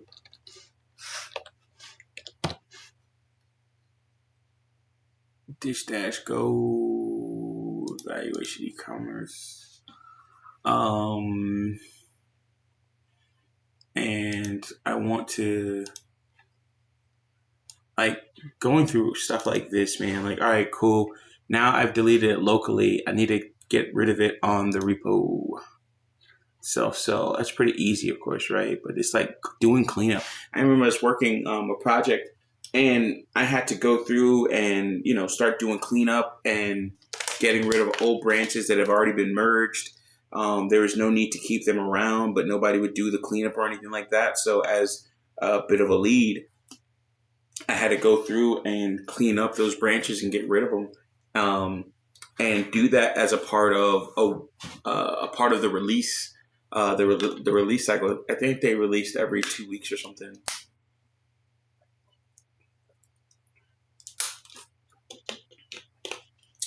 They released like every 2 weeks or something like that. And, we'd have a shit ton of fucking branches in there. And you could go back and recover some, especially if you do it, like for instance, I can go back and recover this. I can also reload. And there's stale, I think. So main and master. Where's the other one? Active, yours, overview. You can go back. There's like somewhere you can go back because there's like a trash can somewhere where you can look at old branches. I remember one time like I did that and I was like, holy fuck. And sometimes, these branches only live on a person's computer and they're nowhere near the repo anymore.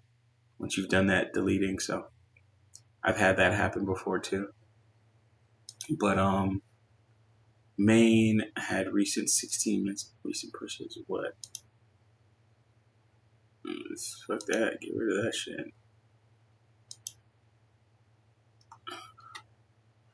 Can't behind master. So even this one, so default branch, I'm gonna get rid of main. I don't really too much care about that, you know, because I have the local stuff, or I have it locally on my system. So there's that. But if there are issues that arise from this, then I have to deal with that. But yeah, Git can be its own pain, and then you start doing things like Git cherry picking.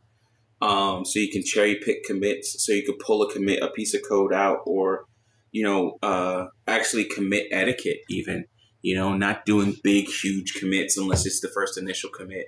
But even then, it's like, okay, after that, you do your initial commit for your base stuff. Then you start adding your features and go from there. But you never want to do huge, like, swafting commits because it gets hard to parse all that out and then dig issues out of that. And then you want to do squash commits as well. So when you're doing merges, you want to do a squash and merge. So it's going to take everything for all the commits that make up that merge, squash it all down into like one hash. I forgot what they call it, man. One hash. And then once you do all that, then it's like, all right, cool. Now you're doing, you're squashing it down. And then now you're doing all the other stuff and then you squash it and merge it. And then when you go back, now you can actually look at it and say, okay, hey, listen, this is a little bit more concise in terms of the commit chain. And it mostly has to do with the commit chain, and that's the problem. Okay, initial commit. So that's done.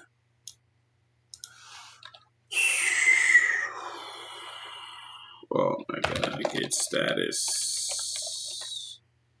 Working on clean, branch up to date, master. Okay, cool. Udaman, you code all those languages and can actually talk about this stuff. You're a senior developer. Wow, thank you for that. Like I never think of myself as a senior developer. I never think of myself as a smart person. I never think of myself as this or that, whatever. But I never think of myself as a senior dev because, there's just some stuff I don't know. But yeah, I can explain it. Yeah, I never thought about that. Thank you so much, man. And I really, I discount myself a lot. I was even talking with Ed on Telegram the other day, and just talking about like deserving of what I have, what I'm doing, and am I deserving of these things? And it's just like, sometimes you really have to like get out of your own way in terms of your own enjoyment and things like that, man. Sometimes we don't do all that.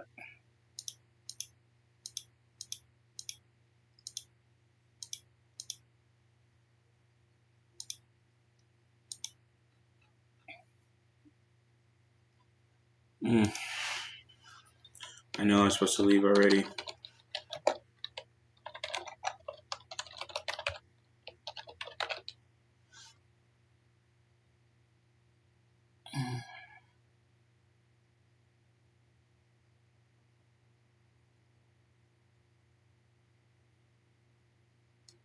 Cannot find module. Create user.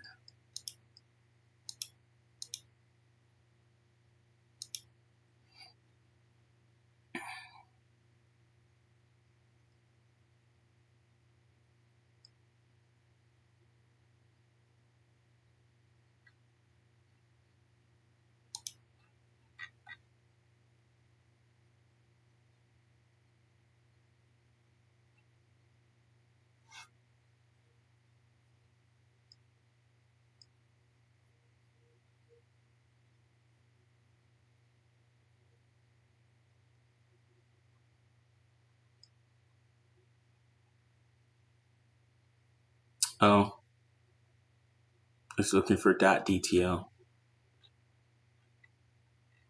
Really? That don't sound right. I'd be using for .dtl.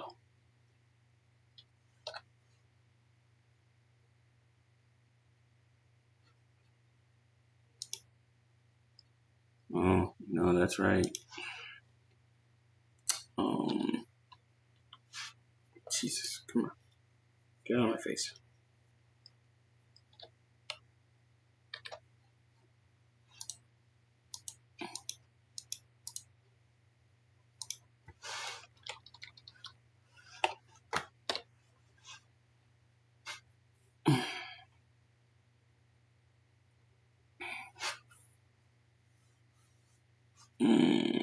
Okay, product service.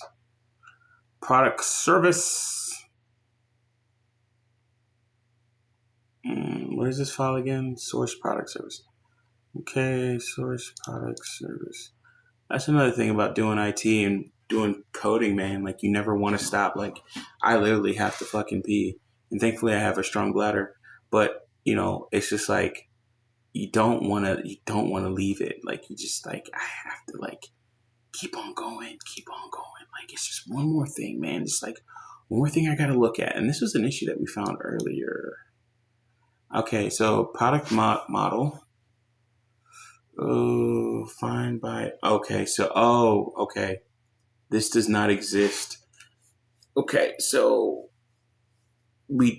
so that method no longer exists, most likely through, and this has to deal with upgrading, that method no longer exists in, what do they call it again?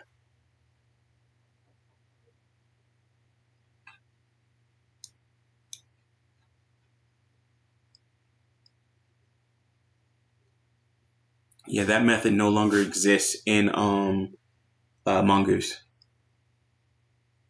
You'll be here till 3 a.m. Yeah, I fucking actually need to really go to bed because I'm supposed to work out, but I don't think I'll work out tomorrow. I'll cancel again. I canceled all last week. I just was not into it. Oh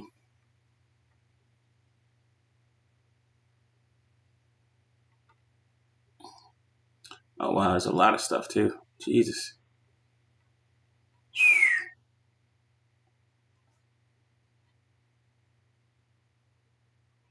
All right. Source product service. That's service.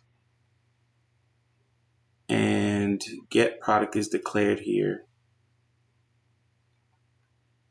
Ooh, what? Error. This does not exist in product service. Did you mean get product? So controller, and it'll tell you where everything is. So like even this, because we took out that method, we have to take out the code associated with it and resolve all errors. And some of this stuff, like especially if you're copying and pasting, it's best to do all this stuff at the end. So be mindful of that.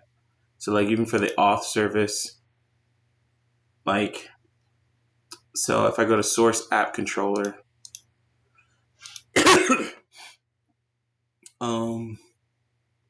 app controller,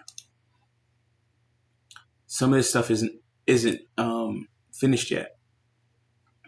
Or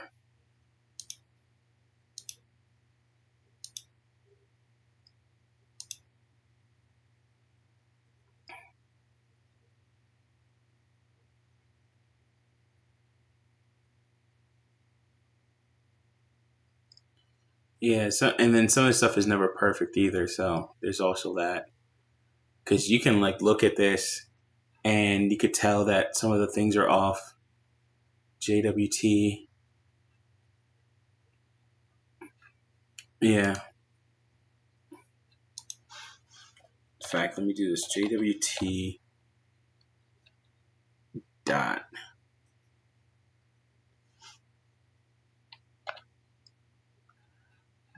Yeah, so even, anyways, it's just some of the things that they put in there. They didn't connect it all together properly. The question is guards. So local guards TS.